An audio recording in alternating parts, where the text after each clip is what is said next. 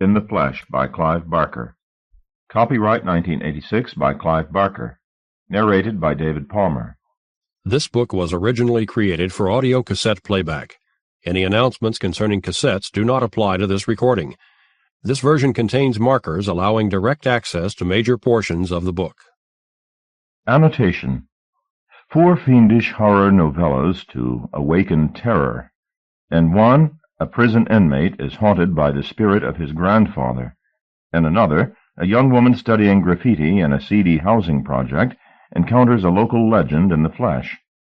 Strong language and explicit descriptions of sex. 1987. From the Book Jacket.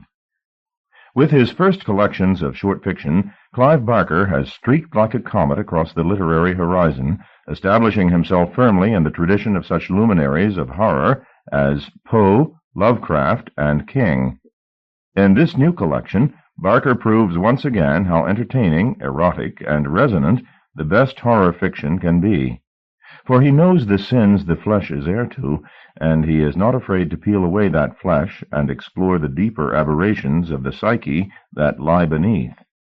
Join Mr. Barker on his dark investigations into a prison cell where a young prisoner searches for his grandfather and finds himself in a city of which we are all prospective citizens, where the sins of the flesh are infinitely malleable, into a housing project where an evil feeds on rumor, gaining life from the lips of the crowd, and the young academic doing research finds herself face to face with a forbidden truth, into a labyrinth where 2 businessmen from the wrong side of the law encounter a mystery, a seduction that leads to a life source beyond their wildest imagining, into a strange asylum where the fate of the world hangs in the balance, beginning with a game played with frogs.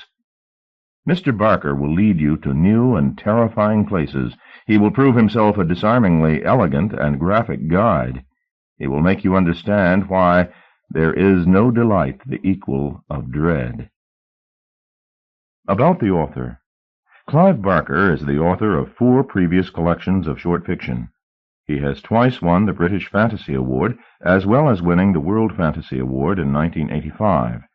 He has also written and directed the forthcoming film Hellraiser. His epic novel, Weave World, will be published by Poseidon in October 1987. Other books by Clive Barker.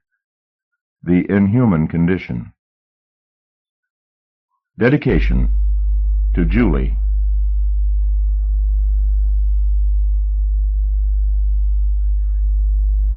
Table of Contents. In the Flesh, Side 1. The Forbidden, Side 2. The Madonna, Side 3. Babel's Children, Side 4. In the Flesh.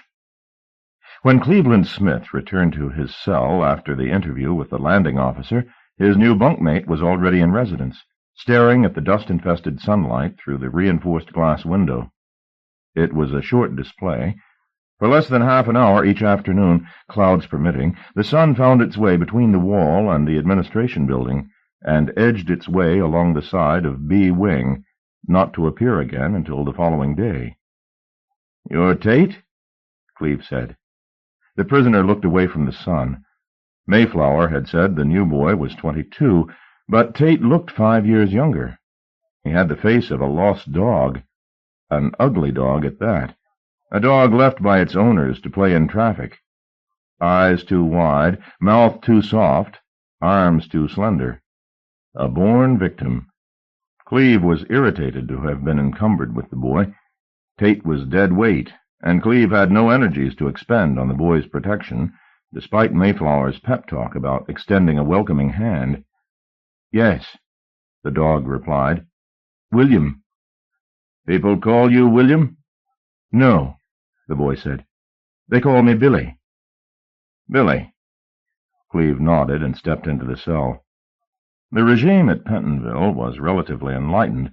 Cells were left open for 2 hours in the mornings, and often 2 in the afternoon, allowing the cons some freedom of movement. The arrangement had its disadvantages, however, which was where Mayflower's talk came in. "I've been told to give you some advice." "Oh?" the boy replied. "You've not done time before?" "No." "Not even Borstal?" Tate's eyes flickered. "A little." "So you know what the score is? You know you're easy meat?" "Sure." "Seems I've been volunteered," Cleve said without appetite, "to keep you from getting mauled." Tate stared at Cleve with eyes the blue of which was milky, as though the sun were still in them. "Don't put yourself out," the boy said. "You don't owe me anything." "Damn right I don't. But it seems I got social responsibility," Cleve said sourly. "And you're it." Cleve was 2 months into his sentence for handling marijuana, his third visit to Pentonville. At 30 years of age, he was far from obsolete. His body was solid, his face lean and refined. In his court suit, he could have passed for a lawyer at 10 yards. A little closer, and the viewer might catch the scar on his neck, the result of an attack by a penniless addict, and a certain wariness in his gait, as if with every step forward he was keeping the option of a speedy retreat. "You're still a young man," the last judge had told him. "You still have time to change your spots."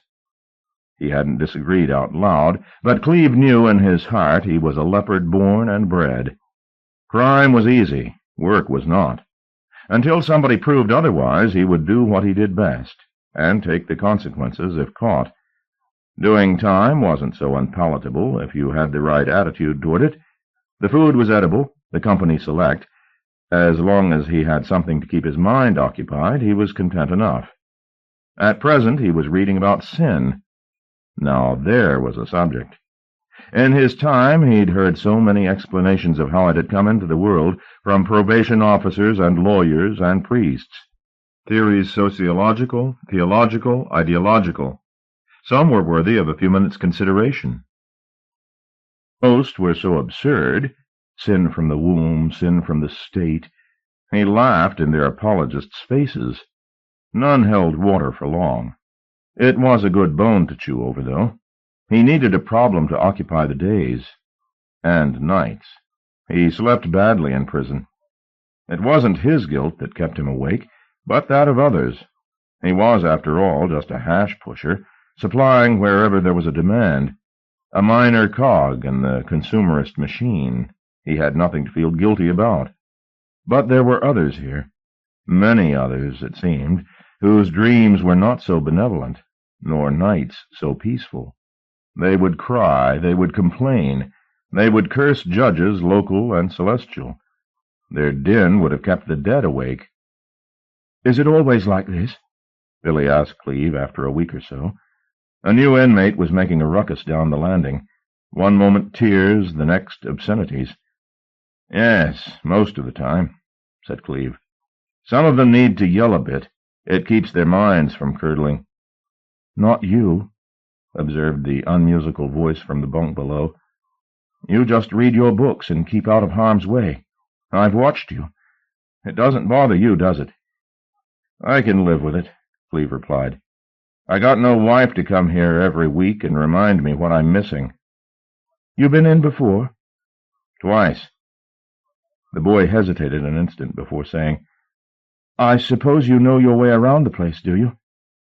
"Well, I'm not writing a guidebook, but I got the general layout by now." It seemed an odd comment for the boy to make. "Why?"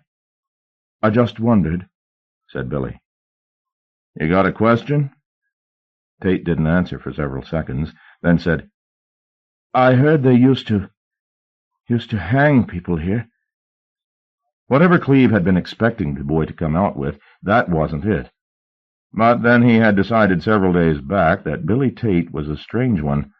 Sly, sidelong glances from those milky blue eyes, a way he had of staring at the wall or at the window like a detective at a murder scene, desperate for clues. Cleve said, "There used to be a hanging shed, I think." Again silence, and then another inquiry, dropped as lightly as the boy could contrive. "Is it still standing?" "The shed? I don't know. They don't hang people any more, Billy, or hadn't you heard?" There was no reply from below. "What's it to you, anyhow?" "Just curious." Billy was right. Curious he was. So odd with his vacant stares and his solitary manner that most of the men kept clear of him. Only Lowell took any interest in him, and his motives for that were unequivocal. "You want to lend me your lady for the afternoon?" he asked Cleve while they waited in line for breakfast. Tate, who stood within earshot, said nothing. Neither did Cleve. "You hear me? I asked you a question." "I heard. You leave him alone." "Share and share alike," Lowell said. "I can do you some favors. We can work something out." "He's not available." "Well, why don't I ask him?" Lowell said, grinning through his beard. "What do you say, baby?" Tate looked around at Lowell. "I say no thank you." "No thank you," Lowell said, and gave Cleve a second smile, this quite without humor. "You've got him well trained. Does he sit up and beg, too?" "Take a walk, Lowell," Cleve replied. "He's not available, and that's all there is to it." "You can't keep your eyes on him every minute of the day," Lowell pointed out. "Sooner or later he's going to have to stand on his own 2 feet, unless he's better kneeling." The innuendo won a guffaw from Lowell's cellmate, Naylor. Neither were men Cleve would have willingly faced in a free-for-all, but his skills as a bluffer were honed razor-sharp, and he used them now. "You don't want to trouble yourself," he told Lowell. "You can only cover so many scars with a beard."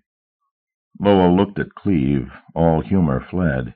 He clearly couldn't distinguish the truth from bluff, and equally clearly wasn't willing to put his neck on the line.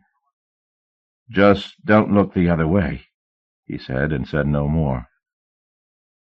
The encounter at breakfast wasn't mentioned until that night when the lights had been extinguished. It was Billy who brought it up.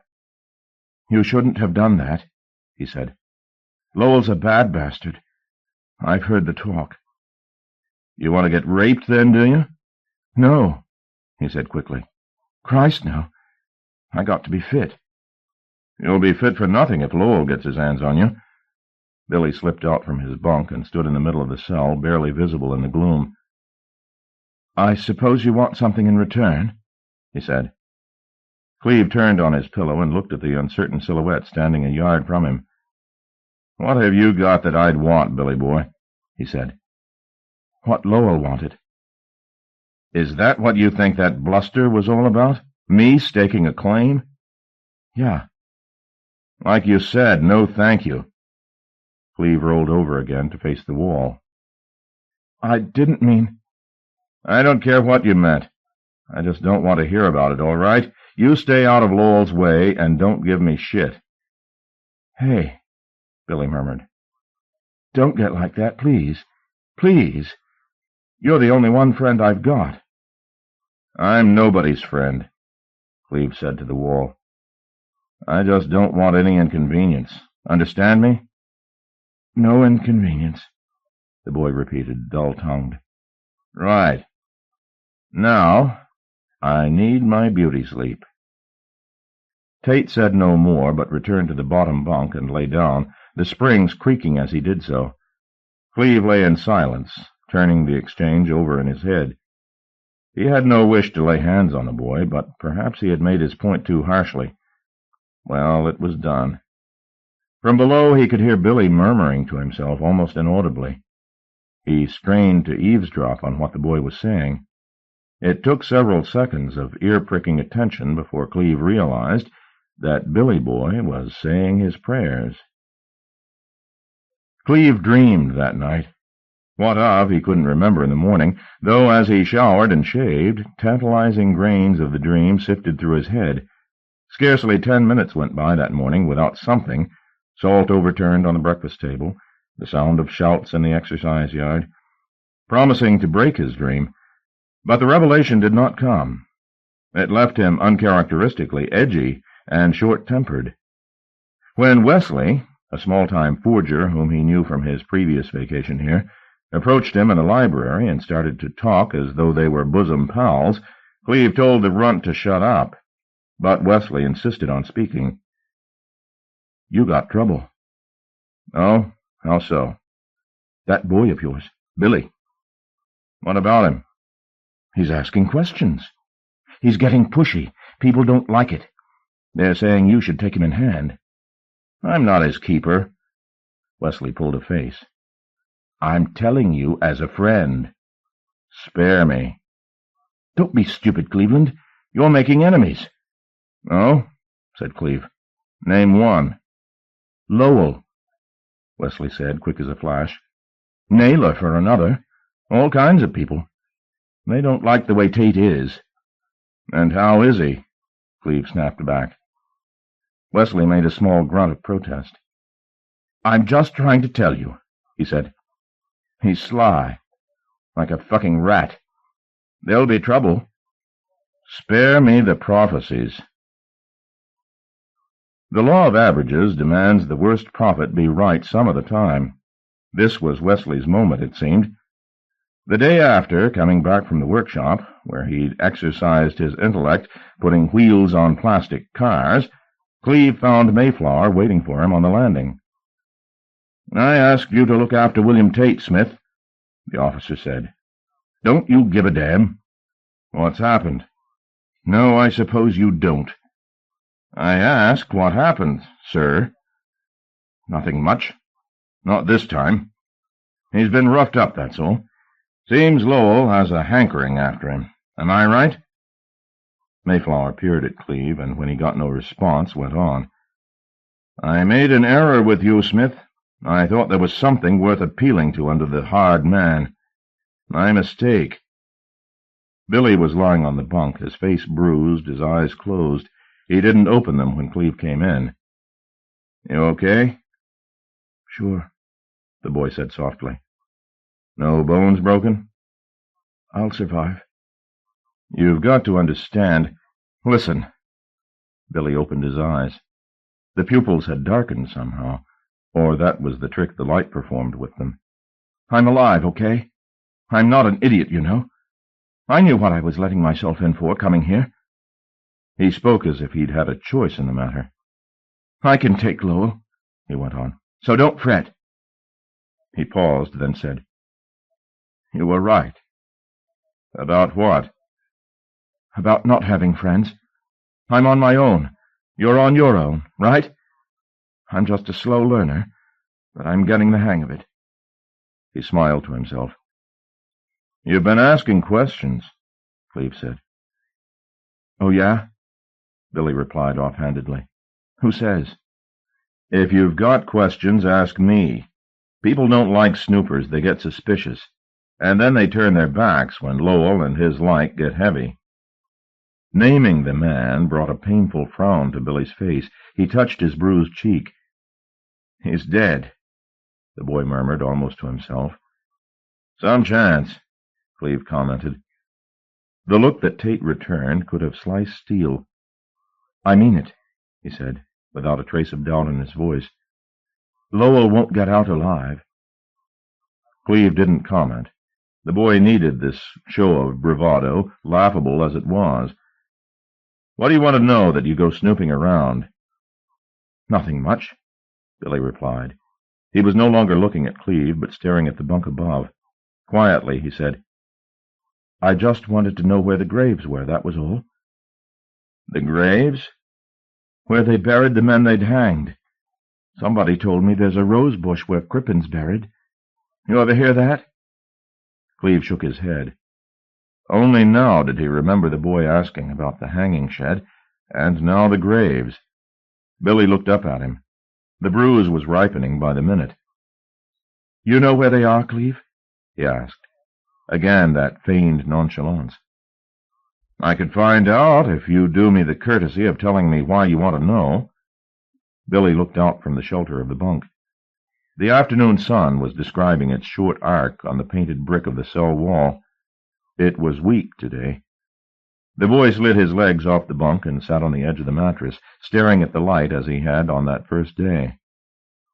"My grandfather, that is my mother's father, was hanged here," he said, his voice raw, "in 1937. Edgar Tate. Edgar St. Clair Tate. I thought you said your mother's father. I took his name. I didn't want my father's name. I never belonged to him. Nobody belongs to anybody, Cleve replied. You're your own man. But that's not true, Billy said with a tiny shrug, still staring at the light on the wall. His certainty was immovable. The gentility with which he spoke did not undercut the authority of the statement. I belong to my grandfather. I always have. You weren't even born when he... That doesn't matter. Coming and going, that's nothing. Coming and going, Cleve puzzled. Did Tate mean life and death? He had no chance to ask. Billy was talking again, the same subdued but insistent flow. He was guilty, of course. Not the way they thought he was, but guilty. He knew what he was and what he was capable of. That's guilt, isn't it? He killed 4 people, or at least that's what they hanged him for. You mean he killed more? Billy made another small shrug. Numbers didn't matter, apparently. But nobody came to see where they'd laid him to rest. That's not right, is it? They didn't care, I suppose. All the family were glad he was gone, probably. Thought he was wrong in the head from the beginning. But he wasn't. I know he wasn't. I've got his hands and his eyes. So Mama said. She told me all about him, you see, just before she died. Told me things she'd never told anybody, and only told me because of my eyes. He faltered and put his hand to his lip, as if the fluctuating light on the brick had already mesmerized him into saying too much. What did your mother tell you? Cleve pressed him. Billy seemed to weigh up alternative responses before offering one. Just that he and I were alike in some ways, he said. Crazy, you mean? Cleve said, only half joking.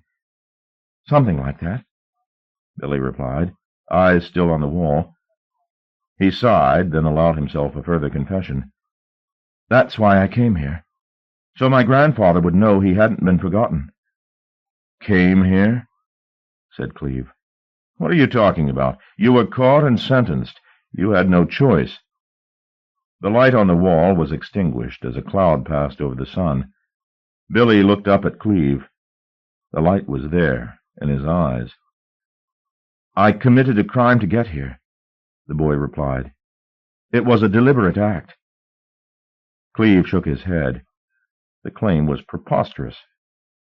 I tried before, twice. It's taken time, but I got here, didn't I?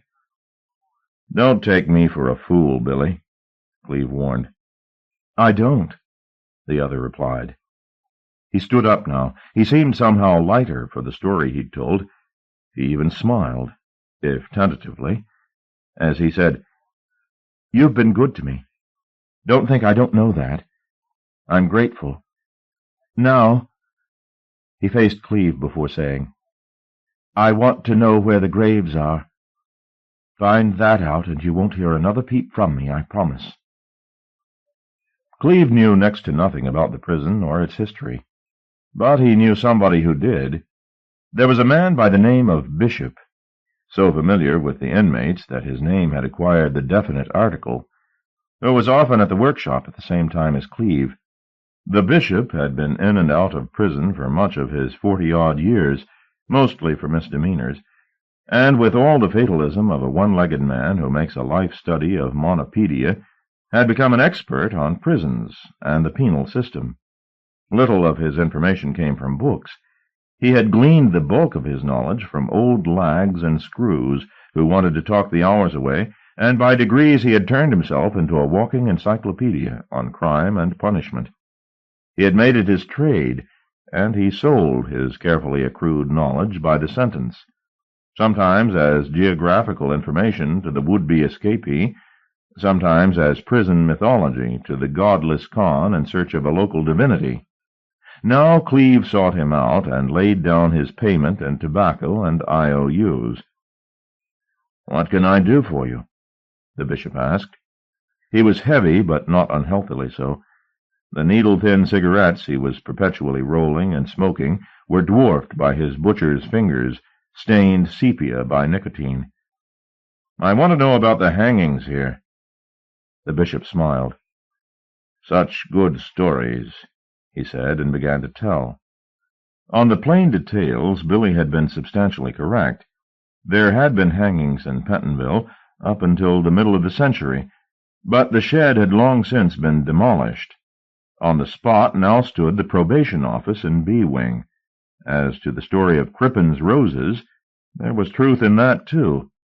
In front of a hut on the grounds, which the bishop informed Cleve was a store for gardening equipment, was a small patch of grass, in the center of which a bush flourished, planted, and at this point the bishop confessed that he could not tell fact from fiction, in memory of Dr. Crippen, hanged in 1910. "That's where the graves are?" Cleve asked. No, the bishop said, reducing half of one of his skinny cigarettes to ash with a single inhalation. "The graves are alongside the wall, to the left, behind the hut. There's a long lawn. You must have seen it." "No stones?" "Absolutely not.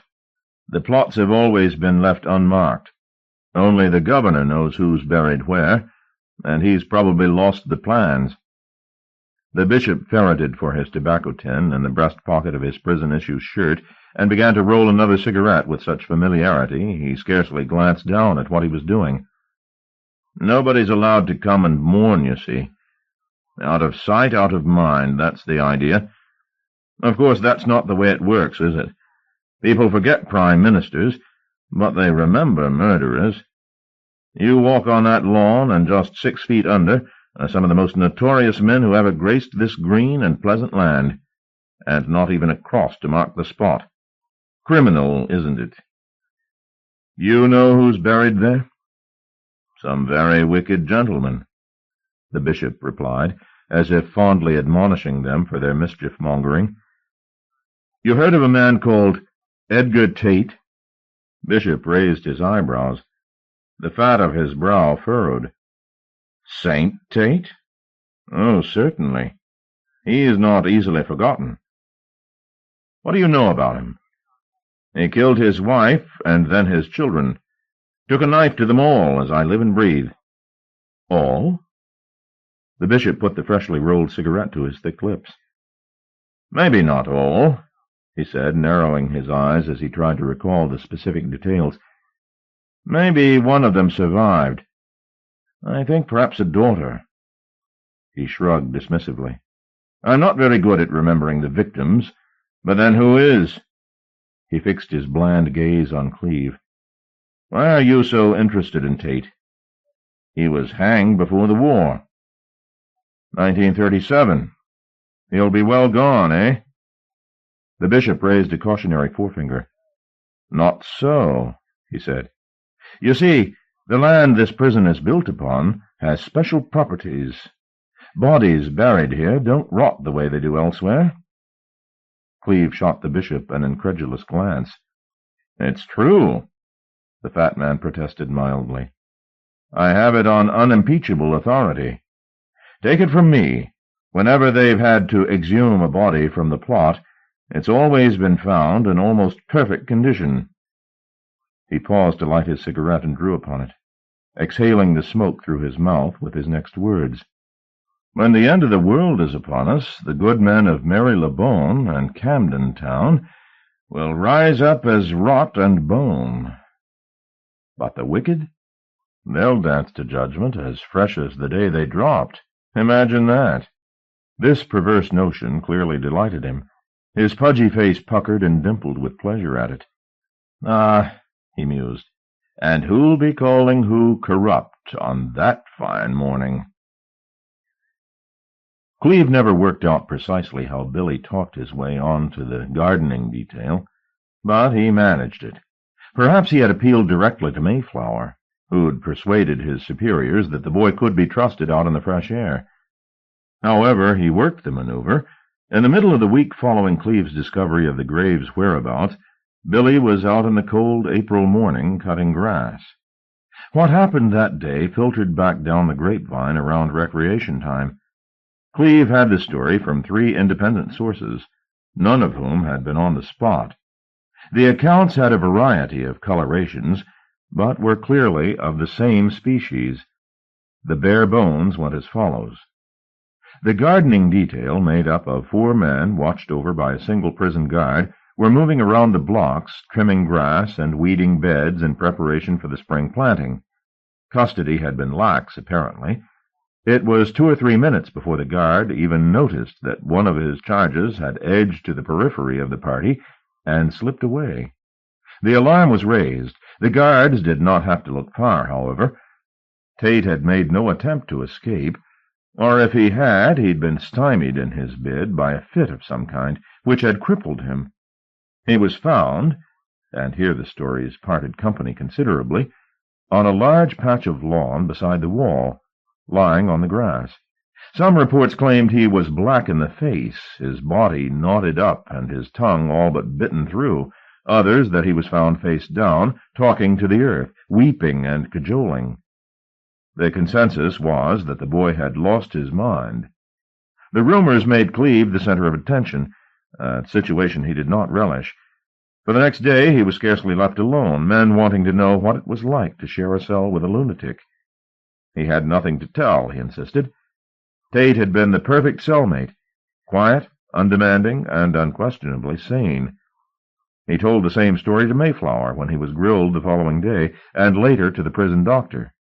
He let not a breath of Tate's interest in the graves be known, and made it his business to see the bishop and request a similar silence of him.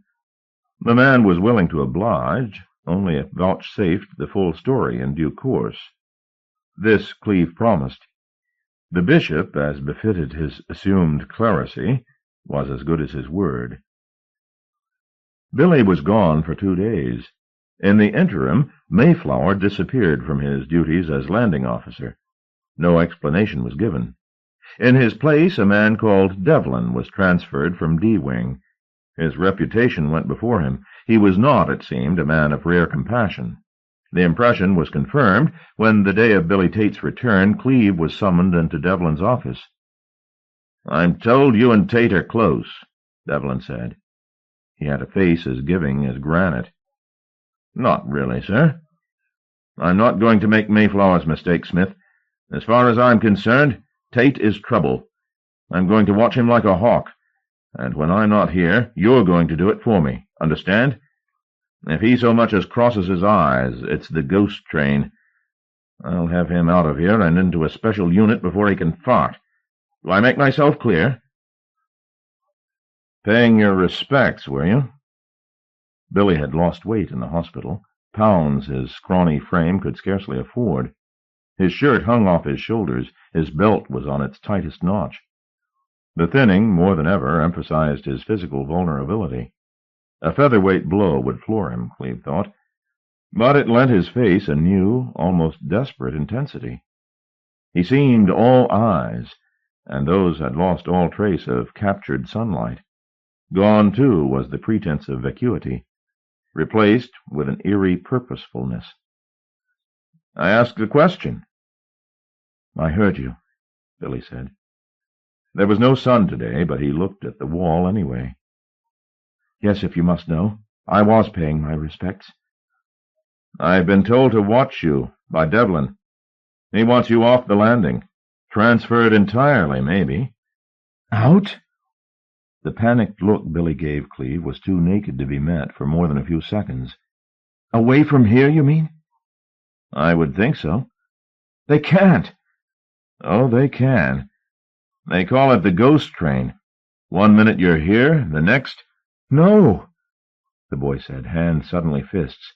He had begun to shake, and for a moment Clive feared a second fit, but he seemed, by act of will, to control the tremors, and turned his look back to his cellmate. The bruises he'd received from Lowell had dulled to yellow-gray, but far from disappeared. His unshaven cheeks were dusted with pale ginger hair. Looking at him, Clive felt an unwelcome twinge of concern. "Tell me," Clive said. "Tell you what?" Billy asked. What happened at the graves? I felt dizzy. I fell over. The next thing I knew, I was in hospital. That's what you told them, isn't it? It's the truth. Not the way I heard it. Why don't you explain what really happened? I want you to trust me. I do, the boy said. But I have to keep this to myself, see? It's between me and him. You and Edgar? Clive asked, and Billy nodded. A man who killed all his family but your mother? Billy was clearly startled that Clive possessed this information. Yes, he said after consideration. Yes, he killed them all. He would have killed Mama, too, if she hadn't escaped. He wanted to wipe the whole family out, so there'd be no heirs to carry the bad blood. Your blood's bad, is it? Billy allowed himself the slenderest of smiles. No, he said. I don't think so. Grandfather was wrong. Times have changed, haven't they? He is mad, Clive thought. Lightning swift, Billy caught the judgment. I'm not insane, he said. You tell them that. Tell Devlin and whoever else asks. Tell them I'm a lamb. The fierceness was back in his eyes. There was nothing lamb-like there, though Clive forbore saying so. They mustn't move me out, Clive. Not after getting so close. I've got business here, important business. With a dead man? With a dead man. Whatever new purpose he displayed for Clive, the shutters went up when Billy got back among the rest of the cons. He responded neither to the questions nor the insults bandied about. His facade of empty-eyed indifference was flawless. Clive was impressed. The boy had a future as an actor, if he decided to forsake professional lunacy. But the strain of concealing the newfound urgency in him rapidly began to tell, in a hollowness about the eyes and a jitteriness in his movements, in brooding and unshakable silences.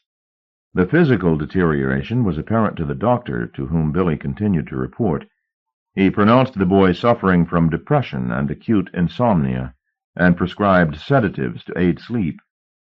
These pills Billy gave to Clive, insisting he had no need of them himself. Clive was grateful. For the first time in many months he began to sleep well, unperturbed by the tears and shouts of his fellow inmates. By day the relationship between him and the boy, which had always been vestigial, dwindled down to mere courtesy. Clive sensed that Billy was closing up entirely, removing himself from merely physical concerns. It was not the first time he had witnessed such a premeditated withdrawal. His sister-in-law, Rosanna, had died of stomach cancer 3 years earlier, a protracted, and until the last weeks, steady decline. Clive had not been close to her, but perhaps that very distance had lent him a perspective on the woman's behavior that the rest of his family had lacked. He had been startled at the systematic way she had prepared herself for death, drawing in her affections until they touched only the most vital figures in her life, her children and her priest, and exiling all others, including her husband of 14 years. Now he saw the same dispassion and frugality in Billy. Like a man in training to cross a waterless wasteland, and too possessive of his energies to squander them in a single fruitless gesture, the boy was sinking into himself. It was eerie. Clive became increasingly uncomfortable sharing the 12 feet by 8 of the cell with Billy. It was like living with a man on death row. The only consolation was the tranquilizers, which Billy readily charmed the doctor into continuing to supply. They guaranteed Clive sleep that was restful, and, for several days at least, dreamless. And then he dreamed the city. Not the city first the desert. An empty expanse of blue-black sand, which stung the soles of his feet as he walked, and was blown up by a cool wind into his nose and eyes and hair. He had been here before, he knew. His dream self recognized the vista of barren dunes, with neither tree nor habitation to break the monotony. But on previous visits he had come with guides, or such was his half-formed belief. Now he was alone, and the clouds above his head were heavy and slate-gray, promising no sun. For what seemed hours he walked the dunes, his feet turned bloody by the sharp sand, his body, dusted by the grains, tinged blue. As exhaustion came close to defeating him, he saw ruins and approached them. It was no oasis. There was nothing in those empty streets of health or sustenance. No fruitful trees nor sparkling fountains. The city was a conglomeration of houses, or parts of same, sometimes entire floors, sometimes single rooms, thrown down side by side in parodies of urban order. The styles were a hopeless mishmash. Fine Georgian establishments, standing beside mean tenement buildings with rooms burned out. A house plucked from a terraced row, perfect down to the glazed dog on the windowsill, back to back with a penthouse suite. All were scarred by a rough removal from their context. Walls were cracked, offering sly glimpses into private interiors. Staircases beetled cloudward, without destination. Doors flapped open and closed in the wind, letting on to nowhere. There was life here, Cleve knew. Not just the lizards, rats, and butterflies, albinos all, that fluttered and skipped in front of him as he walked the forsaken streets, but human life. He sensed that every step he took was watched over, though he saw no sign of human presence. Not on his first visit, at least. On the second, his dream self forsook the trudge across the wilderness and was delivered directly into the necropolis, his feet, easily tutored, following the same route as he had on his first visit. The constant wind was stronger tonight. It caught the lace curtains in this window, and a tinkling Chinese trinket hanging in that. It carried voices, too, horrid and outlandish sounds that came from some distant place far beyond the city. Hearing that whirring and whittering, as of insane children, he was grateful for the streets and the rooms, for their familiarity, if not for any comfort they might offer. He had no desire to step into those interiors, voices or no. He did not want to discover what marked out these snatches of architecture, that they should have been ripped from their roots and flung down in this whining desolation. Yet once he had visited the site, his sleeping mind went back there, night upon night, always walking, bloody-footed, seeing only the lizards and the rats and the butterflies, and the black sand on each threshold, blowing into rooms and hallways that never changed from visit to visit, that seemed, from what he could glimpse between the curtains or through a shattered wall, to have been fixed, somehow, at some pivotal moment, with a meal left uneaten on a table set for three, the capon uncarved, the sauces steaming, or a shower left running in a bathroom in which the lamp perpetually swung, and in a room that might have been a lawyer's study, a lapdog, or else a wig torn off and flung to the floor, lying discarded on a fine carpet whose intricacies were half devoured by sand. Only once did he see another human being in the city, and that was Billy. It happened strangely. One night, as he dreamed the streets, he half stirred from sleep. Billy was awake and standing in the middle of the cell, staring up at the light through the window. It was not moonlight, but the boy bathed in it as if it were. His face was turned up to the window, mouth open and eyes closed. Cleve barely had time to register the trance the boy seemed to be in before the tranquilizers drew him back into his dream. He took a fragment of reality with him, however, folding the boy into his sleeping vision. When he reached the city again, there was Billy Tate, standing on the street, his face turned up to the lowering clouds, his mouth open, his eyes closed. The image lingered only a moment. The next, the boy was away, his heels kicking up black pans of sand. Cleve called after him. Billy ran on, however, heedless, and with that inexplicable foreknowledge that dreams bring, Cleve knew where the boy was going. Off to the edge of the city, where the houses petered out and the desert began. Off to meet some friend coming in on that terrible wind, perhaps. Nothing would induce him into pursuit. Yet he didn't want to lose contact with the one fellow human he had seen in these destitute streets.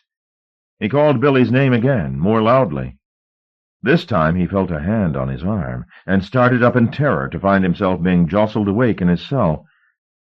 "It's all right," Billy said. "You're dreaming." Cleve tried to shake the city out of his head, but for several perilous seconds the dream bled into the waking world, and looking down at the boy he saw Billy's hair lifted by a wind that did not, could not, belong in the confines of the cell. "You're dreaming," Billy said again. "Wake up." Shuddering, Cleve sat fully up on his bunk. The city was receding, was almost gone. But before he lost sight of it entirely, he felt the indisputable conviction that Billy knew what he was waking Cleve from, that they had been together for a few fragile moments. "You know, don't you?" he accused the pallid face at his side. The boy looked bewildered. "What are you talking about?" Cleve shook his head. The suspicion became more incredible with each step he took from sleep. Even so, when he looked down at Billy's bony hand, which still clung to his arm, he half expected to see flecks of that obsidian grit beneath his fingernails. There was only dirt. The doubts lingered, however, long after reason should have bullied them into surrender. Cleve found himself watching the boy more closely from that night on, waiting for some slip of tongue or eye which would reveal the nature of his game. Such scrutiny was a lost cause. The last traces of accessibility disappeared that night. The boy became, like Rosanna, an indecipherable book, letting no clue as to the nature of his secret world out from beneath his lids. As to the dream, it was not even mentioned again. The only roundabout allusion to that night was Billy's redoubled insistence that Cleve continue to take the sedatives.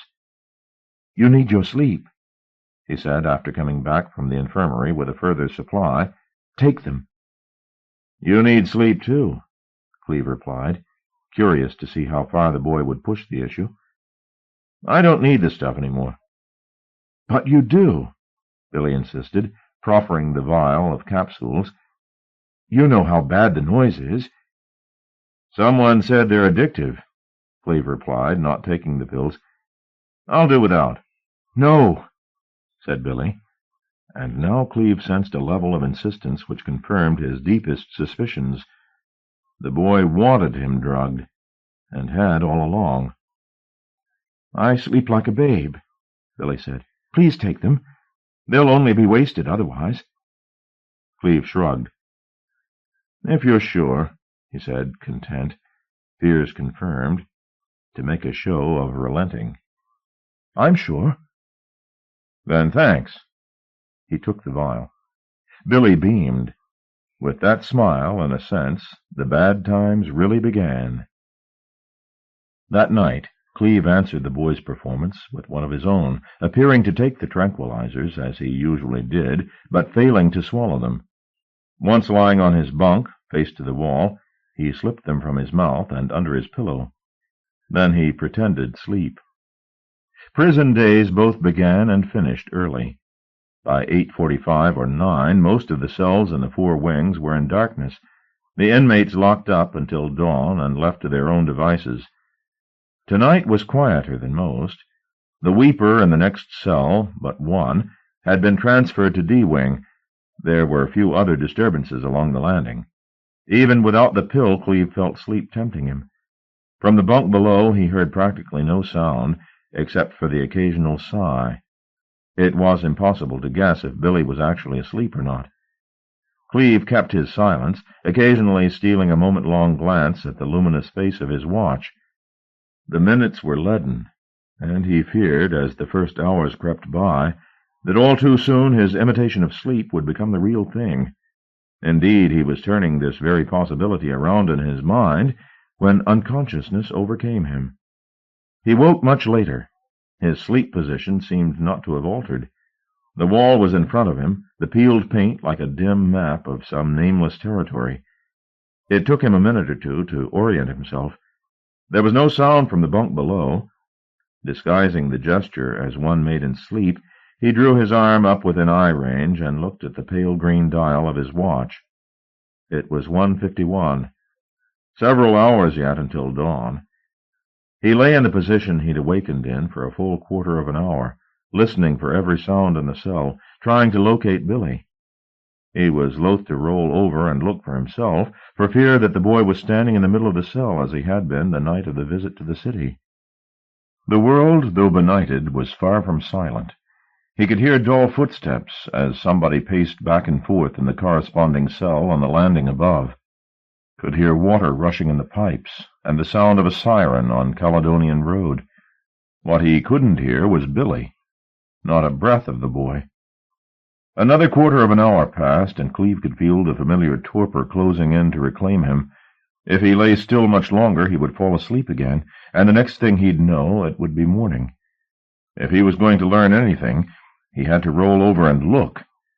Wisest, he decided, not to attempt to move surreptitiously, but to turn over as naturally as possible. This he did, muttering to himself, as if in sleep, to add weight to the illusion.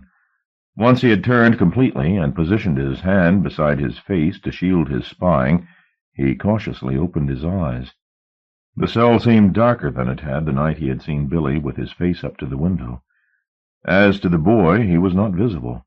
Cleve opened his eyes a little wider and scanned the cell as best he could from between his fingers. There was something amiss, but he couldn't quite work out what it was. He lay there for several minutes, waiting for his eyes to become accustomed to the murk. They didn't. The scene in front of him remained unclear, like a painting so encrusted with dirt and varnish its depths refused the investigating eye. Yet he knew that the shadows in the corners of the cell and on the opposite wall were not empty. He wanted to end the anticipation that was making his heart thump, wanted to raise his head from the pebble-filled pillow and call Billy out of hiding, but good sense counseled otherwise. Instead, he lay still and sweated and watched. And now he began to realize what was wrong with the scene before him. The concealing shadows fell where no shadows belonged. They spread across the floor where the feeble light from the window should have been falling. Somehow, between window and wall, that light had been choked and devoured. Cleve closed his eyes to give his befuddled mind a chance to rationalize and reject this conclusion. When he opened them again, his heart lurched. The shadow, far from losing potency, had grown a little.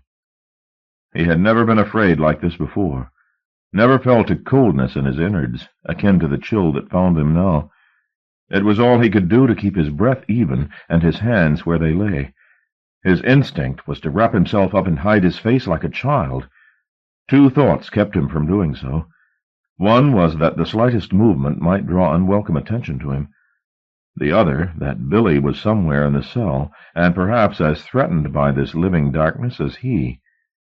And then from the bunk below the boy spoke. His voice was soft, presumably so as not to wake his sleeping cellmate. It was also eerily intimate. Cleve entertained no thought that Billy was talking in his sleep. The time for willful self-deception was long past. The boy was addressing the darkness. Of that unpalatable fact there could be no doubt. "It hurts," he said, with a faint note of accusation. "You didn't tell me how much it hurts." Was it Cleve's imagination, or did the wraith of shadows bloom a little in response, like a squid's ink and water? He was horribly afraid. The boy was speaking again. His voice was so low Cleve could barely catch the words. "It must be soon," he said with quiet urgency. "I'm not afraid. Not afraid." Again the shadow shifted. This time, when Cleve looked into its heart, he made some sense of the chimerical form it embraced. His throat shook. A cry lodged behind his tongue, hot to be shouted. "All you can teach me," Billy was saying. "Quickly." The words came and went, but Cleve barely heard them. His attention was on the curtain of shadow, and the figure, stitched from darkness, that moved in its folds. It was not an illusion. There was a man there, or rather a crude copy of one, its substance tenuous, its outline deteriorating all the time, and being hauled back into some semblance of humanity again only with the greatest effort. Of the visitor's features, Clive could see little, but enough to sense deformities paraded like virtues. A face resembling a plate of rotted fruit, pulpy and peeling, swelling here with a nest of flies, and there suddenly fallen away to a pestilent core. How could the boy bring himself to converse so easily with such a thing? And yet, putrescence notwithstanding, there was a bitter dignity in the bearing of the creature, in the anguish of its eyes, and the toothless O of its maw. Suddenly Billy stood up. The abrupt movement, after so many hushed words, almost unleashed the cry from Clive's throat. He swallowed it with difficulty, and closed his eyes down to a slit, staring through the bars of his lashes at what happened next. Billy was talking again, but now the voice was too low to allow for eavesdropping. He stepped toward the shadow, his body blocking much of the figure on the opposite wall. The cell was no more than 2 or 3 strides wide, but by some mellowing of physics, the boy seemed to take 5, 6, 7 steps away from the bunk. Cleve's eyes widened. He knew he was not being watched. The shadow and its acolyte had business between them. It occupied their attention utterly. Billy's figure was smaller than seemed possible within the confines of the cell, as if he had stepped through the wall and into some other province, and only now, with his eyes wide, did Clive recognize that place. The darkness from which Billy's visitor was made was cloud shadow and dust. Behind him, barely visible in the bewitched murk, but recognizable to any who had been there, was the city of Clive's dreams. Billy had reached his master. The creature towered above him, tattered and spindly, but aching with power. Clive didn't know how or why the boy had gone to it, and he feared for Billy's safety now that he had, but fear for his own safety shackled him to the bunk. He realized in that moment that he had never loved anyone, man or woman, sufficiently to pursue them into the shadow of that shadow. The thought brought a terrible isolation, knowing that same instant that none, seeing him walk to his damnation, would take a single step to claim him from the brink. Lost souls both, he and the boy. Now Billy's lord was lifting his swollen head, and the incessant wind in those blue streets was rousing his hoarse mane into furious life. On the wind, the same voices Clive had heard carried before, the cries of mad children, somewhere between tears and howls. As if encouraged by these voices, the entity reached out toward Billy and embraced him, wrapping the boy round in vapor.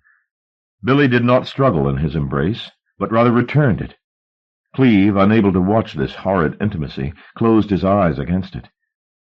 And when, seconds, minutes later, he opened them again, the encounter seemed to be over. The shadow thing was blowing apart, relinquishing its slender claim to coherence. It fragmented, pieces of its tattered anatomy flying off into the streets like litter before wind. Its departure seemed to signal the dispersal of the entire scene. The streets and houses were already being devoured by dust and distance. Even before the last of the shadow's scraps had been wafted out of sight, the city was lost to sight. Clive was pleased to be rid of it. Reality, grim as it was preferable to that desolation. Brick by painted brick, the wall was asserting itself again, and Billy, delivered from his master's arms, was back in the solid geometry of the cell, staring up at the light through the window. Clive did not sleep again that night. Indeed, he wondered, lying on his unyielding mattress and staring up at the stalactites of paint depending from the ceiling, whether he could ever again find safety in sleep. Sunlight was a showman. It threw its brightness down with such flamboyance, eager as any tinsel merchant to dazzle and distract. But beneath the gleaming surface it illuminated was another state, one that sunlight, ever the crowd-pleaser, conspired to conceal. It was vile and desperate, that condition. Most, blinded by sight, never even glimpsed it. But Clive knew the state of sunlessness now, had even walked in it in dreams, and though he mourned the loss of his innocence, he knew he could never retrace his steps back into light's hall of mirrors. He tried his damnedest to keep this change in him from Billy. The last thing he wanted was for the boy to suspect his eavesdropping, but concealment was well nigh impossible. Though the following day Clive made every show of normality he could contrive, he could not quite cover his unease. It slipped out without his being able to control it, like sweat from his pores, and the boy knew, no doubt of it. He knew. Nor was he slow to give voice to his suspicions. When, following the afternoon's workshop, they returned to their cell, Billy was quick to come to the point. "What's wrong with you today?" Clive busied himself with remaking his bed, afraid even to glance at Billy. "Nothing's wrong," he said. "I don't feel particularly well, that's all." "You have a bad night?" the boy inquired. Clive could feel Billy's eyes boring into his back. "No," he said, pacing his denial so that it didn't come too quickly. "I took your pills, like always." "Good." The exchange faltered, and Clive was allowed to finish his bed-making in silence. The business could only be extended so long, however. When he turned from the bunk, job done, he found Billy sitting at the small table with one of Clive's books open in his lap. He casually flicked through the volume. All sign of his previous suspicion vanished. Clive knew better than to trust to mere appearances, however. "Why do you read these things?" the boy asked. "Passes the time," Clive replied, undoing all his labors by clambering up onto the top bunk and stretching out there. "No, I don't mean why do you read books. I mean why read these books, all this stuff about sin?" Clive only half heard the question. Lying there on the bunk reminded him all too acutely of how the night had been. Reminded him, too, that darkness was even now crawling up the side of the world again. At that thought his stomach seemed to aspire to his throat. "Did you hear me?" the boy asked. Clive murmured that he had. "Well, why, then? Why the books? About damnation and all?" "Nobody else takes them out of the library," Clive replied, having difficulty shaping thoughts to speak when the others, unspoken, were so much more demanding. "You don't believe it, then?" "No," he replied. "No, I don't believe a word of it." The boy kept his silence for a while. Though Clive wasn't looking at him, he could hear Billy turning pages. Then another question, but spoken more quietly. A confession. "Do you ever get afraid?" The inquiry startled Clive from his trance. The conversation had changed back from talk of reading matter to something altogether more pertinent. Why did Billy ask about fear unless he, too, was afraid? "What have I got to be scared of?" Clive asked. From the corner of his eye he caught the boy shrugging slightly before replying. "Things that happen," he said, his voice soulless. "Things you can't control." "Yes," Clive replied, not certain of where this exchange was leading. "Yes, of course. Sometimes I'm scared." "What do you do, then?" Billy asked. "Nothing to do, is there?" Clive said. His voice was as hushed as Billy's. "I gave up praying the morning my father died." He heard the soft pat as Billy closed the book and inclined his head sufficiently to catch sight of the boy. Billy could not entirely conceal his agitation. "He is afraid," Clive saw. "He doesn't want the night to come any more than I do." He found the thought of their shared fear reassuring. Perhaps the boy didn't entirely belong to the shadow. Perhaps he could even cajole Billy into pointing their route out of this spiraling nightmare. He sat upright, his head within inches of the cell ceiling. Billy looked up from his meditations, his face a pallid oval of twitching muscle. Now was the time to speak, Clive knew. Now, before the lights were switched out along the landings, and all the cells consigned to shadows. There would be no time then for explanations. The boy would already be half lost to the city and beyond persuasion. "I have dreams," Clive said. Billy said nothing, but simply stared back, hollow-eyed. "I dream a city." The boy didn't flinch. He clearly wasn't going to volunteer elucidation. He would have to be bullied into it. "Do you know what I'm talking about?" Billy shook his head. "No," he said lightly. "I never dream." "Everybody dreams." "Then I just don't remember them." I remember mine, Cleve said. He was determined, now that he'd broached the subject, not to let Billy squirm free. And you're there. You're in that city. Now the boy flinched. Only a treacherous lash, but enough to reassure Cleve that he wasn't wasting his breath. "What is that place, Billy?" he asked. "How should I know?" the boy returned, about to laugh, then discarding the attempt. "I don't know, do I? They're your dreams." Before Cleve could reply, he heard the voice of one of the guards as he moved along the row of cells, telling the men to bed down for the night. Very soon the lights would be extinguished, and he would be locked up in this narrow cell for 10 hours, with Billy and phantoms. "Last night," he said, fearful of mentioning what he'd heard and seen without due preparation, but more fearful still of facing another night on the borders of the city, alone in darkness. "Last night I saw—" He faltered. Why wouldn't the words come? "Saw what?" the boy demanded, his face inscrutable. Whatever sign of apprehension there had been in it had now vanished. Perhaps he, too, had heard the guards advance, and known that there was nothing to be done, no way of staying the night's advance. "What did you see?" Billy insisted. Cleve sighed. "My mother," he replied. The boy betrayed his relief only in the tenuous smile that crept across his lips. "Yes, I saw my mother, large as life." "And it upset you, did it?" Billy asked. "Sometimes dreams do." The guard had reached B320. "Lights out in 2 minutes," he said as he passed. "You should take some more of those pills," Billy advised, putting down the book and crossing to his bunk. "Then you'd be like me, no dreams." Cleve had lost. He, the arch-bluffer, had been out-bluffed by the boy, and now had to take the consequences. He lay facing the ceiling, counting off the seconds until the light went out, while below the boy undressed and slipped between the sheets. There was still time to jump up and call the guard back, time to beat his head against the door until somebody came.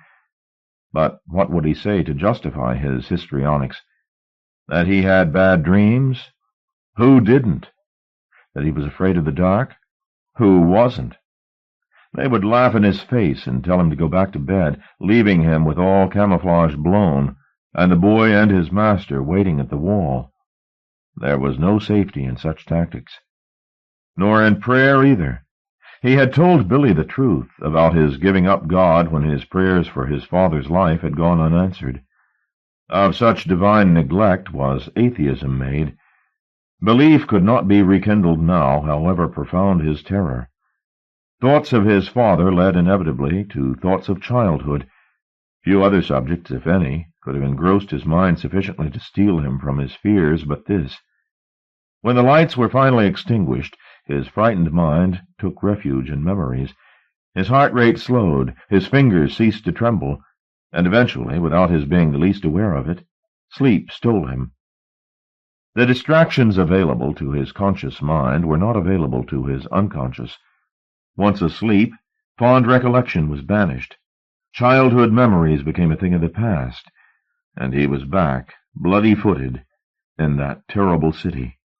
Or rather on its borders, for tonight he did not follow the familiar route past the Georgian house and its attendant tenements, but walked instead to the outskirts of the city, where the wind was stronger than ever, and the voices it carried clear. Though he expected with every step he took to see Billy and his dark companion, he saw nobody. Only butterflies accompanied him along the path, luminous as his watch-face. They settled on his shoulders and his hair like confetti, then fluttered off again. He reached the edge of the city without incident, and stood scanning the desert. The clouds, solid as ever, moved overhead with the majesty of juggernauts. The voices seemed closer tonight, he thought, and the passions they expressed less distressing than he had found them previously. Whether the mellowing was in them or in his response to them, he couldn't be certain. And then, as he watched the dunes and the sky, mesmerized by their blankness, he heard a sound and glanced over his shoulder to see a smiling man, dressed in what was surely his Sunday finery, walking out of the city toward him. He was carrying a knife. The blood on it, and on his hand and shirt front, was wet. Even in his dream state, and immune, Clive was intimidated by the sight and stepped back, a word of self-defense on his lips. The smiling man seemed not to see him, however, but advanced past Clive and out into the desert, dropping the blade as he crossed some invisible boundary. Only now did Clive see that others had done the same, and that the ground at the city limit was littered with lethal keepsakes. Knives, ropes, even a human hand lopped off at the wrist, most of which were all but buried. The wind was bringing the voices again, tatters of senseless songs and half-finished laughter. He looked up from the sand. The exiled man had gone out 100 yards from the city, and was now standing on top of one of the dunes, apparently waiting. The voices were becoming louder all the time. Clive was suddenly nervous. Whenever he had been here in the city and heard this cacophony, the picture he had conjured of its originators had made his blood run cold. Could he now stand and wait for the banshees to appear? Curiosity was discretion's better. He glued his eyes to the ridge over which they would come, his heart thumping, unable to look away. The man in the Sunday suit had begun to take his jacket off. He discarded it and began to loosen his tie. And now Clive thought he saw something in the dunes, and the noise rose to an ecstatic howl of welcome. He stared, defying his nerves to betray him, determined to look this horror in its many faces. Suddenly, above the din of their music, somebody was screaming. A man's voice, but high-pitched, gilded with terror. It did not come from here in the dream city, but from that other fiction he occupied, the name of which he couldn't quite remember. He pressed his attention back to the dunes, determined not to be denied the sight of the reunion about to take place in front of him. The scream in that nameless elsewhere mounted to a throat-breaking height and stopped. But now an alarm bell was ringing in its place, more insistent than ever. Clive could feel his dream slipping. "No," he murmured. "Let me see." The dunes were moving, but so was his consciousness, out of the city and back toward his cell. His protests brought him no concession. The desert faded, the city too. He opened his eyes. The lights in the cell were still off. The alarm bell was ringing. There were shouts in cells on the landings above and below, and the sound of guards' voices, raised in a confusion of inquiries and demands. He lay on his bunk a moment, hoping, even now, to be returned into the enclave of his dream. But no, the alarm was too shrill, the mounting hysteria in the cells around too compelling. He conceded defeat and sat up, wide awake. "What's going on?" he said to Billy. The boy was not standing in his place by the wall, asleep for once, despite the din. "Billy!" Clive leaned over the edge of his bunk and peered into the space below. It was empty. The sheets and blankets had been thrown back. Clive jumped down from his bunk. The entire contents of the cell could be taken at 2 glances. There was nowhere to hide. The boy was not to be seen. Had he been spirited away while Clive slept? It was not unheard of. This was the ghost train of which Devlin had warned, the unexplained removal of difficult prisoners to other establishments. Clive had never heard of this happening at night, but there was a first time for everything. He crossed to the door to see if he could make some sense of the shouting outside, but it defied interpretation. The likeliest explanation was a fight, he suspected, 2 cons who could no longer bear the idea of another hour in the same space. He tried to work out where the initial scream had come from, to his right or left, above or below, but the dream had confounded all direction. As he stood at the door, hoping a guard might pass by, he felt a change in the air. It was so subtle he scarcely registered it at first. Only when he raised his hand to wipe sleep from his eyes did he realize that his arms were solid goose-flesh. From behind him he now heard the sound of breathing, or a ragged parody of same. He mouthed the word Billy, but didn't speak it. The goose-flesh had found his spine. Now he began to shake. The cell wasn't empty after all. There was somebody in the tiny space with him. He screwed his courage tight and forced himself to turn around. The cell was darker than it had been when he awoke. The air was a teasing veil. But Billy was not in the cell. Nobody was. And then the noise came again, and drew Cleve's attention to the bottom bunk. The space was pitch black. A shadow, like that on the wall. Too profound and too volatile to have natural origins. Out of it a croaking attempt at breath that might have been the last moments of an asthmatic. He realized that the murk in the cell had its source there, in the narrow space of Billy's bed. The shadow bled onto the floor and curled up like fog onto the top of the bunk. Cleve's supply of fear was not inexhaustible. In the past several days he had used it up in dreams and waking dreams. He'd sweated, he'd frozen, he'd lived on the edge of sane experience, and survived. Now, though his body still insisted on goose-flesh, his mind was not moved to panic. He felt cooler than he ever had, whipped by recent events into a new impartiality. He would not cower. He would not cover his eyes and pray for morning, because if he did, one day he would wake to find himself dead, and he'd never know the nature of this mystery. He took a deep breath and approached the bunk. It had begun to shake. The shrouded occupant in the lower tier was moving about violently. "Billy," Cleve said. The shadow moved. It pooled around his feet. It rolled up into his face, smelling of rain on stone, cold and comfortless. He was standing no more than a yard from the bunk, and still he could make nothing out. The shadow defied him. Not to be denied sight, he reached toward the bed. At his solicitation, the veil divided like smoke, and the shape that thrashed on the mattress made itself apparent. It was Billy, of course, and yet not. A lost Billy, perhaps, or one to come. If so, Cleve wanted no part of a future that could breed such trauma. There on the lower bunk lay a dark, wretched shape, still solidifying as Cleve watched, knitting itself together from the shadows. There was something of a rabid fox in its incandescent eyes, in its arsenal of needle teeth, something of an upturned insect in the way it was half-curled upon itself, its back more shell than flesh, and more nightmare than either. No part of it was fixed. Whatever figuration it had, perhaps it had many, Cleve was watching the status dissolve. The teeth were growing yet longer, and in so doing more insubstantial, their matter extruded to the point of frailty, then dispersed like mist. Its hooked limbs, peddling the air, were also growing paltry. Beneath the chaos he saw the ghost of Billy Tate, mouth open and babbling agonies, striving to make itself known.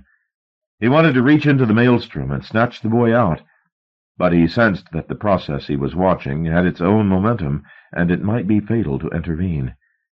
All he could do was stand and watch as Billy's thin white limbs and heaving abdomen writhed to slough off this dire anatomy. The luminous eyes were almost the last to go, spilling out from their sockets on myriad threads and flying off into black vapor. At last he saw Billy's face, truant clues of its former condition still flickering across it, and then even these were dispersed, the shadows gone, and only Billy was lying on the bunk, naked and heaving with the exertion of his anguish. He looked at Cleve, his face innocent of expression. Cleve remembered how the boy had complained to the creature from the city. "It hurts," he'd said, hadn't he? "You didn't tell me how much it hurts." It was the observable truth. The boy's body was a wasteland of sweat and bone. A more unappetizing sight was scarcely imaginable, but human, at least that. Billy opened his mouth. His lips were ruddy and slick, as if he were wearing lipstick. "Now," he said, trying to speak between painful breaths, "now what shall we do?" The act of speaking seemed too much for him. He made a gagging sound in the back of his throat and pressed his hand to his mouth. Cleve moved aside as Billy stood up and stumbled across to the bucket in the corner of the cell, kept there for their night wastes. He failed to reach it before nausea overtook him. Fluid splashed between his fingers and hit the floor. Cleve looked away as Billy threw up, preparing himself for the stench he would have to tolerate until slopping-out time the following morning. It was not the smell of vomit that filled the cell, however, but something sweeter and more cloying. Mystified, Cleve looked back toward the figure crouching in the corner. On the floor between his feet were splashes of dark fluid. Rivulets of the same ran down his bare legs. Even in the gloom of the cell, it was unmistakably blood. In the most well-ordered of prisons, violence could, and inevitably did, erupt without warning. The relationship of two cons, incarcerated together for 16 hours out of every 24, was an unpredictable thing. But as far as had been apparent to either prisoners or guards, there had been no bad blood between Lowell and Naylor. Nor, until that scream began, had there been a sound from their cell. No argument, no raised voices. What had induced Naylor to spontaneously attack and slaughter his cellmate, and then inflict devastating wounds upon himself, was a subject for debate in dining hall and exercise yard alike. The why of the problem, however, took second place to the how. The rumors describing the condition of Lowell's body when found defied the imagination. Even among men inured against casual brutality, the descriptions were met with shock. Lowell had not been much liked. He had been a bully and a cheat, but nothing he'd done deserved such mutilation. The man had been ripped open, his eyes put out, his genitals torn off.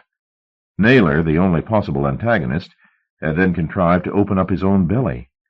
He was now in an intensive care unit. The prognosis was not hopeful. It was easy, with such a buzz of outrage going about the wing, for Cleve to spend the day all but unnoticed.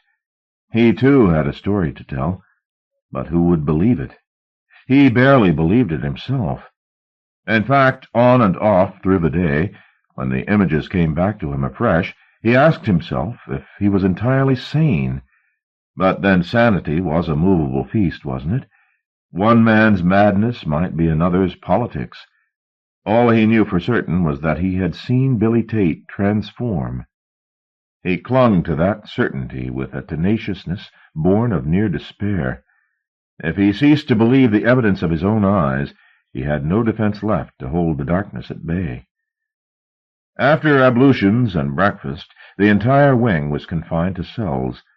Workshops, recreation, any activity that required movement around the landings, was cancelled, while Lowell's cell was photographed and examined, then swabbed out. Following breakfast, Billy slept through the morning. A state more akin to coma than sleep, such was its profundity. When he awoke for lunch, he was brighter and more outgoing than Cleve had seen him in weeks. There was no sign beneath the vacuous chatter that he knew what had happened the previous night. In the afternoon, Cleve faced him with the truth.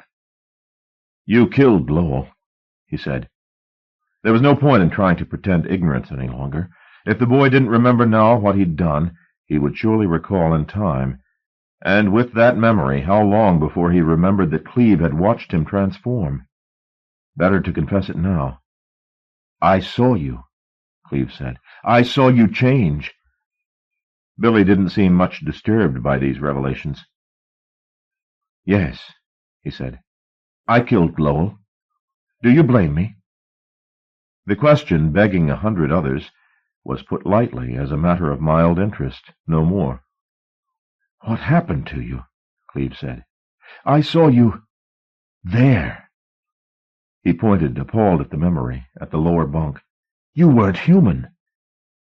"I didn't mean you to see," the boy replied. "I gave you the pills, didn't I? You shouldn't have spied." "And the night before," Cleve said. "I was awake then, too." The boy blinked like a bemused bird, head slightly cocked. "You really have been stupid," he said. "So stupid." "Whether I like it or not, I'm not out of this," Cleve said. "I have dreams." "Oh, yes." Now a frown marred the porcelain brow. "Yes, you dream the city, don't you?" "What is that place, Billy?" "I read somewhere, the dead have highways. You ever hear that? Well, they have cities, too." "The dead? You mean it's some kind of ghost town?" "I never wanted you to become involved. You've been better to me than most here. But I told you I came to Pentonville to do business." "With Tate?" That's right. Cleve wanted to laugh. What he was being told, a city of the dead? Only heaped nonsense upon nonsense. And yet his exasperated reason had not sniffed out one explanation more plausible. "My grandfather killed his children," Billy said, "because he didn't want to pass his condition on to another generation. He learned late, you see. He didn't realize until he had a wife and children that he wasn't like most men. He was special. But he didn't want the skills he'd been given, and he didn't want his children to survive with that same power in their blood. He would have killed himself and finished the job, but that my mother escaped. Before he could find her and kill her too, he was arrested. And hanged, and buried. Hanged and buried, but not lost. Nobody's lost, Cleve. Not ever." "You came here to find him?" "More than find him. Make him help me. I knew from the age of 10 what I was capable of. Not quite consciously, but I had an inkling, and I was afraid. Of course I was afraid. It was a terrible mystery." "This mutation, you've always done it?" "No. Only known I was capable of it. I came here to make my grandfather tutor me, make him show me how. Even now," he looked down at his wasted arms, "with him teaching me, the pain is almost unbearable." "Why do it, then?" The boy looked at Cleve incredulously. "To be not myself. To be smoke and shadow. To be something terrible." He seemed genuinely puzzled by Cleve's unwillingness. "Wouldn't you do the same?" Cleve shook his head. "What you became last night was repellent." Billy nodded. "That's what my grandfather thought. At his trial he called himself an abomination. Not that they knew what he was talking about, of course, but that's what he said. He stood up and said, 'I am Satan's excrement.'" Billy smiled at the thought. "For God's sake, hang me and burn me." "He's changed his mind since then. The century's getting old and stale. It needs new tribes." He looked at Cleve intently. "Don't be afraid," he said. "I won't hurt you, unless you try to tell tales. You won't do that, will you?" "What could I say that would sound like sanity?" Cleve returned mildly. "No, I won't tell tales." "Good. And in a little while I'll be gone, and you'll be gone, and you can forget." "I doubt it." "Even the dreams will stop when I'm not here. You only share them because you have some mild talents as a sensitive. Trust me, there's nothing to be afraid of." "The city." "What about it?" "Where are its citizens? I never see anybody." "No, that's not quite true. I saw one, a man with a knife, going out into the desert." "I can't help you. I go as a visitor myself. All I know is what my grandfather tells me, that it's a city occupied by dead souls. Whatever you've seen there, forget about it. You don't belong there. You're not dead yet." Was it wise to believe always what the dead told you? Were they purged of all deceit by the act of dying, and delivered into their new state like saints? Cleve could not believe such naivete. More likely they took their talents with them, good and bad, and used them as best they could. There would be shoemakers in paradise, wouldn't there? Foolish to think they'd forgotten how to sew leather. So perhaps Edgar Tate lied about the city. There was more to that place than Billy knew. What about the voices on the wind? The man and the knife, dropping it among a litter of weapons before moving off to God alone knew where. What ritual was that? Now, with the fear used up and no untainted reality left to cling to, Cleve saw no reason not to go to the city willingly. What could be there in those dusty streets that was worse than what he had seen in the bunk below him, or what had happened to Lowell and Naylor? Besides such atrocities, the city was a haven. There was a serenity in its empty thoroughfares and plazas, a sense Cleve had there that all action was over, all rage and distress finished with, that these interiors, with the bath running and the cup brimming, had seen the worst, and were now content to sit out the millennium. When that night brought sleep, and the city opened up in front of him, he went into it not as a frightened man astray in hostile territory, but as a visitor content to relax a while in a place he knew too well to become lost in, but not well enough to be weary of. As if in response to this newfound ease, the city opened itself to him. Wandering the streets, feet bloody as ever, he found the doors wide open, the curtains at the windows drawn back. He did not disparage the invitation they offered, but went to look more closely at the houses and tenements. On closer inspection, he found them not the paradigms of domestic calm he had first taken them for. In each he discovered some sign of violence recently done. In one, perhaps no more than an overturned chair, or a mark on the floor where a heel had slid in a spot of blood. In others, the manifestations were more obvious. A hammer, its claw clotted, had been left on a table laid with newspapers. There was a room with its floorboards ripped up, and black plastic parcels, suspiciously slick, laid beside the hole. In one, a mirror had been shattered. In another, a set of false teeth left beside a hearth in which a fire flared and spat. They were murder scenes, all of them. The victims had gone, to other cities perhaps, full of slaughtered children and murdered friends, leaving these tableaux fixed forever in the breathless moments that followed the crime. Clive walked down the streets, the perfect voyeur, and peered into scene after scene, reconstructing in his mind's eye the hours that had preceded the studied stillness of each room. Here a child had died. Its cot was overturned. Here someone had been murdered in his bed, the pillow soaked in blood, the axe on the carpet. Was this damnation, then? The killers obliged to wait out some portion of eternity, all of it perhaps, in the room they had murdered in? Of the malefactors themselves he saw nothing, though logic implied that they must be close by. Was it that they had the power of invisibility to keep themselves from the prying eyes of touring dreamers like himself? Or did a time in this nowhere transform them, so that they were no longer flesh and blood, but became part of their cell, a chair, a china doll? Then he remembered the man at the perimeter who'd come in his fine suit, bloody-handed, and walked out into the desert. He had not been invisible. "Where are you?" he said, standing on the threshold of a mean room with an open oven and utensils in the sink, water running on them. "Show yourself." A movement caught his eye, and he glanced across to the door. There was a man standing there. He had been there all along, Clive realized, but so still and so perfectly a part of this room that he had not been visible until he moved his eyes and looked Clive's way. He felt a twinge of unease, thinking that each room he had peered into had most likely contained one or more killers, each similarly camouflaged by stasis. The man, knowing he'd been seen, stepped out of hiding. He was in late middle age, and had cut himself that morning as he shaved. "Who are you?" he said. "I've seen you before, walking by."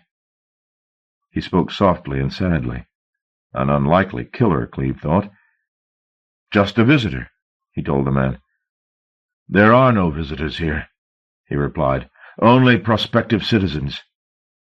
Clive frowned, trying to work out what the man meant, but his dream mind was sluggish, and before he could solve the riddle of the man's words, there were others. "Do I know you?"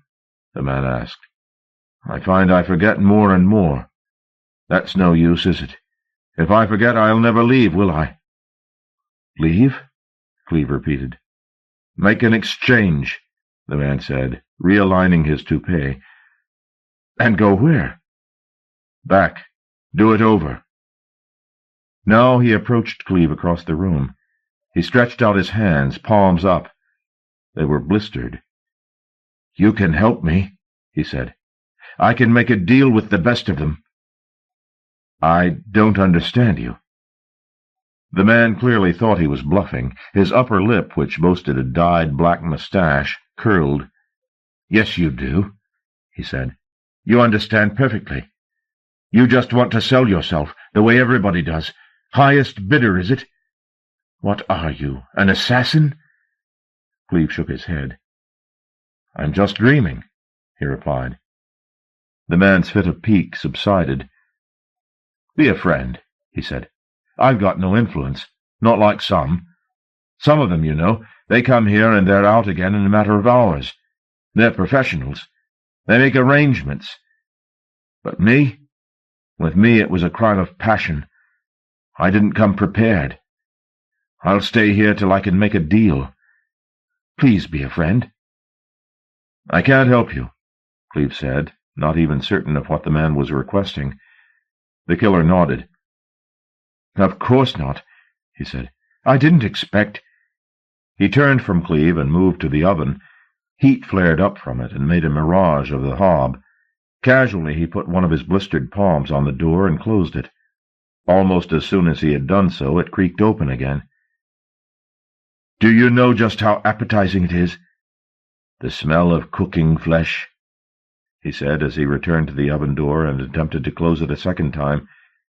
"Can anybody blame me, really?" Cleve left him to his ramblings. If there was sense there, it was probably not worth his laboring over. The talk of exchanges and of escape from the city, it defied Cleve's comprehension. He wandered on, tired now of peering into the houses. He'd seen all he wanted to see. Surely morning was close, and the bell would ring on the landing. Perhaps he should even wake himself, he thought, and be done with this tour for the night. As the thought occurred, he saw the girl. She was no more than 6 or 7 years old, and she was standing at the next intersection. This was no killer, surely. He started toward her. She, either out of shyness or some less benign motive, turned to her right and ran off. Cleve followed. By the time he had reached the intersection, she was already a long way down the next street. Again he gave chase. As dreams would have such pursuits, the laws of physics did not pertain equally to pursuer and pursued. The girl seemed to move easily, while Cleve struggled against air as thick as treacle. He did not give up, however, but pressed on wherever the girl led. He was soon a good distance from any location he recognized, in a warren of yards and alleyways, all, he supposed, scenes of bloodletting. Unlike the main thoroughfares, this ghetto contained few entire spaces, only snatches of geography, a grass verge, more red than green, a piece of scaffolding, with a noose depending from it, a pile of earth, and now simply a wall. The girl had led him into a cul-de-sac. She herself had disappeared, however, leaving him facing a plain brick wall, much weathered, with a narrow window in it. He approached. This was clearly what he'd been led here to see. He peered through the reinforced glass, dirtied on his side by an accumulation of bird droppings, and found himself staring into one of the cells at Pentonville.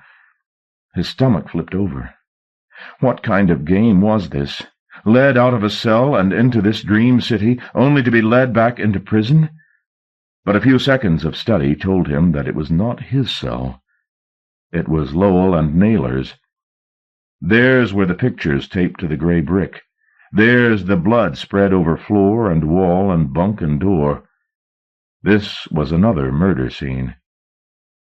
"My God Almighty," he murmured. "Billy." He turned away from the wall. In the sand at his feet, lizards were mating. The wind that found its way into this backwater brought butterflies.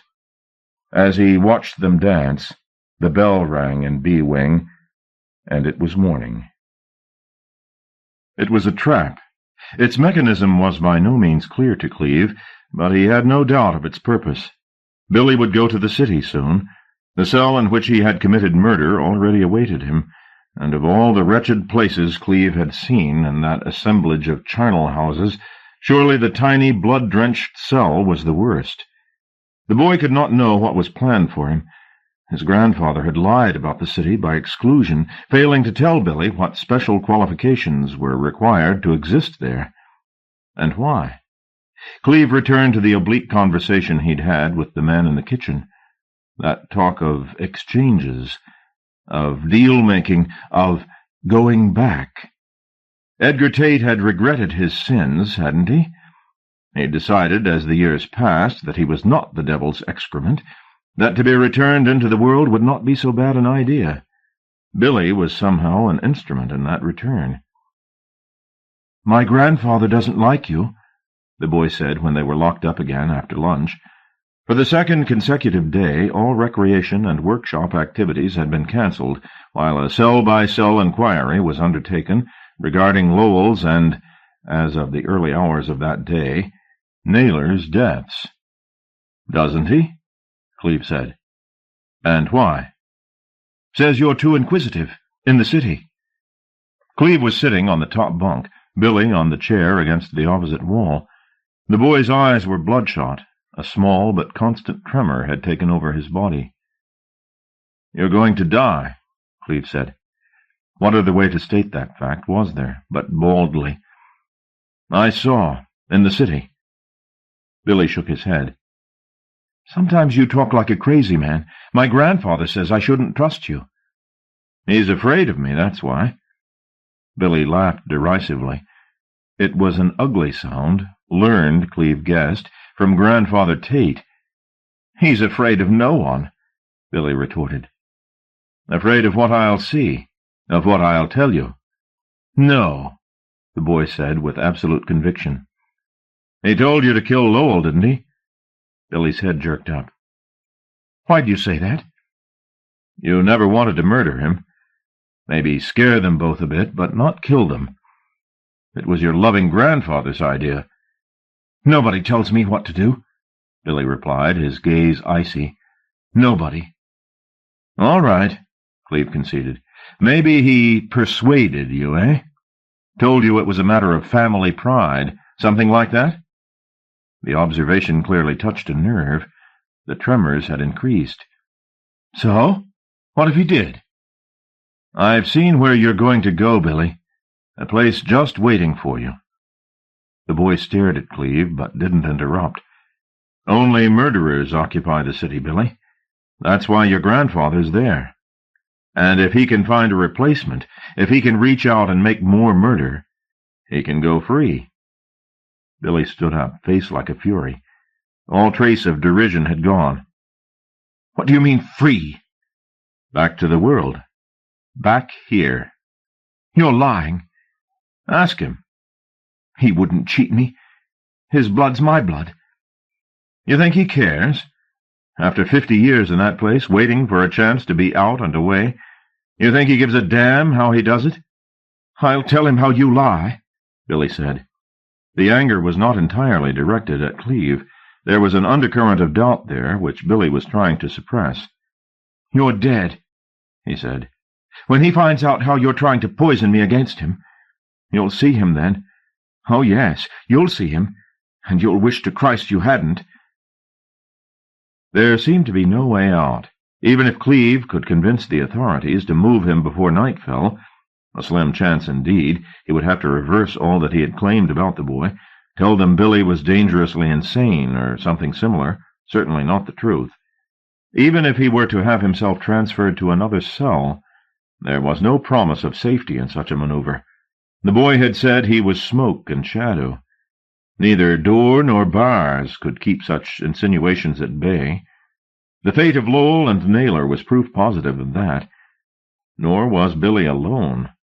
There was Edgar St. Clair Tate to be accounted for, and what powers might he possess? Yet to stay in the same cell with the boy tonight would amount to self-slaughter, wouldn't it? He would be delivering himself into the hands of the beasts. When they left their cells for the evening meal, Cleve looked around for Devlin, located him, and asked for the opportunity of a short interview, which was granted. After the meal, Cleve reported to the officer, "You asked me to keep an eye on Billy Tate, sir." "What about him?" Cleve had thought hard about what he might tell Devlin that would bring an immediate transfer. Nothing had come to mind. He stumbled, hoping for inspiration, but was empty-mouthed. I want to put in a request for a cell transfer." "Why?" "The boy's unbalanced. Cleve replied. "I'm afraid he's going to do me harm. Have another of his fits." "You could lay him flat with one hand tied behind your back. He's worn to the bone." At this point, had he been talking to Mayflower, Cleve might have been able to make a direct appeal to the man. With Devlin, such tactics would be doomed from the beginning. "I don't know why you're complaining. He's been as good as gold," said Devlin, savoring the parody of fond father. "Quiet, always polite. He's no danger to you or anyone." "You don't know him." "What are you trying to pull?" "Put me in a Rule 43 cell, sir. Anywhere. I don't mind. Just get me out of his way, please." Devlin didn't reply, but stared at Cleve, mystified. At last he said, "You are afraid of him?" "Yes." "What's wrong with you? You've shared cells with hard men and never turned a hair." "He's different," Cleve replied. There was little else he could say except, "He's insane. I tell you he's insane." "All the world's crazy, save thee and me, Smith. Hadn't you heard?" Devlin laughed. "Go back to your cell and stop bellyaching. You don't want a ghost train ride now, do you?" When Cleve returned to the cell, Billy was writing a letter. Sitting on his bunk, poring over the paper, he looked utterly vulnerable. What Devlin said was true. The boy was worn to the bone.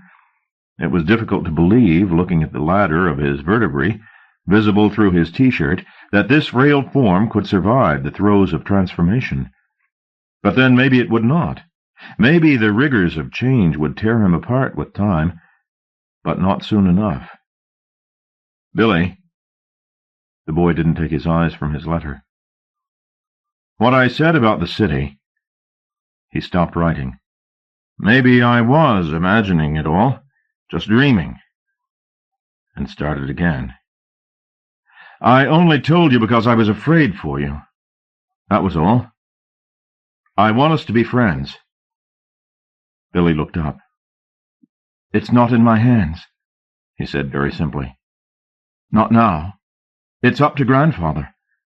He may be merciful, he may not." "Why do you have to tell him?" "He knows what's in me. He and we're like one. That's how I know he wouldn't cheat me." Soon it would be night. The lights would go out along the wing. The shadows would come. "So I just have to wait, do I?" Cleve said. Billy nodded. "I'll call him, and then we'll see." Call him? Cleve thought. Did the old man need summoning from his resting place every night? Was that what he had seen Billy doing, standing in the middle of the cell, eyes closed and face up to the window? If so, perhaps the boy could be prevented from putting in his call to the dead. As the evening deepened, Cleve lay on his bunk and thought his options through. Was it better to wait here and see what judgment came from Tate, or attempt to take control of the situation and block the old man's arrival? If he did so, there would be no going back, no room for pleas or apologies. His aggression would undoubtedly breed aggression. If he failed to prevent the boy from calling Tate, it would be the end. The lights went out. In cells up and down the 5 landings of B Wing, men would be turning their faces to their pillows. Some, perhaps, would lie awake planning their careers when this minor hiccup in their professional lives was over. Others would be in the arms of invisible mistresses. Cleve listened to the sounds of the cell, the rattling progress of water in the pipes, the shallow breathing from the bunk below. Sometimes it seemed that he had lived a second lifetime on this stale pillow, marooned in darkness. The breathing from below soon became practically inaudible, nor was there sound of movement. Perhaps Billy was waiting for Cleve to fall asleep before he made any move. If so, the boy would wait in vain. He would not close his eyes and leave them to slaughter him in his sleep. He wasn't a pig to be taken uncomplaining to the knife. Moving as cautiously as possible so as to arouse no suspicion, Cleve unbuckled his belt and pulled it through the loops of his trousers. He might make a more adequate binding by tearing up his sheet and pillowcase, but he could not do so without arousing Billy's attention. Now he waited, belt in hand, and pretended sleep. Tonight he was grateful that the noise in the wing kept stirring him from dozing, because it was fully 2 hours before Billy moved out of his bunk, 2 hours in which, despite his fear of what would happen should he sleep, Cleve's eyelids betrayed him on 3 or 4 occasions. But others on the landings were tearful tonight. The deaths of Lowell and Naylor had made even the toughest cons jittery. Shouts and counter-calls from those awakened punctuated the hours. Despite the fatigue in his limbs, sleep did not master him. When Billy finally got up from the lower bunk, it was well past 12, and the landing was all but quiet. Cleve could hear the boy's breath. It was no longer even, but had a catch in it. He watched, eyes like slits, as Billy crossed the cell to his familiar place in front of the window. There was no doubt that he was about to call up the old man. As Billy closed his eyes, Cleve sat up, threw off his blanket, and slipped down from the bunk. The boy was slow to respond. Before he quite comprehended what was happening, Cleve had crossed the cell and thrust him back against the wall, hand clamped over Billy's mouth. "No, you don't," Cleve growled. "I'm not going to go like Lowell." Billy struggled, but Cleve was easily his physical superior. "He's not going to come tonight," Cleve said, staring into the boy's wide eyes, "because you're not going to call him." Billy fought more violently to be free, biting hard against his captor's palm. Cleve instinctively removed his hand, and in 2 strides the boy was at the window, reaching up. In his throat, a strange half-song. On his face, sudden and inexplicable tears. Cleve dragged him away. "Shut your noise up," he snapped. But the boy continued to make the sound. Cleve hit him, open-handed but hard, across the face. "Shut up," he said. Still the boy refused to cease his singing. Now the music had taken on another rhythm. Again Cleve hit him, and again. But the assault failed to silence him. There was a whisper of change in the air of the cell, a shifting in its chiaroscuro. The shadows were moving. Panic took Cleve. Without warning, he made a fist and punched the boy hard in the stomach. As Billy doubled up, an uppercut caught his jaw. It drove his head back against the wall, his skull connecting with the brick. Billy's legs gave, and he collapsed. A featherweight, Cleve had once thought, and it was true. 2 good punches, and the boy was laid out cold.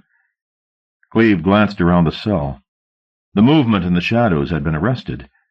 They trembled, though, like greyhounds awaiting release. Heart-hammering, he carried Billy back to his bunk and laid him down. There was no sign of consciousness returning. The boy lay limply on the mattress, while Cleve tore up his sheet and gagged him, thrusting a ball of fabric into the boy's mouth to prevent him from making a sound behind his gag. He then proceeded to tie Billy to the bunk, using both his own belt and the boy's, supplemented with further makeshift bindings of torn sheets. It took several minutes to finish the job. As Cleve was lashing the boy's legs together, Billy began to stir. His eyes flickered open, full of puzzlement. Then, realizing his situation, he began to thrash his head from side to side. There was little else he could do to signal his protest. "No, Billy," Cleve murmured to him, throwing a blanket across his bound body to keep the fact from any guard who might look in through the peephole before morning. "Tonight you don't bring him. Everything I said was true, boy. He wants out, and he's using you to escape." Cleve took hold of Billy's head, fingers pressed against his cheeks. "He's not your friend. I am. Always have been." Billy tried to shake his head from Cleve's grip, but couldn't. "Don't waste your energy," Cleve advised. "It's going to be a long night." He left the boy on the bunk, crossed the cell to the wall, and slid down it to sit on his haunches and watch. He would stay awake until dawn, and then, when there was some light to think by, he'd work out his next move. For now he was content that his crude tactics had worked. The boy had stopped trying to fight. He had clearly realized the bonds were too expertly tied to be loosened. A kind of calm descended on the cell. Cleve sitting in the patch of light that fell through the window, the boy lying in the gloom of the lower bunk, breathing steadily through his nostrils. Cleve glanced at his watch. It was 12:54. When was morning? He didn't know. 5 hours at least. He put his head back and stared at the light. It mesmerized him. The minutes ticked by slowly but steadily, and the light did not change. Sometimes a guard would advance along the landing, and Billy, hearing the footsteps, would begin his struggling afresh. But nobody looked into the cell. The two prisoners were left to their thoughts. Clive to wonder if there would ever come a time when he could be free of the shadow behind him, Billy to think whatever thoughts came to bound monsters. And still the dead-of-night minutes went. Minutes that crept across the mind like beautiful schoolchildren, one upon the heels of the next. And after 60 had passed, that sum was called an hour. And dawn was closer by that span, wasn't it? But then so was death, and so, presumably, the end of the world, that glorious last trump of which the bishop had spoken so fondly, when the dead men under the lawn outside would rise as fresh as yesterday's bread and go out to meet their Maker.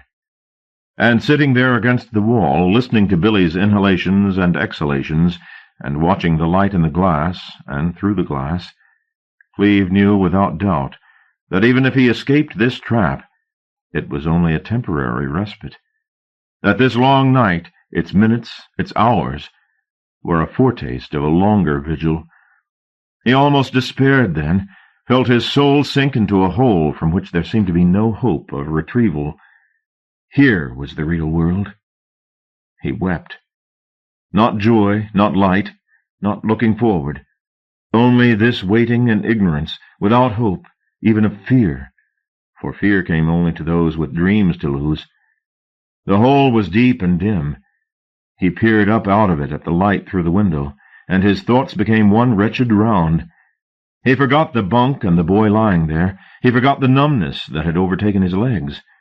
He might, given time, have forgotten even the simple act of taking breath, but for the smell of urine that pricked him from his fugue. He looked toward the bunk. The boy was voiding his bladder, but that act was simply a symptom of something else altogether. Beneath the blanket, Billy's body was moving in a dozen ways that his bonds should have prevented. It took Clive a few moments to shake off lethargy, and seconds more to realize what was happening. Billy was changing. Clive tried to stand upright, but his lower limbs were dead from sitting still for so long. He almost fell forward across the cell, and only prevented himself by throwing out an arm to grasp the chair. His eyes were glued to the gloom of the lower bunk. The movements were increasing in scale and complexity. The blanket was pitched off. Beneath it, Billy's body was already beyond recognition. The same terrible procedure as he had seen before, but in reverse. Matter gathering in buzzing clouds about the body, and congealing into atrocious forms.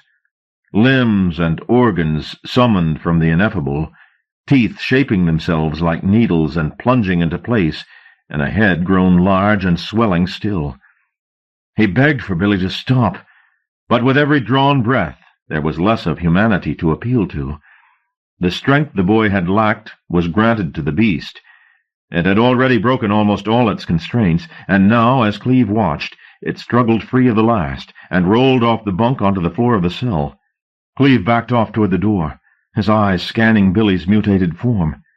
He remembered his mother's horror at earwigs, and saw something of that insect in this anatomy, the way it bent its shiny back upon itself, exposing the paddling intricacies that lined its abdomen.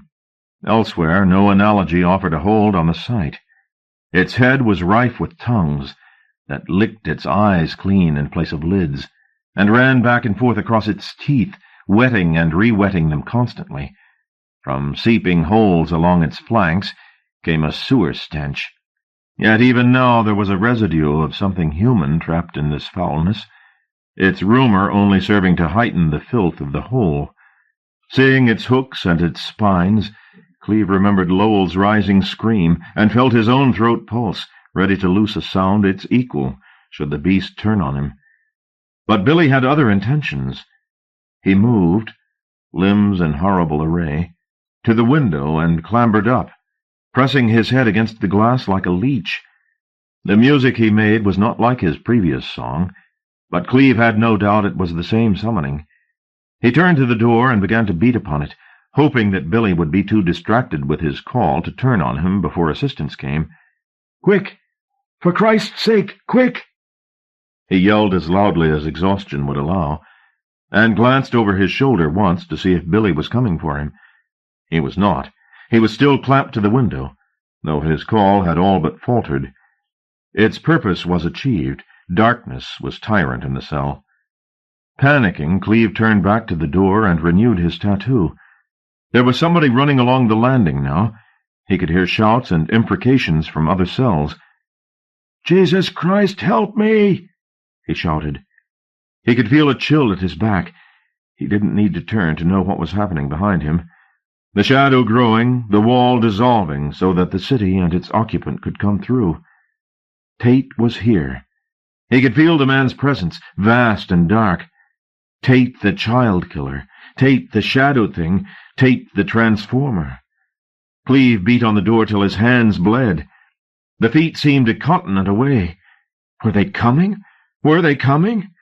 The chill behind him became a blast. He saw his shadow thrown up to the door by flickering blue light, smelled sand and blood. And then the voice. Not the boy, but that of his grandfather, of Edgar St. Clair Tate. This was the man who had pronounced himself the devil's excrement, and hearing that abhorrent voice, Cleve believed both in hell and its master, believed himself already in the bowels of Satan, a witness to its wonders. "You are too inquisitive," Edgar said. "It's time you went to bed." Cleve didn't want to turn. The last thought in his head was that he should turn and look at the speaker. But he was no longer subject to his own will. Tate had fingers in his head and was dabbling there. He turned and looked. The hanged man was in the cell. He was not that beast Cleve had half seen, that face of pulp and eggs. He was here in the flesh, dressed for another age and not without charm. His face was well made, his brow wide, his eyes unflinching. He still wore his wedding ring on the hand that stroked Billy's bowed head like that of a pet dog. "Time to die, Mr. Smith," he said. On the landing outside, Cleve heard Devlin shouting. He had no breath left to answer with, but he heard keys in the lock, or was that some illusion his mind had made to placate his panic? The tiny cell was full of wind. It threw over the chair and table and lifted the sheets into the air like childhood ghosts, and now it took Tate and the boy with him, sucked them back into the receding perspectives of the city. "Come on now," Tate demanded, his face corrupting. "We need you, body and soul. Come with us, Mr. Smith. We won't be denied." "No!" Cleve yelled back at his tormentor. The suction was plucking at his fingers, at his eyeballs. "I won't!" Behind him the door was rattling. "I won't, you hear?" Suddenly the door was thrust open and threw him forward into the vortex of fog and dust that was sucking Tate and his grandchild away. He almost went with them, but for a hand that grabbed at his shirt and dragged him back from the brink, even as consciousness gave itself up. Somewhere, far away, Devlin began to laugh like a hyena. He's lost his mind, Cleve decided, and the image his darkening thoughts evoked was one of the contents of Devlin's brain escaping through his mouth like a flock of flying dogs. He awoke in dreams, and in the city. He awoke remembering his last conscious moments, Devlin's hysteria, the hand arresting his fall as the two figures were sucked away in front of him. He had followed them, it seemed, unable to prevent his comatose mind from retreading the familiar route to the murderer's metropolis. But Tate had not won yet. He was still only dreaming his presence here. His corporeal self was still in Pentonville. His dislocation from it informed his every step. He listened to the wind. It was eloquent as ever, the voices coming and going with each gritty gust, but never, even when the wind died to a whisper, disappearing entirely. As he listened, he heard a shout. In this mute city the sound was a shock. It startled rats from their nests, and birds up from some secluded plaza. Curious, he pursued the sound, whose echoes were almost traced on the air. As he hurried down the empty streets, he heard further raised voices, and now men and women were appearing at the doors and windows of their cells. So many faces, and nothing in common between one and the next to confirm the hopes of a physiognomist. Murder had as many faces as it had occurrences. The only common quality was one of wretchedness, of minds despairing after an age at the sight of their crime. He glanced at them as he went, sufficiently distracted by their looks not to notice where the shot was leading him, until he found himself once more in the ghetto to which he had been led by the child. Now he rounded a corner, and at the end of the cul-de-sac he'd seen from his previous visit here, the wall, the window, the bloody chamber beyond, he saw Billy, writhing in the sand at Tate's feet.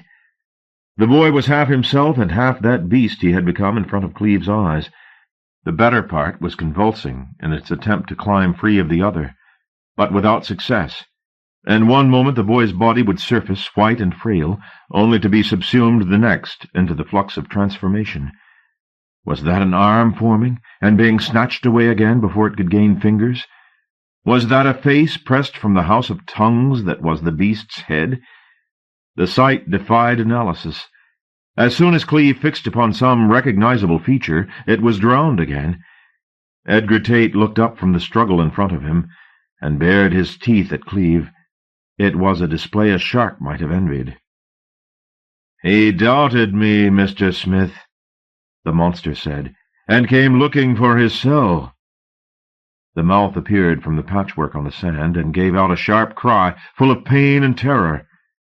"Now he wants to be away from me," Tate said. "You sowed the doubt. He must suffer the consequences." He pointed a trembling finger at Cleve, and in the act of pointing the limb transformed. Flesh became bruised leather. "You came where you were not wanted, and look at the agonies you've brought." Tate kicked the thing at his feet. It rolled over onto its back, vomiting. "He needs me," Tate said. "Don't you have the sense to see that? Without me, he's lost." Cleve didn't reply to the hanged man, but instead addressed the beast on the sand. "Billy," he said, calling the boy out of the flux. "Lost," Tate said. "Billy," Cleve repeated, "listen to me." "He won't go back now," Tate said. "You're just dreaming this, but he's here, in the flesh." "Billy," Cleve persevered. "Do you hear me? It's me. It's Cleve." The boy seemed to pause in its gyrations for an instant, as if hearing the appeal. Cleve said Billy's name again and again. It was one of the first skills the human child learned, to call itself something.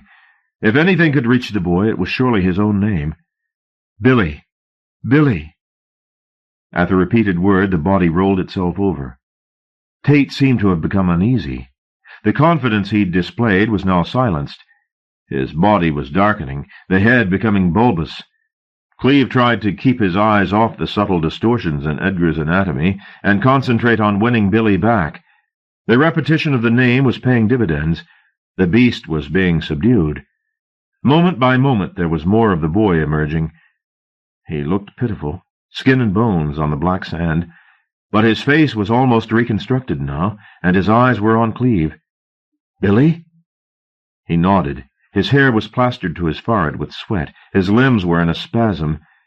"You know where you are? Who you are?" At first it seemed as though comprehension escaped the boy, and then, by degrees, recognition formed in his eyes, and with it came a terror of the man standing over him. Cleve glanced up at Tate. In the few seconds since he had last looked, all but a few human characteristics had been erased from his head and upper torso, revealing corruptions more profound than those of his grandchild. Billy gazed up over his shoulder like a whipped dog. "You belong to me," Tate pronounced, through features barely capable of speech. Billy saw the limbs descending to snatch at him, and rose from his prone position to escape them, but he was too late. Cleve saw the spiked hook of Tate's limb wrap itself around Billy's neck and draw him close. Blood leaped from the slit windpipe, and with it the whine of escaping air. Cleve yelled. "With me," Tate said, the words deteriorating into gibberish. Suddenly the narrow cul-de-sac was filling up with brightness, and the boy and Tate and the city were being bleached out. Clive tried to hold on to them, but they were slipping from him, and in their place another concrete reality. A light, a face, faces, and a voice calling him out of one absurdity and into another. The doctor's hand was on his face. It felt clammy. "What on earth were you dreaming about?" he asked, the perfect idiot. Billy had gone. Of all the mysteries that the governor, and Devlin and the other guards who had stepped into cell B-320 that night, had to face, the total disappearance of William Tate from an unbreached cell was the most perplexing. Of the vision that had set Devlin giggling like a loon, nothing was said. Easier to believe in some collective delusion than that they'd seen some objective reality. When Clive attempted to articulate the events of that night, and of the many nights previous to that, his monologue, interrupted often by his tears and silences, was met with feigned understanding and sideways glances. He told the story over several times, however, despite their condescension, and they, looking no doubt for a clue among his lunatic fables as to the reality of Billy Tate's Houdini act, attended every word. When they found nothing among his tales to advance their investigations, they began to lose their tempers with him. Consolation was replaced with threats. They demanded, voices louder each time they asked the question, where Billy had gone. Clive answered the only way he knew how. "To the city," he told them. "He's a murderer, you see." "And his body?" the governor said. "Where do you suppose his body is?" Clive didn't know, and said so. It wasn't until much later, 4 full days later, in fact, that he was standing by the window watching the gardening detail, bearing this spring's plantings, cross between wings, that he remembered the lawn. He found Mayflower, who had been returned to B Wing in lieu of Devlin, and told the officer the thought that had come to him. "He's in the grave," he said. "He's with his grandfather, Smoke and Shadow." They dug up the coffin by cover of night, an elaborate shield of poles and tarpaulins erected to keep proceedings from prying eyes, and lamps, bright as day but not so warm, trained on the labors of the men volunteered as an exhumation party. Clive's answer to the riddle of Tate's disappearance had met with almost universal bafflement, but no explanation, however absurd, was being overlooked in a mystery so intractable. Thus they gathered at the unmarked grave to turn earth that looked not to have been disturbed in 5 decades. The governor, a selection of Home Office officials, a pathologist, and Devlin. One of the doctors, believing that Clive's morbid delusion would be best countered if he viewed the contents of the coffin and saw his error with his own eyes, convinced the governor that Clive should also be numbered among the spectators. There was little in the confines of Edgar St. Clair Tate's coffin that Clive had not seen before. The corpse of the murderer, returned here, as Smoke, perhaps, neither quite beast nor quite human, and preserved, as the bishop had promised, as undecayed as the day of his execution, shared the coffin with Billy Tate, who lay naked as a babe in his grandfather's embrace. Edgar's corrupted limb was still wound around Billy's neck, and the walls of the coffin were dark with congealed blood. But Billy's face was not besmirched. "He looks like a doll," one of the doctors observed. Clive wanted to reply that no doll had such tear stains on its cheeks, nor such despair in its eyes. But the thought refused to become words. Clive was released from Pentonville 3 weeks later, after special application to the parole board, with only 2/3 of his sentence completed. He returned within half a year to the only profession that he had ever known. Any hope he might have had of release from his dreams was short-lived. The place was with him still, neither so focused nor so easily traversed now that Billy, whose mind had opened that door, was gone, but still a potent terror, the lingering presence of which wearied Clive. Sometimes the dreams would almost recede completely, only to return again with terrible potency. It took Clive several months before he began to grasp the pattern of this vacillation. People brought the dream to him. If he spent time with somebody who had murderous intentions, the city came back. Nor were such people so rare. As he grew more sensitive to the lethal streak in those around him, he found himself scarcely able to walk the street. They were everywhere, these embryonic killers. People wearing smart clothes and sunny expressions were striding the pavement and imagining as they strode the deaths of their employers and their spouses, of soap opera stars and incompetent tailors. The world had murder on its mind, and he could no longer bear its thoughts. Only heroin offered some release from the burden of experience. He had never done much intravenous H, but it rapidly became heaven and earth to him. It was an expensive addiction, however, and one which his increasingly truncated circle of professional contacts could scarcely hope to finance. It was a man called Grimm, a fellow addict so desperate to avoid reality he could get high on fermented milk, who suggested that Clive might want to do some work to earn him a fee the equal of his appetite. It seemed like a wise idea. A meeting was arranged and a proposal put. The fee for the job was so high it could not be refused by a man so in need of money. The job, of course, was murder. "There are no visitors here, only prospective citizens." He had been told that once, though he no longer quite remembered by whom, and he believed in prophecies. If he didn't commit murder now, it would only be a matter of time until he did. But though the details of the assassination that he undertook had a terrible familiarity to him, he had not anticipated the collision of circumstances by which he ended fleeing from the scene of his crime barefoot and running so hard on pavement and tarmac that by the time the police cornered him and shot him down, his feet were bloody and ready at last to tread the streets of the city, just as he had in dreams. The room he'd killed in was waiting for him, and he lived there, hiding his head from any who appeared in the street outside for several months. He assumed time passed here by the beard he'd grown, though sleep came seldom and day never. After a while, however, he braved the cool wind and the butterflies, and took himself off to the city perimeters, where the houses petered out and the desert took over. He went, not to see the dunes, but to listen to the voices that came always, rising and falling, like the howls of jackals or children. He stayed there a long while, and the wind conspired with the desert to bury him, but he was not disappointed with the fruit of his vigil, for one day, or year, he saw a man come to the place and drop a gun in the sand, then wander out into the desert, where after a while the makers of the voices came to meet him, loping and wild, dancing on their crutches. They surrounded him, laughing. He went with them, laughing. And though distance and the wind smudged the sight, Clive was certain he saw the man picked up by one of the celebrants and taken onto its shoulders as a boy, then snatched into another's arms as a baby, until, at the limit of his senses, he heard the man bawl as he was delivered back into life. He went away content, knowing at last how sin, and he, had come into the world. The Forbidden.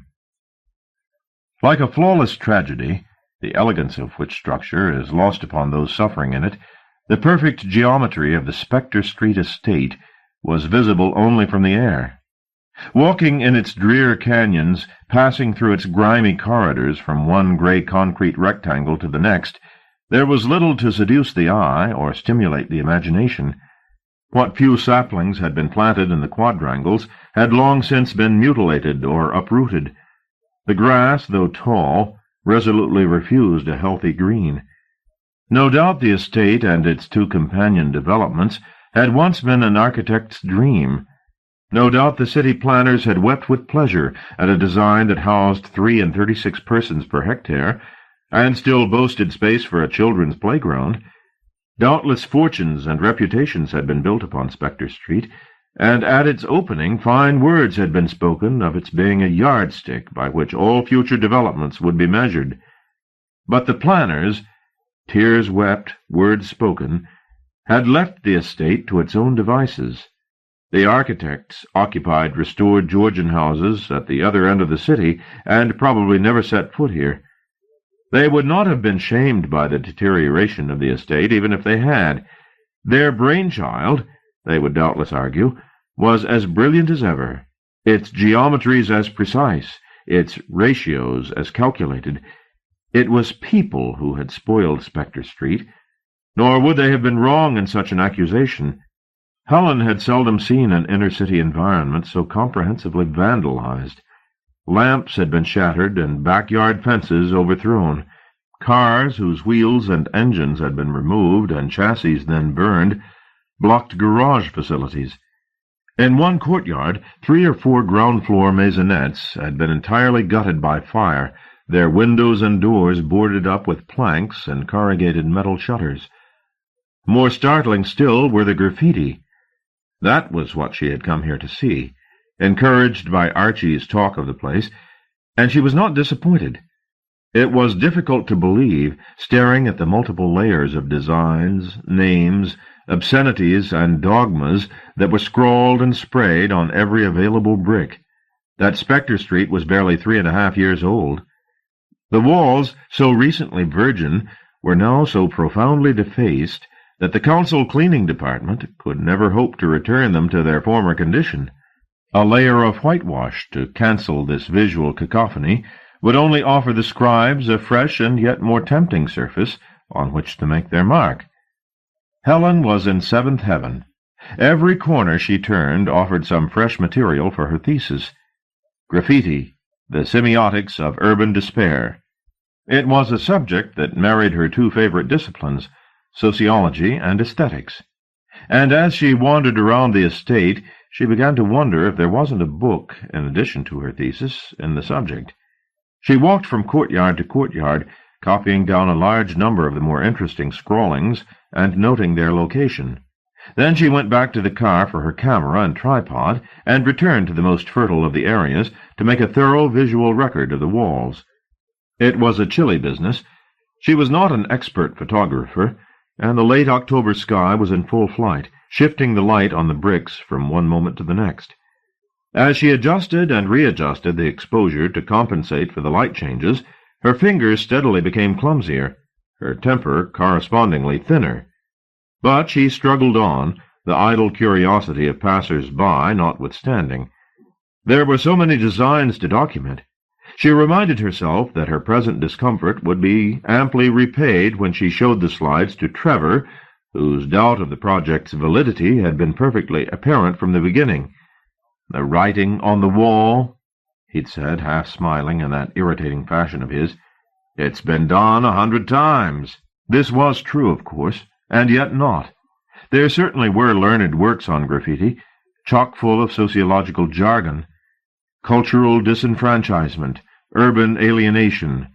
But she flattered herself that she might find something among this litter of scrawlings that previous analysts had not, some unifying convention, perhaps, that she could use as the linchpin of her thesis. Only a vigorous cataloguing and cross-referencing of the phrases and images before her would reveal such a correspondence. Hence the importance of this photographic study. So many hands had worked here. So many minds left their mark, however casually. If she could find some pattern, some predominant motive, or motif, the thesis would be guaranteed some serious attention, and so, in turn, would she. "What are you doing?" a voice from behind her asked. She turned from her calculations to see a young woman with a stroller on the pavement behind her. She looked weary, Helen thought, and pinched by the cold. The child in the stroller was mewling, his grimy fingers clutching an orange lollipop, and the wrapping from a chocolate bar. The bulk of the chocolate and the remains of previous jujubes were displayed down the front of his coat. Helen offered a thin smile to the woman. She looked in need of it. "I'm photographing the walls," she said in answer to the initial inquiry, though surely this was perfectly apparent. The woman, she could barely be 20, Helen judged, said, "You mean this filth?" "The writing and the pictures," Helen said. Then, Yes, the filth. You from the council? No, the university. It's bloody disgusting, the woman said. The way they do that. It's not just kids, either. No. Grown men, too. They don't give a damn. Do it in broad daylight. You see 'em? Broad daylight. She glanced down at the child, who was sharpening his lollipop on the ground. Carrie, she snapped, but the boy took no notice. Are they going to wipe it off? She asked Helen. I don't know, Helen said, and reiterated. I'm from the university. Oh, the woman replied, as if this were new information. So you're nothing to do with the council? No. Some of it's obscene, isn't it? Really dirty. Makes me embarrassed to see some of the things they draw. Helen nodded, casting an eye at the boy in the stroller. Carrie had decided to put his lollipop in his ear for safekeeping. Don't do that, his mother told him, and leaned over to slap the child's hand. The blow, which was negligible, started the child bawling. Helen took the opportunity to return to her camera. But the woman still desired to talk. It's not just on the outside, neither, she commented. I beg your pardon, Helen said. They break into the flats when they get vacant. The council tried to board them up, but it does no good. They break in anyway, use them as toilets, and write more filth on the walls. They light fires, too. Then nobody can move back in. The description piqued Helen's curiosity. Would the graffiti on the inside walls be substantially different from the public displays? It was certainly worth an investigation. Are there any places you know of around here like that? Empty flats, you mean? With graffiti. Just by us there's one or two, the woman volunteered. I'm in Butt's Court. Maybe you could show me, Helen asked.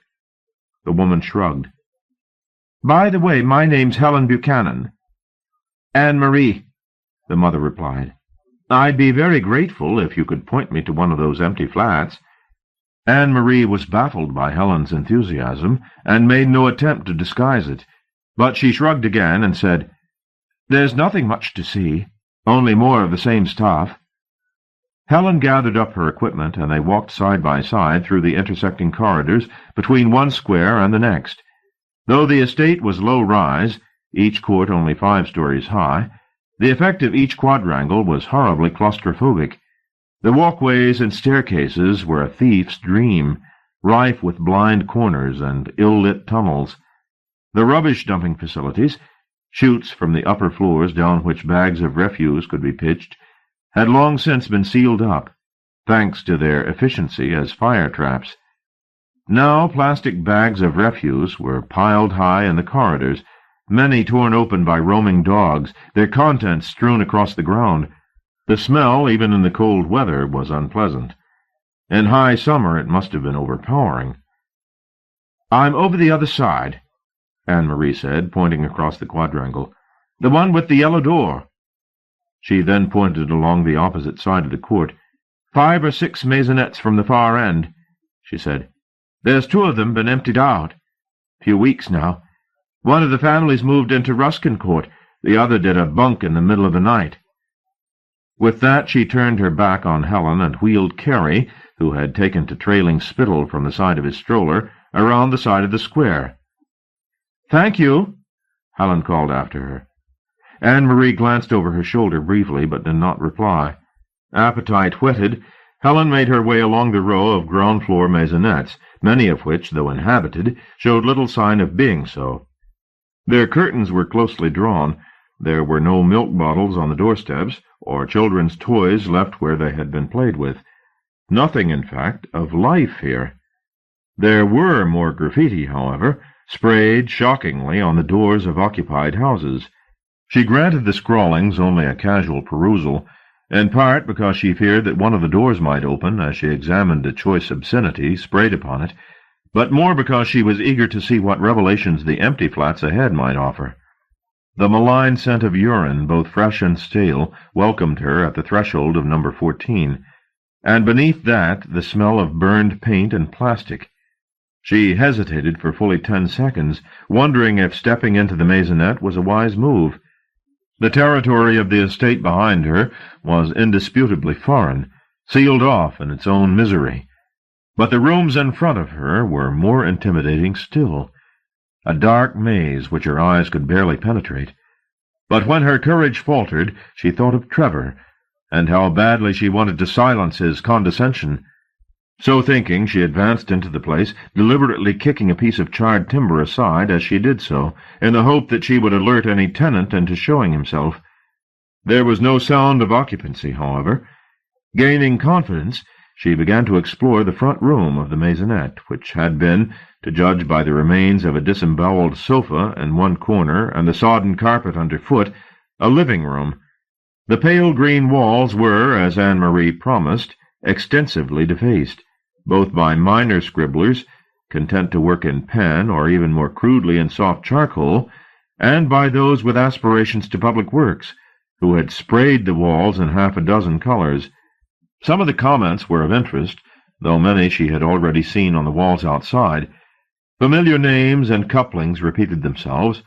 Though she had never set eyes on these individuals, she knew how badly Fabian J., A.O.K., wanted to deflower Michelle, and that Michelle, in her turn, had the hots for somebody called Mr. Sheen. Here, as elsewhere, a man called White Rat boasted of his endowment, and the return of the Syllabob brothers was promised in red paint. One or two of the pictures accompanying, or at least adjacent to, these phrases were of particular interest. An almost emblematic simplicity informed them. Beside the word Christos was a stick man with his hair radiating from his head like spines, and other heads impaled on each spine. Close by was an image of intercourse, so brutally reduced that at first Helen took it to illustrate a knife plunging into a sightless eye. But fascinating as the images were, the room was too gloomy for her film, and she had neglected to bring a flash. If she wanted a reliable record of these discoveries, she would have to come again, and for now be content with a simple exploration of the premises. The maisonette wasn't that large, but the windows had been boarded up throughout, and as she moved farther from the front door, the dubious light petered out altogether. The smell of urine, which had been strong at the door, intensified too, until by the time she reached the back of the living room and stepped along a short corridor into another room beyond, it was as cloying as incense. This room, being farthest from the front door, was also the darkest, and she had to wait a few moments in the cluttered gloom to allow her eyes to become useful. This, she guessed, had been the bedroom. What little furniture the residents had left behind them had been smashed to smithereens. Only the mattress had been left relatively untouched, dumped in the corner of the room, among a wretched litter of blankets, newspapers, and pieces of crockery. Outside, the sun found its way between the clouds, and 2 or 3 shafts of sunlight slipped between the boards nailed across the bedroom window and pierced the room like enunciations, scoring the opposite wall with bright lines. Here the graffitists had been busy once more, the usual clamor of love letters and threats. She scanned the wall quickly, and as she did so, her eye was led by the beams of light across the room to the wall that contained the door she had stepped through. Here the artists had also been at work, but had produced an image the like of which she had not seen anywhere else. Using the door, which was centrally placed in the wall like a mouth, the artists had sprayed a single vast head onto the stripped plaster. The painting was more adroit than most had been, rife with detail that lent the image an unsettling veracity. The cheekbones jutting through skin the color of buttermilk, the teeth sharpened to irregular points, all converging on the door. The sitter's eyes were, owing to the room's low ceiling, set mere inches above the upper lip, but this physical adjustment only lent force to the image, giving the impression that he had thrown his head back. Knotted strands of his hair snaked from his scalp across the ceiling. Was it a portrait? There was something naggingly specific in the details of the brows and the lines around the wide mouth, and the careful picturing of those vicious teeth. A nightmare, certainly. A facsimile, perhaps, of something from a heroine fugue. Whatever its origins, it was potent. Even the illusion of door as mouth worked. The short passageway between living room and bedroom offered a passable throat, with a tattered lamp in lieu of tonsils. Beyond the gullet, the day burned white in the nightmare's belly. The whole effect brought to mind a ghost train painting. The same heroic deformity, the same unashamed intention to scare. And it worked. She stood in the bedroom almost stupefied by the picture, its red-rimmed eyes fixing her mercilessly. Tomorrow, she determined, she would come here again, this time with high-speed film and a flash to illuminate the masterwork. As she prepared to leave, the sun went in, and the bands of light faded. She glanced over her shoulder at the boarded windows and saw for the first time that one four-word slogan had been sprayed on the wall beneath them. "Sweets to the sweet," it read. She was familiar with the quote, but not with its source. Was it a profession of love? If so, it was an odd location for such an avowal. Despite the mattress in the corner and the relative privacy of this room, she could not imagine the intended reader of such words ever stepping in here to receive her bouquet. No adolescent lovers, however heated, would lie down here to play at mothers and fathers, not under the gaze of the terror on the wall. She crossed to examine the writing. The paint looked to be the same shade of pink as had been used to color the gums of the screaming man. Perhaps the same hand? Behind her, a noise. She turned so quickly she almost tripped over the blanket-strewn mattress. Who? At the other end of the gullet, in the living room, was a scab-kneed boy of 6 or 7.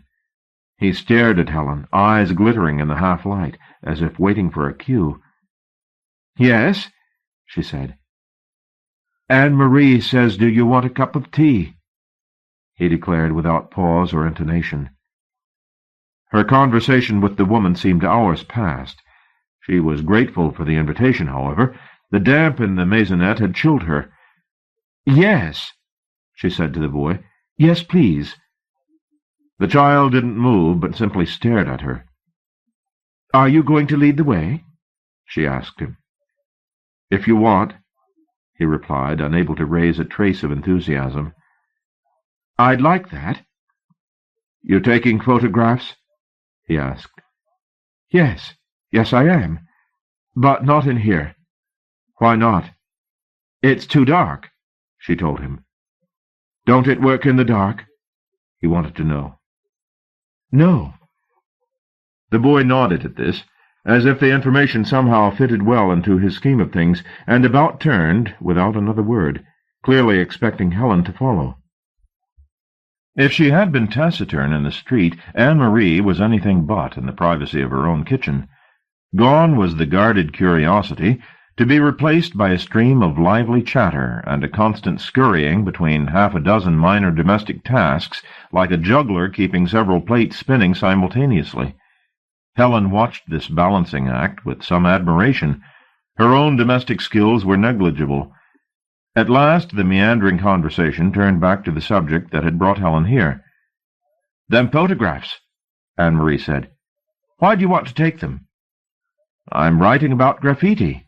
The photos will illustrate my thesis." "It's not very pretty." "No, you're right, it isn't. But I find it interesting." Anne-Marie shook her head. "I hate the whole estate," she said. "It's not safe here.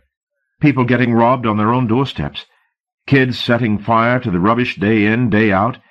Last summer we had the fire brigade here 2-3 times a day, till they sealed them chutes off.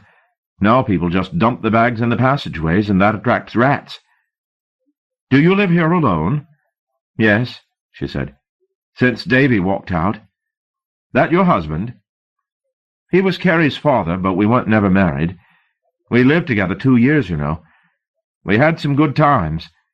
Then he just upped and went off one day when I was at my mam's with Carrie."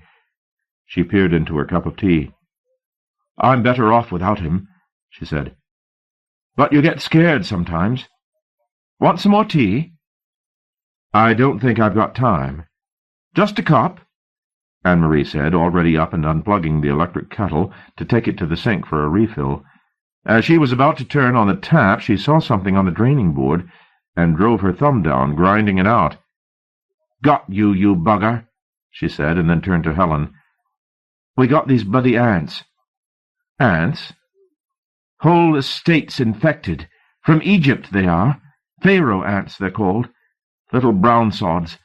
They breed in the central heating ducts, you see. That way they get into all the flats. Place is plagued with them." This unlikely exoticism, ants from Egypt, struck Helen as comical, but she said nothing. Anne-Marie was staring out of the kitchen window and into the backyard. "You should tell them," she said, though Helen wasn't certain whom she was being instructed to tell. "Tell them that ordinary people can't even walk the streets any longer." "Is it really so bad?" Helen said, frankly tiring of this catalogue of misfortunes. Anne-Marie turned from the sink and looked at her hard. "We've had murders here," she said. "Really?" "We had one in the summer. An old man he was, from Ruskin. That's just next door. I didn't know him, but he was a friend of the sister of the woman next door. I forget his name. And he was murdered. Cut to ribbons in his own front room. They didn't find him for almost a week." "What about his neighbors? Didn't they notice his absence?" Anne-Marie shrugged, as if the most important pieces of information, the murder and the man's isolation, had been divulged, and any further inquiries into the problem were irrelevant. But Helen pressed the point. "Seems strange to me," she said. Anne-Marie plugged in the filled kettle. "Well, it happened," she replied, unmoved. "I'm not saying it didn't. His eyes had been taken out," she said, before Helen could voice any further doubts. Helen winced. "No," she said under her breath. "That's the truth," Anne-Marie said. "And that wasn't all that had been done to him." She paused for effect, then went on. "You wonder what kind of person's capable of doing things like that, don't you? You wonder." Helen nodded. She was thinking precisely the same thing. "Did they ever find the man responsible?" Anne-Marie snorted her disparagement. "Police don't give a damn what happens here. They keep off the estate as much as possible. When they do patrol, all they do is pick up kids for getting drunk and that. They're afraid, you see. That's why they keep clear." "Of this killer?" "Maybe," Anne-Marie replied. Then, "He had a hook." "A hook?" "The man what done it. He had a hook, like Jack the Ripper." Helen was no expert on murder, but she felt certain that the Ripper hadn't boasted a hook. It seemed churlish to question the truth of Anne-Marie's story, however, though she silently wondered how much of this, the eyes taken out, the body rotting in the flat, the hook, was elaboration. The most scrupulous of reporters was surely tempted to embellish a story once in a while. Anne-Marie had poured herself another cup of tea and was about to do the same for her guest. "No, thank you," Helen said. "I really should go." "You married?" Anne-Marie asked, out of the blue. "Yes, to a lecturer from the university." "What's his name?" "Trevor." Anne-Marie put 2 heaped spoonfuls of sugar into her cup of tea. "Will you be coming back?" she asked. "Yes, I hope to. Later in the week. I want to take some photographs of the pictures in the maisonette across the court." "Well, call in." "I shall. And thank you for your help." "That's all right," Anne-Marie replied. "You've got to tell somebody, haven't you?" The man apparently had a hook instead of a hand. Trevor looked up from his plate of tagliatelle con prosciutto. "Beg your pardon?" Helen had been at pains to keep her recounting of this story as uncolored by her own response as she could. She was interested to know what Trevor would make of it, and she knew that if she once signaled her own stance, he would instinctively take an opposing view out of plain bloody-mindedness. "He had a hook," she repeated without inflection. Trevor put down his fork and plucked at his nose, sniffing. "I didn't read anything about this," he said. "You don't read the local papers," Helen returned. "Neither of us do. Maybe it never made any of the nationals." Geriatric, murdered by hook-handed maniac? Trevor said, savoring the hyperbole. I would have thought it very newsworthy. When was all of this supposed to have happened? Sometime last summer. Maybe we were in Ireland. Maybe, said Trevor, taking up his fork again. Bending to his food, the polished lens of his spectacles reflected only the plate of pasta and chopped ham in front of him, not his eyes. Why do you say maybe? Helen prodded. It doesn't sound quite right, he said. In fact, it sounds bloody preposterous. You don't believe it? Helen said. Trevor looked up from his food, tongue rescuing a speck of tagliatelle from the corner of his mouth. His face had relaxed into that non-committal expression of his, the same face he wore, no doubt, when listening to his students. Do you believe it? He asked Helen. It was a favorite time-gaining device of his, another seminar trick, to question the questioner. I'm not certain, Helen replied, too concerned with finding some solid ground in the sea of doubts to waste energy scoring points.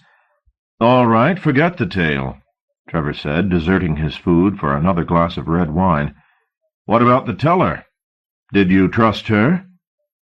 Helen pictured Anne-Marie's earnest expression as she told the story of the old man's murder.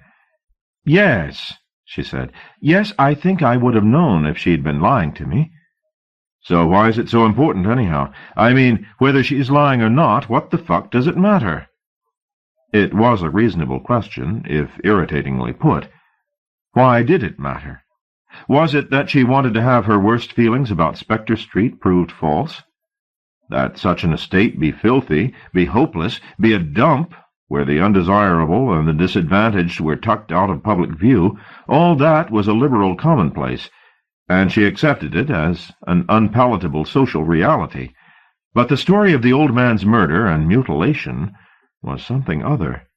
An image of violent death that, once with her, refused to part from her company. She realized, to her chagrin, that this confusion was plain on her face, and that Trevor, watching her across the table, was not a little entertained by it.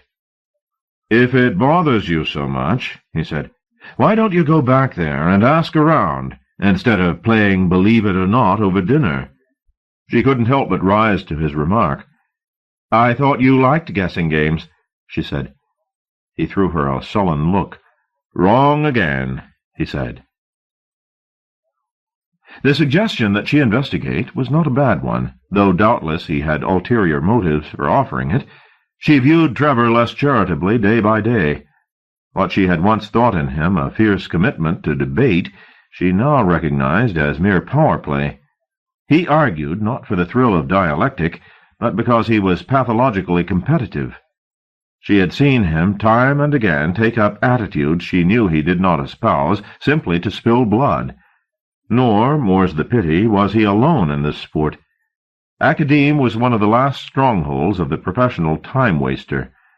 On occasion, their circle seemed entirely dominated by educated fools, lost in a wasteland of stale rhetoric and hollow commitment.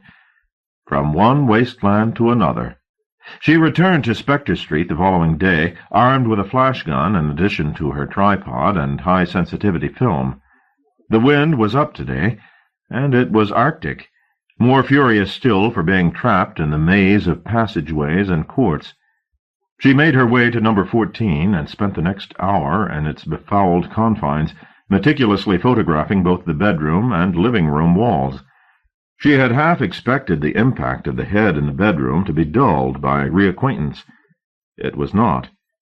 Though she struggled to capture its scale and detail as best she could, she knew the photographs would be, at best, a dim echo of its perpetual howl. Much of its power lay in its context, of course. That such an image might be stumbled upon in surroundings so drab, so conspicuously lacking in mystery, was akin to finding an icon on a rubbish heap, a gleaming symbol of transcendence, from a world of toil and decay into some darker but more tremendous realm. She was painfully aware that the intensity of her response probably defied her articulation. Her vocabulary was analytic, replete with buzzwords and academic terminology, but woefully impoverished when it came to evocation. The photographs, pale as they would be, would, she hoped, at least hint at the potency of this picture, even if they couldn't conjure up the way it froze the bowels. When she emerged from the maisonette, the wind was as uncharitable as ever. But the boy waiting outside, the same child as had attended upon her yesterday, was dressed as if for spring weather. He grimaced in his effort to keep the shudders at bay. "Hello," Helen said. "I waited," the child announced. "Waited? Anne-Marie said you'd come back." "I wasn't planning to come until later in the week," Helen said. "You might have waited a long time." The boy's grimace relaxed a notch. "It's all right," he said. "I've got nothing to do." "What about school?" "Don't like it," the boy replied, as if not obliged to be educated if it wasn't to his taste. "I see," said Helen, and began to walk down the side of the quadrangle. The boy followed. On the patch of grass at the center of the quadrangle, several chairs and 2 or 3 dead saplings had been piled. "What's this?" she said, half to herself. "Bonfire night," the boy informed her. "Next week." "Of course." "You going to see Anne-Marie?" he asked. "Yes." "She's not in." "Oh, are you sure?" "Yeah." "Well, perhaps you can help me." She stopped and turned to face the child. Smooth sacks of fatigue hung beneath his eyes. "I heard about an old man who was murdered near here," she said to him, "in the summer. Do you know anything about that?" "No." "Nothing at all? You don't remember anybody getting killed?" "No," the boy said again, with impressive finality. "I don't remember." "Well, thank you anyway." This time, when she retraced her steps back to the car, the boy didn't follow. But as she turned the corner out of the quadrangle, she glanced back to see him standing on the spot where she'd left him, staring after her, as if she were a madwoman. By the time she had reached the car and packed the photographic equipment into the trunk, there were specks of rain in the wind, and she was sorely tempted to forget she'd ever heard Anne-Marie's story, and make her way home, where the coffee would be warm, even if the welcome wasn't. But she needed an answer to the question Trevor had put the previous night. "Do you believe it?" he'd asked, when she'd told him the story. She hadn't known how to answer then, and she still didn't. Perhaps, why did she sense this? The terminology of verifiable truth was redundant here. Perhaps the final answer to his question was not an answer at all, only another question. If so, so. She had to find out. Ruskin Court was as forlorn as its fellows, if not more so. It didn't even boast a bonfire. On the 3rd-floor balcony, a woman was taking washing in before the rain broke. On the grass in the center of the quadrangle, 2 dogs were absent-mindedly rutting, the fuckee staring up at the blank sky. As she walked along the empty pavement, she set her face determinedly. A purposeful look, Bernadette had once said, deterred attack. When she caught sight of 2 women talking at the far end of the court, she crossed over to them hurriedly, grateful for their presence. "Excuse me." The women, both middle-aged, ceased their animated exchange and looked her over. "I wonder if you can help me." She could feel their appraisal and their distrust. They went undisguised. One of the pair, her face florid, said plainly, "What do you want?" Helen suddenly felt bereft of the least power to charm. What was she to say to these 2 that wouldn't make her motives appear ghoulish? "I was told," she began, and then stumbled, aware that she would get no assistance from either woman. "I was told there'd been a murder near here. Is that right?" The florid woman raised eyebrows so plucked they were barely visible. "Murder?" she said. "Are you from the press?" the other woman inquired. The years had soured her features beyond sweetening. Her small mouth was deeply lined. Her hair, which had been dyed brunette, showed a half-inch of gray at the roots. "No, I'm not from the press," Helen said. "I'm a friend of Anne-Marie's in Butt's Court." This claim of friend stretched the truth, but it seemed to mellow the women somewhat. "Visiting, are you?" the florid woman asked. "In a manner of speaking. You missed the warm spell? Anne-Marie was telling me about somebody who'd been murdered here during the summer. I was curious about it. Is that right? Do you know anything about it? Lots of things go on around here, said the second woman. You don't know the half of it. So it's true, Helen said. They had to close the toilets, the first woman put in. That's right, they did, the other said. The toilets? Helen said. What had this to do with the old man's death? It was terrible, the first said. Was it your Frank, Josie, who told you about it? No, not Frank, Josie replied. Frank was still at sea. It was Mrs. Tyzack. The witness established, Josie relinquished the story to her companion and turned her gaze back upon Helen. The suspicion had not yet died from her eyes. This was only the month before last, Josie said. Just about the end of August. It was August, wasn't it? She looked to the other woman for verification. You've got the head for dates, Maureen. Maureen looked uncomfortable. I forget, she said, clearly unwilling to offer testimony. I'd like to know, Helen said. Josie, despite her companion's reluctance, was eager to oblige. There's some lavatories, she said, outside the shops. You know, public lavatories. I'm not quite sure how it all happened exactly, but there used to be a boy— well, he wasn't a boy, really. I mean, he was a man of 20 or more, but he was— She fished for the words. Mentally subnormal, I suppose you'd say. His mother used to have to take him around like he was a 4-year-old. Anyhow, she let him go into the lavatories while she went to that little supermarket. What's it called? She turned to Maureen for prompting, but the other woman just looked back, her disapproval plain. Josie was ungovernable, however. Broad daylight this was, she said to Helen. Middle of the day. Anyhow, the boy went to the toilet, and the mother was in the shop. And after a while, you know how you do, she's busy shopping, she forgets about him, and then she thinks he's been gone a long time. At this juncture, Maureen couldn't prevent herself from butting in. The accuracy of the story apparently took precedence over her wariness. She got into an argument, she corrected Josie, with the manager, about some bad bacon she'd had from him. That was why she was such a time. I see, said Helen. Anyway, said Josie, picking up the tale, she finished her shopping, and when she came out, he still wasn't there.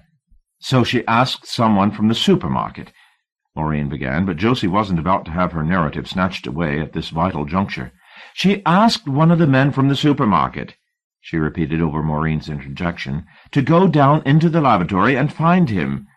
It was terrible, said Maureen, clearly picturing the atrocity in her mind's eye. He was lying on the floor, in a pool of blood. Murdered? Josie shook her head. He'd have been better off dead. He'd been attacked with a razor. She let this piece of information sink in before delivering the coup de grace. And they'd cut off his private parts. Just cut them off and flushed them down a toilet. No reason on earth to do it. Oh, my God. Better off dead, Josie repeated. I mean, they can't mend something like that, can they? The appalling tale was rendered worse still by the sang-froid of the teller and by the casual repetition of better off dead. The boy, Helen said, was he able to describe his attackers?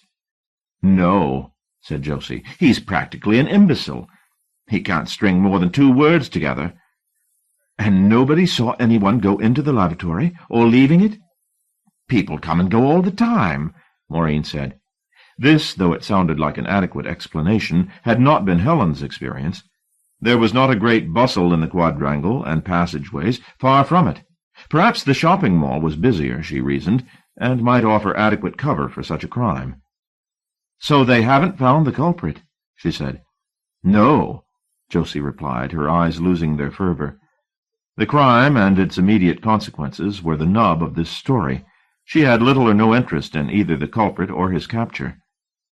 We're not safe in our own bed, Maureen observed. You ask anyone. Anne-Marie said the same, Helen replied.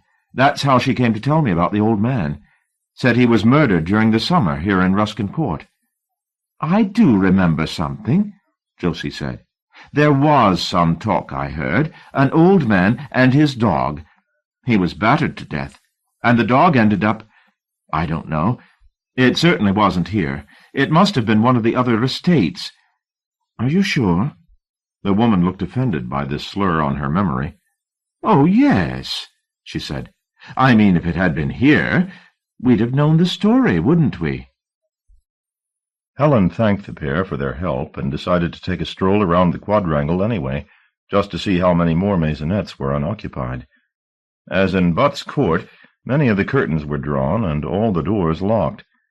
But then, if Spectre Street was under siege from a maniac capable of the murder and mutilation such as she'd heard described, she was not surprised that the residents took to their homes and stayed there. There was nothing much to see around the court.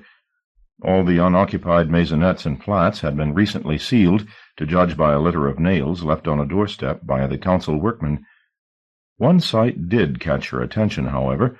Scrawled on the paving stones she was walking over, and all but erased by rain and the passage of feet, the same phrase she'd seen in the bedroom of number 14, "Sweets to the sweet." The words were so benign. Why did she seem to sense menace in them? Was it in their excess, perhaps? In the sheer overabundance of sugar upon sugar, honey upon honey? She walked on, though the rain persisted, away from the quadrangles and into a concrete no-man's land through which she had not previously passed. This was, or had been, the site of the estate's amenities. Here was the children's playground, its metal-framed rides overturned, its sandpit fouled by dogs, its paddling pool empty. And here, too, were the shops. Several had been boarded up. Those that hadn't were dingy and unattractive, their windows protected by heavy wire mesh. She walked along the row and rounded a corner, and there in front of her was a squat brick building. The public lavatory, she guessed, though the signs designating it as such had gone. The iron gates were closed and padlocked. Standing in front of the charmless building, the wind gusting around her legs, she couldn't help but think of what had happened here, of the man-child bleeding on the floor, helpless to cry out. It made her queasy even to contemplate it. She turned her thoughts instead to the felon. What would he look like, she wondered, a man capable of such a depravity? She tried to make an image of him, but no details she could conjure up carried sufficient force. But then monsters were seldom very terrible once hauled into the plain light of day. As long as this man was known only by his deeds, he held untold power over the imagination. But the human truth beneath the terrors would, she knew, be bitterly disappointing. No monster he, just a whey-faced apology for a man more needful of pity than awe. The next gust of wind brought the rain on more heavily. It was time, she decided, to be done with adventures for the day.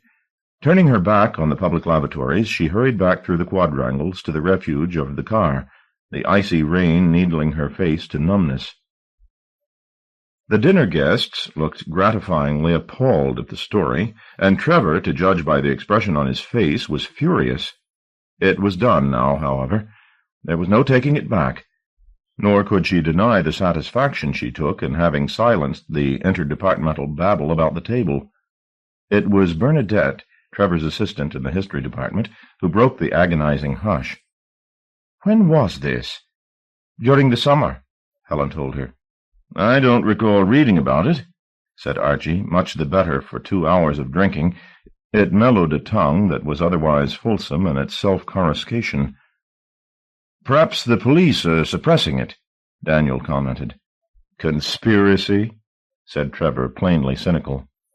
"It's happening all the time," Daniel shot back. "Why should they suppress something like this?" Helen said. "It doesn't make sense." "Since when has police procedure made sense?" Daniel replied. Bernadette cut in before Helen could answer. "We don't even bother to read about these things any longer," she said.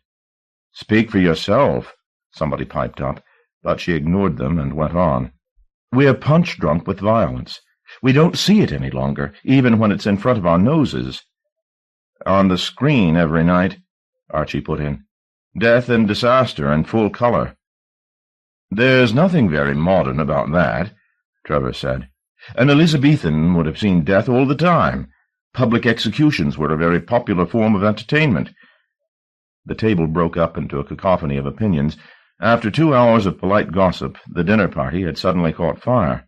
Listening to the debate rage, Helen was sorry she hadn't had time to have the photographs processed and printed.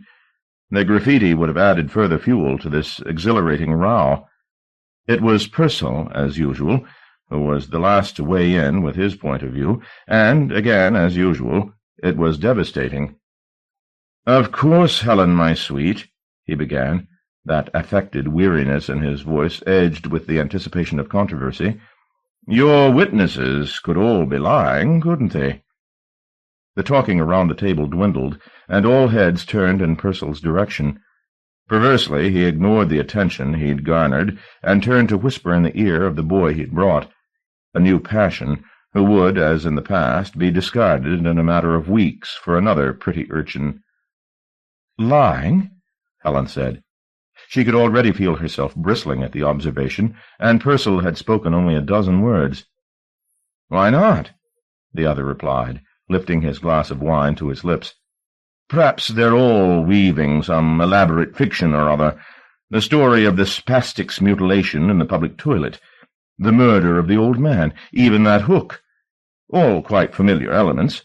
You must be aware that there's something traditional about these atrocity stories. One used to exchange them all the time. There was a certain frisson in them, something competitive, maybe, and attempting to find a new detail to add to the collective fiction, a fresh twist that would render the tale that little bit more appalling when you passed it on." "It may be familiar to you," Helen said defensively. Purcell was always so poised, it irritated her. Even if there were validity in his argument, which she doubted, she was damned if she'd conceded. "I've never heard this kind of story before." "Haven't you?" said Purcell, as though she were admitting to illiteracy. "What about the lovers and the escaped lunatic? Have you heard that one?" "I've heard that," Daniel said. "The lover is disemboweled, usually by a hook-handed man, and the body left on the top of the car while the fiancée cowers inside. It's a cautionary tale, warning of the evils of rampant heterosexuality." The joke won a round of laughter from everyone but Helen. "These stories are very common." "So you're saying that they're telling me lies?" she protested. "Not lies, exactly." "You said lies." "I was being provocative," Purcell returned, his placatory tone more enraging than ever. "I don't mean to imply there's any serious mischief in it, but you must concede that so far you haven't met a single witness. All these events have happened at some unspecified date to some unspecified person. They are reported at several removes. They occurred, at best, to the brothers of friends of distant relations. Please consider the possibility that perhaps these events do not exist in the real world at all, but are merely titillation for bored housewives." Helen didn't make an argument in return, for the simple reason that she lacked one. Purcell's point about the conspicuous absence of witnesses was perfectly sound. She herself had wondered about it. It was strange, too, the way the women in Ruskin Court had speedily consigned the old man's murder to another estate, as though these atrocities always occurred just out of sight, around the next corner, down the next passageway, but never here. "So why?" said Bernadette. "Why what?" Archie puzzled. "The stories. Why tell these horrible stories if they're not true?" "Yes," said Helen, throwing the controversy back into Purcell's ample lap. "Why?" Purcell preened himself, aware that his entry into the debate had changed the basic assumption at a stroke. "I don't know," he said, happy to be done with the game, now that he'd shown his arm. "You really mustn't take me too seriously, Helen. I try not to." The boy at Purcell's side tittered. "Maybe it's simply taboo material," Archie said. "Suppressed," Daniel prompted. "Not the way you mean it," Archie retorted. "The whole world isn't politics, Daniel." Such naivete. "What's so taboo about death?" Trevor said. "Bernadette already pointed out, it's in front of us all the time. Television, newspapers." "Maybe that's not close enough," Bernadette suggested. "Does anyone mind if I smoke?" Purcell broke in. "Dessert seems to have been indefinitely postponed." Helen ignored the remark and asked Bernadette what she meant by not close enough. Bernadette shrugged. "I don't know precisely," she confessed. "Maybe just that death has to be near. We have to know it's just around the corner. The television's not intimate enough." Helen frowned. The observation made some sense to her, but in the clutter of the moment she couldn't root out its significance. "Do you think they're stories, too?" she asked. "Andrew has a point," Bernadette replied. "Most kind," said Purcell. "Has somebody got a match? The boys pawned my lighter." "About the absence of witnesses?" "All that proves is that I haven't met anybody who's actually seen anything," Helen encountered. "Not that witnesses don't exist." "All right," said Purcell. "Find me one. If you can prove to me that your atrocity-monger actually lives and breathes, I'll stand everyone dinner at Apollinaire's. How's that? Am I generous to a fault, or do I just know when I can't lose?" He laughed, knocking on the table with his knuckles by way of applause. "Sounds good to me," said Trevor. "What do you say, Helen?" She didn't go back to Spectre Street until the following Monday, but all weekend she was there in thought, standing outside the locked toilet, with the wind bringing rain, or in the bedroom, the portrait looming. Thoughts of the estate claimed all her concern. When, late on Saturday afternoon, Trevor found some petty reason for an argument, she let the insults pass, watching him perform the familiar ritual of self-martyrdom without being touched by it in the least. Her indifference only enraged him further. He stormed out in high dudgeon to visit whichever of his women was in favor this month. She was glad to see the back of him. When he failed to return that night, she didn't even think of weeping about it. He was foolish and vacuous. She despaired of ever seeing a haunted look in his dull eyes, and what worth was a man who could not be haunted? He did not return Sunday night either, and it crossed her mind the following morning, as she parked the car in the heart of the estate, that nobody even knew she had come, and that she might lose herself for days here, and nobody would be any the wiser. Like the old man Anne-Marie had told her about, lying forgotten in his favorite armchair, with his eyes hooked out, while the flies feasted and the butter went rancid on the table. It was almost bonfire night, and over the weekend the small heap of combustibles in Butt's Court had grown to a substantial size. The construction looked unsound, but that didn't prevent a number of boys from clambering over and into it. Much of its bulk was made up of furniture, filched no doubt from boarded-up properties. She doubted if it could burn for any time. If it did, it would be chokingly smoky. 4 times on her way across to Anne-Marie's house she was waylaid by children begging for money to buy fireworks. "Penny for the guy?" they'd say, though none had a guy to display. She had emptied her pockets of change by the time she reached the front door. Anne-Marie was in today, though there was no welcoming smile. She simply stared at her visitor as if mesmerized. "I hope you don't mind me calling." Anne-Marie made no reply. "I just wanted a word." "I'm busy," the woman finally announced. There was no invitation inside, no offer of tea. "Oh, well, it won't take more than a moment." The back door was open, and a draught blew through the house. Papers were flying about in the backyard. Helen could see them lifting into the air like vast white moths. "What do you want?" Anne-Marie asked. "Just to ask you about the old man." The woman frowned minutely. She looked as if she might be sick. Helen thought her face had the color and texture of stale dough. Her hair was lank and greasy. "What old man?" "Last time I was here, you told me about an old man who'd been murdered. Do you remember?" "No." "You said he lived in the next court." "I don't remember," Anne-Marie said. "But you distinctly told me." Something fell to the floor in the kitchen and smashed. Anne-Marie flinched, but did not move from the doorstep, her arm barring Helen's way into the house. The hallway was littered with the child's toys, gnawed and battered. "Are you all right?" Anne-Marie nodded. "I've got work to do," she said. "And you don't remember telling me about the old man?"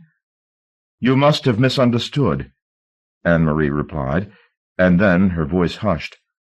"You shouldn't have come. Everybody knows." "Knows what?" The girl had begun to tremble. "You don't understand, do you? You think people aren't watching?"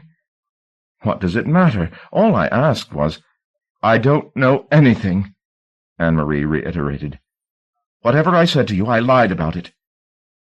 "Well, thank you anyway," Helen said, too perplexed by the confusion of signals from Anne-Marie to press the point any further.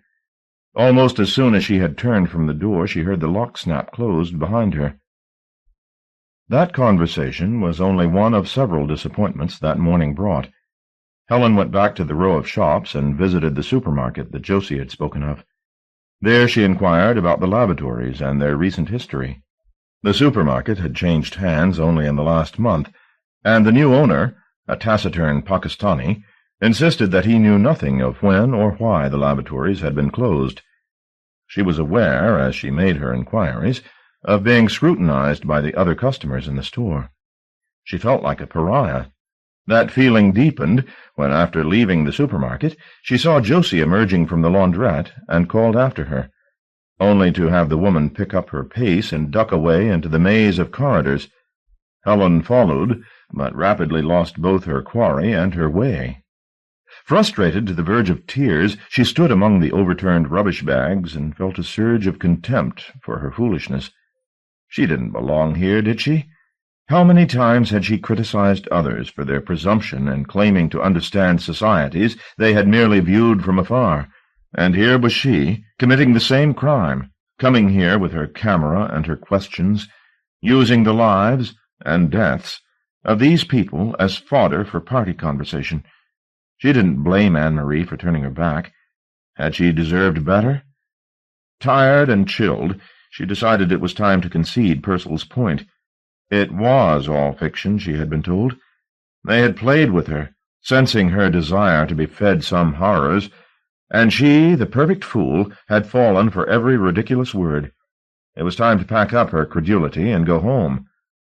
One call demanded to be made before she returned to the car, however.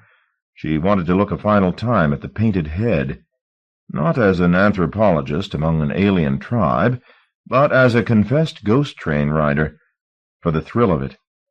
Arriving at number 14, however, she faced the last and most crushing disappointment. The maisonette had been sealed up by conscientious council workmen. The door was locked, the front window boarded over. She was determined not to be so easily defeated, however. She made her way around the back of Butt's Court and located the yard of number 14 by simple mathematics. The gate was wedged closed from the inside, but she pushed hard against it, and with the effort it opened. A heap of rubbish, rotted carpets, a box of rain-sodden magazines, a denuded Christmas tree, had blocked it. She crossed the yard to the boarded-up windows and peered through the slats of wood. It wasn't bright outside, but it was darker still within. It was difficult to catch more than the vaguest hint of the painting on the bedroom wall. She pressed her face close to the wood, eager for a final glimpse.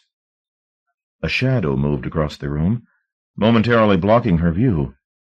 She stepped back from the window, startled, not certain of what she'd seen. Perhaps merely her own shadow, cast through the window. But then she hadn't moved. It had. She approached the window again, more cautiously. The air vibrated. She could hear a muted whine from somewhere, though she couldn't be certain whether it came from inside or out.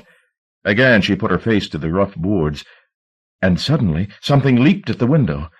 This time she let out a cry. There was a scrabbling sound from within as nails raked the wood. A dog, and a big one to have jumped so high. Stupid, she told herself aloud. A sudden sweat bathed her. The scrabbling had stopped almost as soon as it had started, but she couldn't bring herself to go back to the window. Clearly the workman who had sealed up the maisonette had failed to check it properly and incarcerated the animal by mistake. It was ravenous, to judge by the slavering she'd heard. She was grateful she hadn't attempted to break in. The dog, hungry, maybe half-mad in the stinking darkness, could have taken out her throat. She stared at the boarded-up window. The slits between the boards were barely a half-inch wide, but she sensed that the animal was up on its hind legs on the other side, watching her through the gap. She could hear its panting now that her own breath was regularizing. She could hear its claws raking the sill. "Bloody thing," she said. "Damn well stay in there." She backed off toward the gate. Hosts of woodlice and spiders, disturbed from their nests by the moving of the carpets behind the gate, were scurrying underfoot, looking for a fresh darkness to call home. She closed the gate behind her and was making her way around the front of the block when she heard the sirens, two ugly spirals of sound that made the hair on the back of her neck tingle. They were approaching. She picked up her speed and came around into Butt's Court in time to see several policemen crossing the grass behind the bonfire and an ambulance mounting the pavement and driving around to the other side of the quadrangle. People had emerged from their flats and were standing on their balconies, staring down. Others were walking around the court, nakedly curious, to join a gathering congregation. Helen's stomach seemed to drop to her bowels when she realized where the hub of interest lay, at Anne-Marie's doorstep. The police were clearing a path through the throng for the ambulance man. A second police car had followed the route of the ambulance onto the pavement. Two plainclothes officers were getting out. She walked to the periphery of the crowd. What little talk there was among the onlookers was conducted in low voices. One or two of the older women were crying. Though she peered over the heads of the spectators, she could see nothing. Turning to a bearded man whose child was perched on his shoulders, she asked what was going on. He didn't know. Somebody dead, he'd heard, but he wasn't certain. "Anne-Marie?" she asked. A woman in front of her turned and said, "You know her," almost awed, as if speaking of a loved one. "A little," Helen replied hesitantly. "Can you tell me what's happened?" The woman involuntarily put her hand to her mouth, as if to stop the words before they came, but here they were nevertheless. "The child," she said. "Carrie? Somebody got into the house around the back, slit his throat." Helen felt the sweat come again. In her mind's eye, the newspapers rose and fell in Anne-Marie's yard. "No," she said, "just like that." She looked at the tragedienne, who was trying to tell her this obscenity, and said, "No," again. It defied belief, yet her denials could not silence the horrid comprehension she felt. She turned her back on the woman and jostled her way out of the crowd. There would be nothing to see, she knew, and even if there had been, she had no desire to look. These people, still emerging from their homes as the story spread, were exhibiting an appetite she was disgusted by. She was not one of them, would never be one of them. She wanted to slap every eager face into sense, wanted to say, "It's pain and grief you're going to spy on. Why? Why?" But she had no courage left. Revulsion had drained her of all but the energy to wander away, leaving the crowd to its sport. Trevor had come home.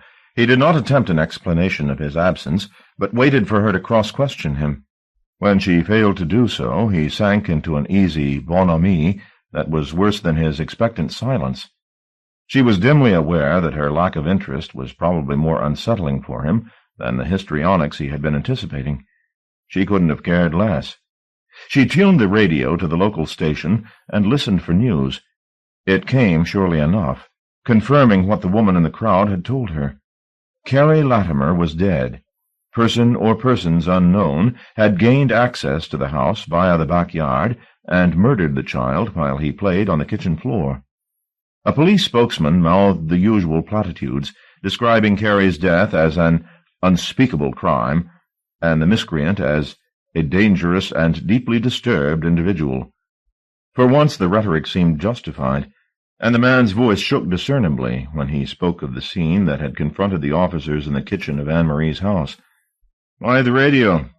Trevor casually inquired, when Helen had listened for news through 3 consecutive bulletins. She saw no point in withholding her experience at Spectre Street from him. He would find out sooner or later. Coolly she gave him a bald outline of what had happened at Butt's Court. "This Anne-Marie is the woman you first met when you went to the estate. Am I right?" She nodded, hoping he wouldn't ask her too many questions. Tears were close, and she had no intention of breaking down in front of him. "So you were right," he said. "Right? "About the place having a maniac." No," she said. "No." "But the kid—" She got up and stood at the window, looking down 2 stories into the darkened street below. Why did she feel the need to reject the conspiracy theory so urgently? Why was she now praying that Purcell had been right, and that all she'd been told had been lies? She went back to the way Anne-Marie had been when she'd visited her that morning.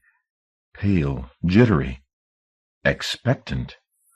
She had been like a woman anticipating some arrival, hadn't she? Eager to shoo unwanted visitors away so that she could turn back to the business of waiting. But waiting for what? Or whom? Was it possible that Anne-Marie actually knew the murderer? Had perhaps invited him into the house?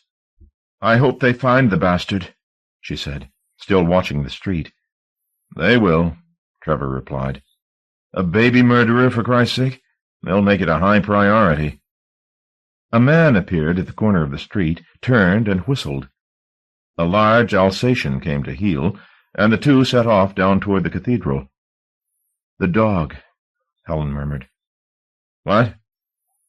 She had forgotten the dog and all that had followed. Now the shock she'd felt as it had leaped at the window shook her again. "What dog?" Trevor pressed her. "I went back to the flat today, where I took the pictures of the graffiti. There was a dog in there, locked in." "So?" "It'll starve. Nobody knows it's there." "How do you know it wasn't locked in to kennel it?" "It was making such a noise," she said. "Dogs bark," Trevor replied. "That's all they're good for." "No," she said very quietly, remembering the noises through the boarded window. "It didn't bark." "Forget the dog," Trevor said, "and the child. There's nothing you can do about it. You were just passing through." His words only echoed her own thoughts of earlier in the day, but somehow, for reasons that she could find no words to convey, that conviction had decayed in the last hours. She was not just passing through. Nobody ever just passed through. Experience always left its mark. Sometimes it merely scratched. On occasion it took off limbs. She did not know the extent of her present wounding, but she knew it was more profound than she yet understood, and it made her afraid. "We're out of booze," she said, emptying the last dribble of whiskey into her tumbler. Trevor seemed pleased to have a reason to be accommodating. "I'll go out, shall I?" he said. "Got a bottle or 2? "Sure," she replied, "if you like." He was gone only half an hour. She would have liked him to be longer. She didn't want to talk, only to sit and think through the unease in her belly. Though Trevor had dismissed her concern for the dog, and perhaps justifiably so, she couldn't help but go back to the locked maisonette in her mind's eye, to picture again the raging face on the bedroom wall, and hear the animal's muffled growl as it pawed the boards over the window. Whatever Trevor had said, she didn't believe the place was being used as a makeshift kennel. No, the dog was imprisoned in there, no doubt of it, running round and round, driven in its desperation to eat its own feces, growing more insane with every hour that passed. She became afraid that somebody, kids maybe, looking for more tinder for their bonfire, would break into the place, ignorant of what it contained. It wasn't that she feared for the intruder's safety, but that the dog, once liberated, would come for her. It would know where she was, so her drunken head construed, and come sniffing her out. Trevor returned with the whiskey, and they drank together until the early hours, when her stomach revolted. She took refuge in the toilet, Trevor outside asking her if she needed anything, her telling him weakly to leave her alone. When, an hour later, she emerged, he had gone to bed. She did not join him, but lay down on the sofa and dozed through until dawn. The murder was news. The next morning it made all the tabloids as a front-page splash, and found prominent positions in the heavyweights, too. There were photographs of the stricken mother being led from the house, and others, blurred but potent, taken over the backyard wall and through the open kitchen door. Was that blood on the floor, or shadow? Helen did not bother to read the articles. Her aching head rebelled at the thought. But Trevor, who had brought the newspapers in, was eager to talk. She couldn't work out if this was further peacemaking on his part, or a genuine interest in the issue. "The woman's in custody," he said, poring over the Daily Telegraph. It was a paper he was politically averse to, but its coverage of violent crime was notoriously detailed. The observation demanded Helen's attention, unwilling or not. "Custody?" she said. "Anne-Marie?" "Yes." "Let me see." He relinquished the paper, and she glanced over the page. "Third column," Trevor prompted. She found the place, and there it was in black and white.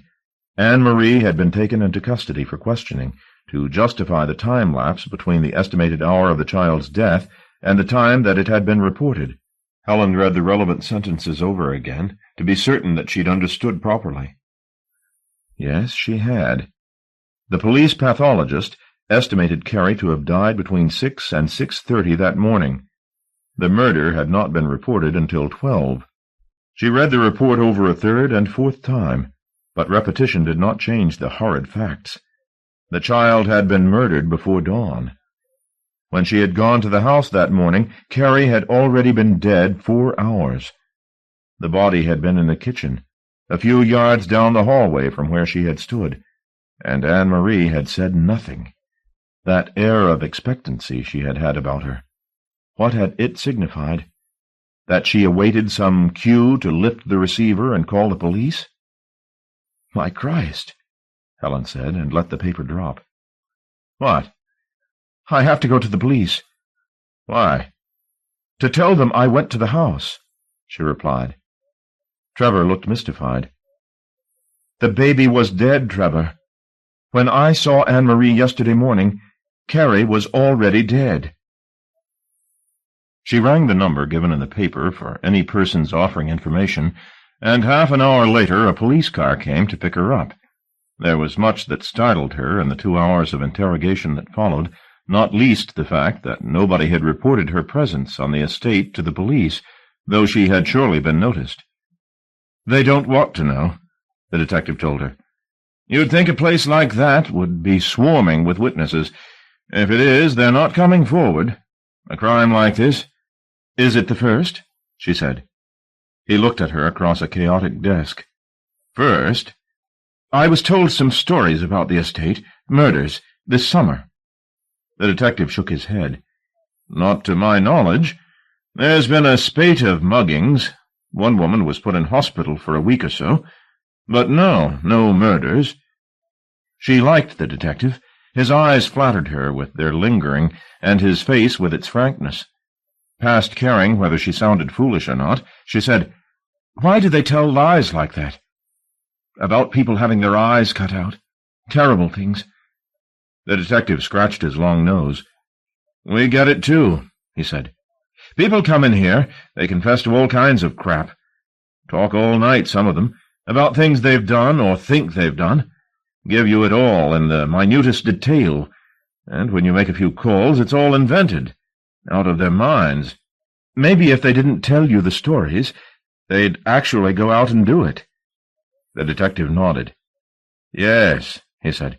"God help us. You might be right at that." And the stories she'd been told, were they confessions of uncommitted crimes? Accounts of the worst imaginable, imagined to keep fiction from becoming fact? The thought chased its own tail. These terrible stories still needed a first cause, a wellspring from which they leaped. As she walked home through the busy streets, she wondered how many of her fellow citizens knew such stories. Were these inventions common currency, as Purcell had claimed? Was there a place, however small, reserved in every heart for the monstrous? "Purcell rang," Trevor told her when she got home, "to invite us out to dinner." The invitation wasn't welcome, and she made a face. "Apollinaires, remember?" he reminded her. "He said he'd take us all to dinner if you proved him wrong." The thought of getting a dinner out of the death of Anne-Marie's infant was grotesque, and she said so. "He'll be offended if you turn him down." "I don't give a damn. I don't want dinner with Purcell." "Please," he said softly. He can get difficult, and I want to keep him smiling just at the moment." She glanced across at him. The look he'd put on made him resemble a drenched spaniel. "Manipulative bastard," she thought, but said, "All right, I'll go. But don't expect any dancing on the tables." "We'll leave that to Archie," he said. "I told Purcell we were free tomorrow night. Is that all right with you?" "Whenever." "He's booking a table for 8 o'clock. The evening papers had relegated the tragedy of baby Carrie to a few column inches on an inside page. In lieu of much fresh news, they simply described the house-to-house inquiries that were now going on at Spectre Street. Some of the later editions mentioned that Anne-Marie had been released from custody after an extended period of questioning, and was now residing with friends. They also mentioned, in passing, that the funeral was to be the following day. Helen had not entertained any thoughts of going back to Spectre Street for the funeral when she went to bed that night, but sleep seemed to change her mind, and she woke with the decision made for her. Death had brought the estate to life. Walking through to Ruskin Court from the street, she had never seen such numbers out and about. Many were already lining the curb to watch the funeral cortege pass, and looked to have claimed their niche early, despite the wind and the ever-present threat of rain. Some were wearing items of black clothing, a coat, a scarf, but the overall impression, despite the lowered voices and the studied frowns, was one of celebration. Children running around, untouched by reverence, occasional laughter escaping from between gossiping adults. Helen could feel an air of anticipation that made her spirits, despite the occasion, almost buoyant. Nor was it simply the presence of so many people that reassured her. She was, she conceded to herself, happy to be back here in Spectre Street. The quadrangles with their stunted saplings and their grey grass were more real to her than the carpeted corridors she was used to walking. The anonymous faces on the balconies and streets meant more than her colleagues at the university. In a word, she felt home. Finally the cars appeared, moving at a snail's pace through the narrow streets. As the hearse came into view, its tiny white casket decked with flowers, a number of women in the crowd gave quiet voice to their grief. One onlooker fainted. A knot of anxious people gathered around her. Even the children were stilled now. Helen watched, dry-eyed. Tears did not come very easily to her, especially in company. As the second car, containing Anne-Marie and 2 other women, drew level with her, Helen saw that the bereaved mother was also eschewing any public display of grief. She seemed, indeed, to be almost elevated by the proceedings. Sitting upright in the back of the car, her pallid features the source of much admiration. It was a sour thought, but Helen felt as though she was seeing Anne-Marie's finest hour, the one day in an otherwise anonymous life in which she was the center of attention. Slowly the cortege passed by and disappeared from view. The crowd around Helen was already dispersing. She detached herself from the few mourners who still lingered at the curb, and wandered through from the street into Butt's Court. It was her intention to go back to the locked maisonette, to see if the dog was still there. If it was, she would put her mind at rest by finding one of the estate caretakers and informing him of the fact. The quadrangle was, unlike the other courts, practically empty. Perhaps the residents, being neighbors of Anne-Marie's, had gone on to the crematorium for the service. Whatever the reason, the place was eerily deserted. Only children remained, playing around the pyramid bonfire, their voices echoing across the empty expanse of the square. She reached the maisonette and was surprised to find the door open again, as it had been the first time she had come here. The sight of the interior made her light-headed. How often in the past several days had she imagined standing here, gazing into that darkness? There was no sound from inside. The dog had surely run off. Either that or died. There could be no harm, could there, in stepping into the place one final time, just to look at the face on the wall, and its attendant slogan? Sweets to the sweet. She had never looked up the origins of that phrase. No matter, she thought. Whatever it had stood for once, it was transformed here, as everything was, herself included. She stood in the front room for a few moments, to allow herself time to savor the confrontation ahead. Far away behind her, the children were screeching like mad birds. She stepped over a clutter of furniture and toward the short corridor that joined living room to bedroom, still delaying the moment. Her heart was quick in her. A smile played on her lips. And there, at last, the portrait loomed, compelling as ever. She stepped back in the murky room to admire it more fully, and her heel caught on the mattress that still lay in the corner. She glanced down. The squalid bedding had been turned over to present its untorn face. Some blankets and a rag-wrapped pillow had been tossed over it. Something glistened among the folds of the uppermost blanket. She bent down to look more closely, and found there a handful of sweets, chocolates and caramels, wrapped in bright paper, and littered among them, neither so attractive nor so sweet, a dozen razor blades. There was blood on several. She stood up again and backed away from the mattress, and as she did so a buzzing sound reached her ears from the next room. She turned, and the light in the bedroom diminished, as a figure stepped into the gullet between her and the outside world. Silhouetted against the light, she could scarcely see the man in the doorway, but she smelled him. He smelled like cotton candy, and the buzzing was with him, or in him. "I just came to look," she said, "at the picture." The buzzing went on, the sound of a sleepy afternoon, far from here. The man in the doorway did not move.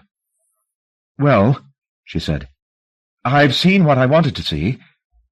She hoped against hope that her words would prompt him to stand aside and let her pass, but he didn't move, and she couldn't find the courage to challenge him by stepping toward the door. "I have to go," she said, knowing that despite her best efforts, fear seeped between every syllable. "I'm expected." That was not entirely untrue. Tonight they were all invited to Apollinaire's for dinner, but that wasn't until 8, which was 4 hours away. She would not be missed for a long while yet. "If you'll excuse me," she said. The buzzing had quieted a little, and in the hush the man in the doorway spoke. His unaccented voice was almost as sweet as his scent. "No need to leave yet," he breathed. "I'm due.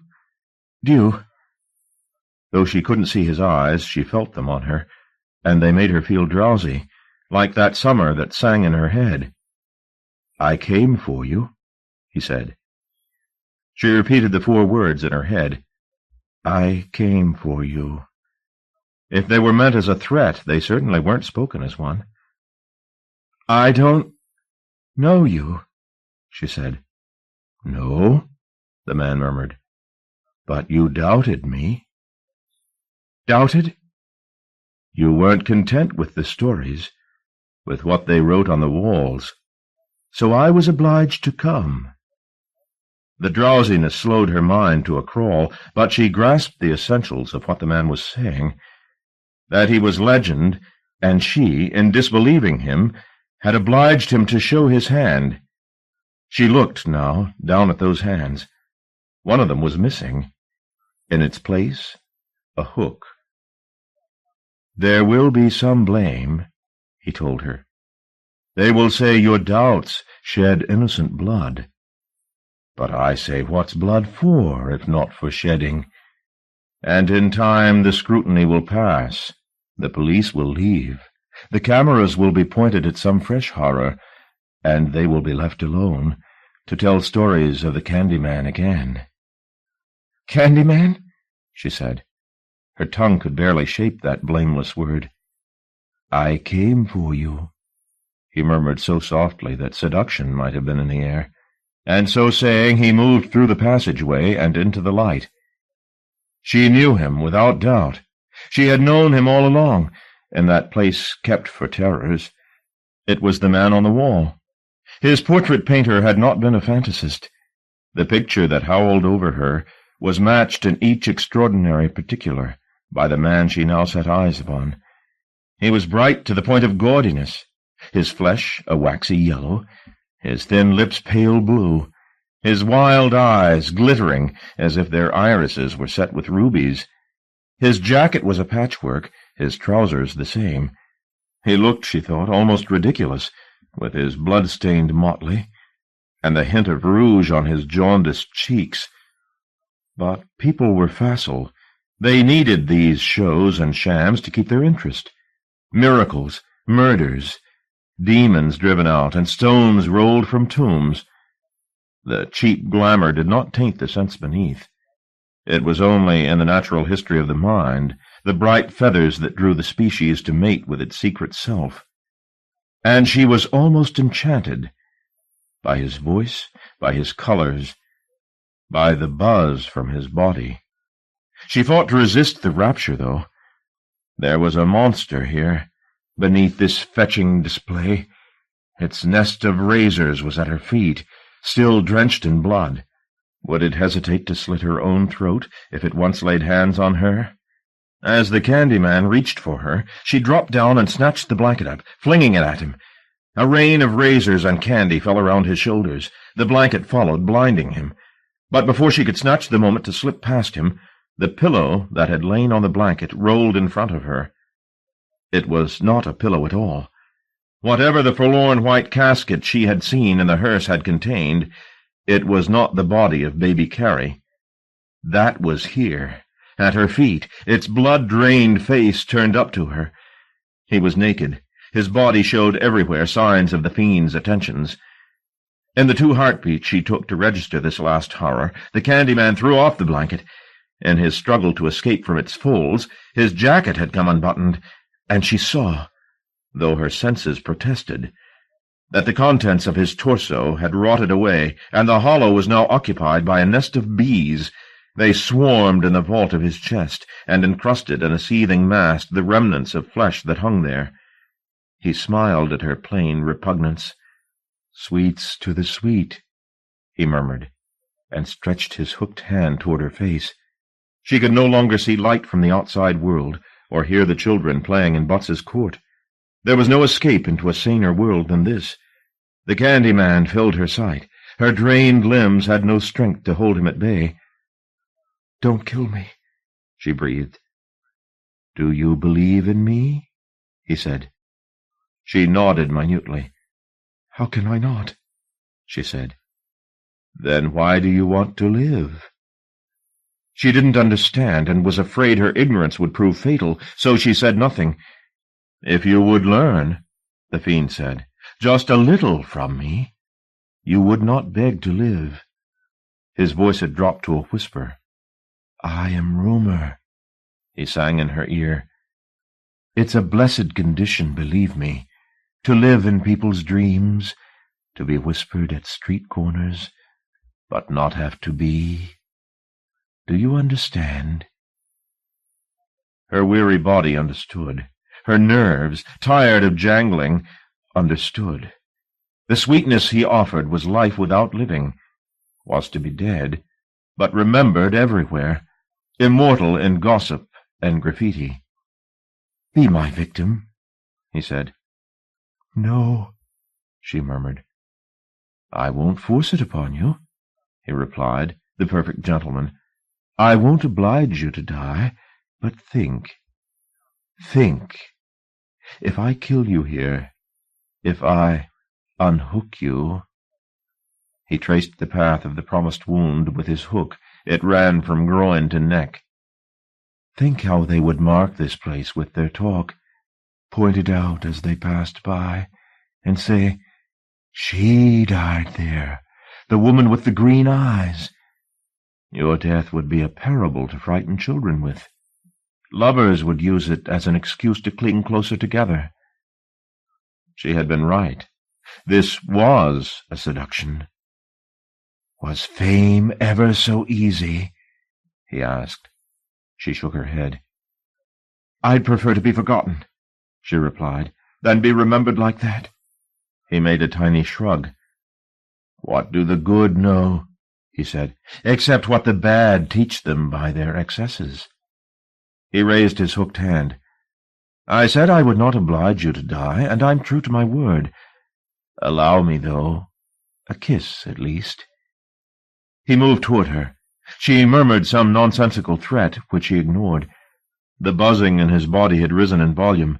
The thought of touching his body, of the proximity of the insects, was horrid. She forced her lead-heavy arms up to keep him at bay. His lurid face eclipsed the portrait on the wall. She couldn't bring herself to touch him, and instead stepped back. The sound of the bees rose. Some, in their excitement, had crawled up his throat and were flying from his mouth. They climbed about his lips, in his hair. She begged him over and over to leave her alone, but he would not be placated. At last she had nowhere left to retreat to. The wall was at her back. Steeling herself against the stings, she put her hands on his crawling chest and pushed. As she did so, his hand shot out and around the back of her neck, the hook nicking the flushed skin of her throat. She felt blood come, felt certain he would open her jugular in one terrible slash. But he had given his word, and he was true to it. Aroused by this sudden activity, the bees were everywhere. She felt them moving on her, searching for morsels of wax in her ears and sugar at her lips. She made no attempt to swat them away. The hook was at her neck. If she so much as moved, it would wound her. She was trapped, as in her childhood nightmares, with every chance of escape stymied. When sleep had brought her to such hopelessness, the demons on every side waiting to tear her limb from limb, one trick remained: to let go, to give up all ambition to life and leave her body to the dark. Now, as the Candyman's face pressed to hers, and the sound of bees blotted out even her own breath, she played that hidden hand, and as surely as in dreams, the room and the fiend were painted out and gone. She woke from brightness into dark. There were several panicked moments when she couldn't think of where she was, then several more when she remembered. But there was no pain about her body. She put her hand to her neck. It was, barring the nick of the hook, untouched. She was lying on the mattress, she realized. Had she been assaulted as she lay in a faint? Gingerly she investigated her body. She was not bleeding. Her clothes were not disturbed. The Candyman had, it seemed, simply claimed his kiss. She sat up. There was precious little light through the boarded window, and none from the front door. Perhaps it was closed, she reasoned. But no. Even now she heard somebody whispering on the threshold, a woman's voice. She didn't move. They were crazy, these people. They had known all along what her presence in Butts's court had summoned, and they had protected him. This honeyed psychopath, given him a bed and an offering of bonbons, hidden him away from prying eyes, and kept their silence when he brought blood to their doorsteps. Even Anne-Marie, dry-eyed in the hallway of her house, knowing that her child was dead a few yards away. The child! That was the evidence she needed. Somehow they had conspired to get the body from the casket. What had they substituted, a dead dog? And brought it here to the Candyman's tabernacle as a toy or a lover. She would take baby Carrie with her to the police and tell the whole story. Whatever they believed of it, and that would probably be very little, the fact of the child's body was incontestable. That way, at least some of the crazies would suffer for their conspiracy. Suffer for her suffering. The whispering at the door had stopped. Now somebody was moving toward the bedroom. Whoever it was hadn't brought a light. Helen made herself small, hoping she might escape detection. A figure appeared in the doorway. The gloom was too impenetrable for her to make out more than a slim figure, who bent down and picked up a bundle on the floor. A fall of blonde hair identified the newcomer as Anne-Marie. The bundle she was picking up was undoubtedly Carrie's corpse. Without looking in Helen's direction, the mother about-faced and made her way out of the bedroom. Helen listened as the footsteps receded across the living room. Swiftly she got to her feet and crossed the passageway. From there she could vaguely see Anne-Marie's outline in the doorway of the maisonette. No lights burned in the quadrangle beyond. The woman disappeared, and Helen followed as speedily as she could, eyes fixed on the door ahead. She stumbled once, and once again, but reached the door in time to see Anne-Marie's vague form in the night ahead. She stepped out of the maisonette and into the open air. It was chilly. There were no stars. All the lights on the balconies and corridors were out, nor did any burn in the flats, not even the glow of a television. Butts's court was deserted. She hesitated before going in pursuit of the girl.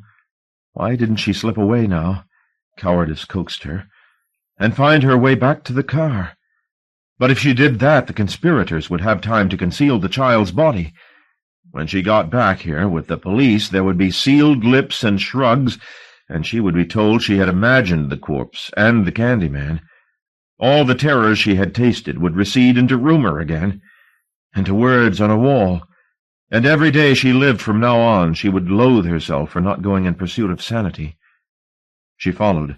Anne-Marie was not making her way around the quadrangle, but moving toward the center of the lawn and the middle of the court. To the bonfire. Yes, to the bonfire. It loomed in front of Helen now, blacker than the night sky. She could just make out Anne-Marie's figure, moving to the edge of the piled timbers and furniture, and ducking to climb into its heart. This was how they planned to remove the evidence. To bury the child was not certain enough, but to cremate it and pulverize the bones. Who would ever know? She stood a dozen yards from the pyramid and watched as Anne-Marie climbed out again and moved away, folding her figure into the darkness.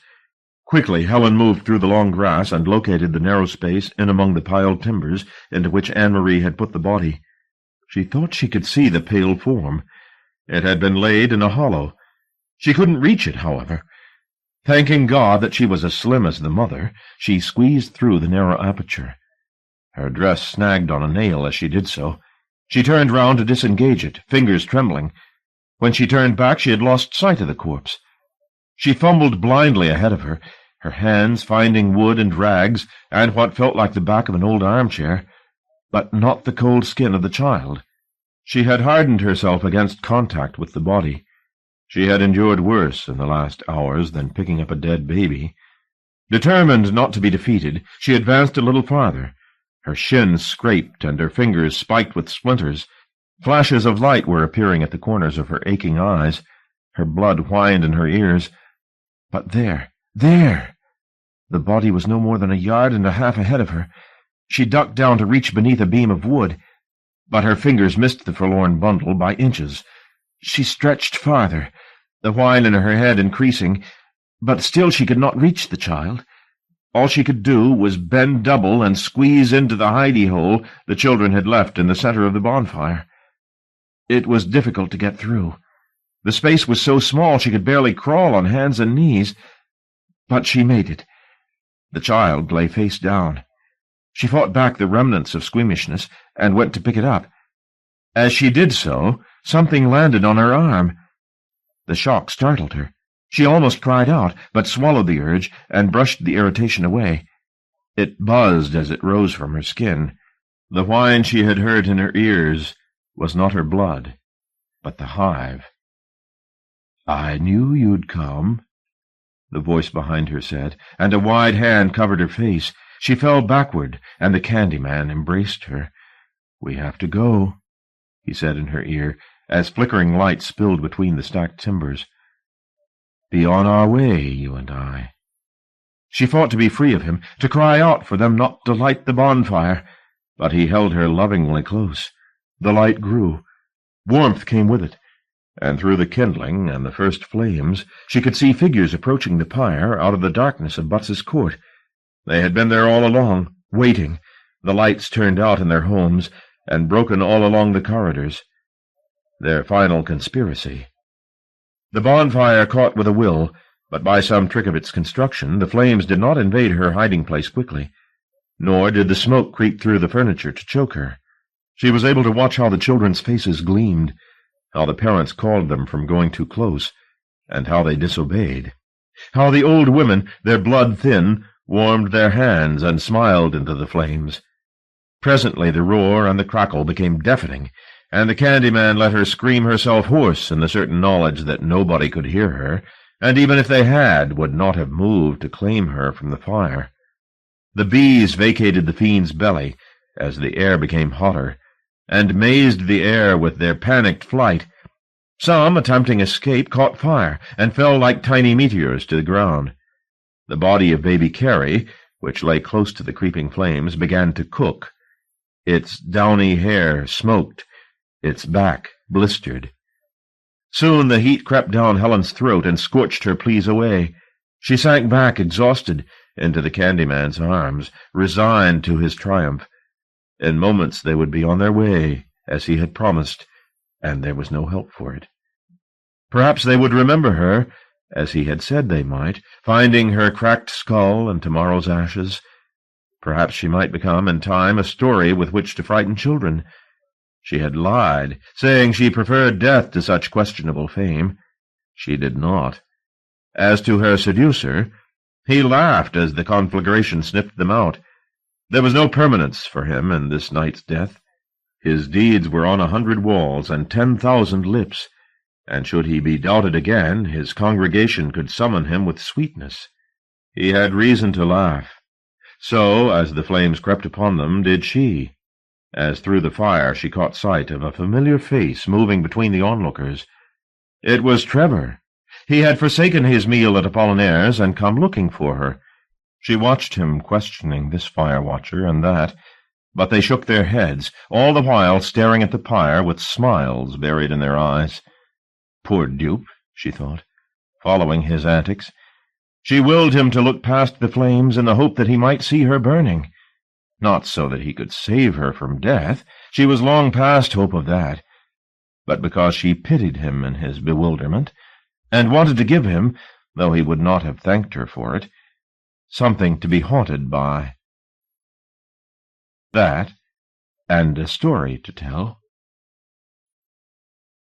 The Madonna. Jerry Cullihoun waited on the steps of the Leopold Road swimming pools for over 35 minutes before Garvey turned up.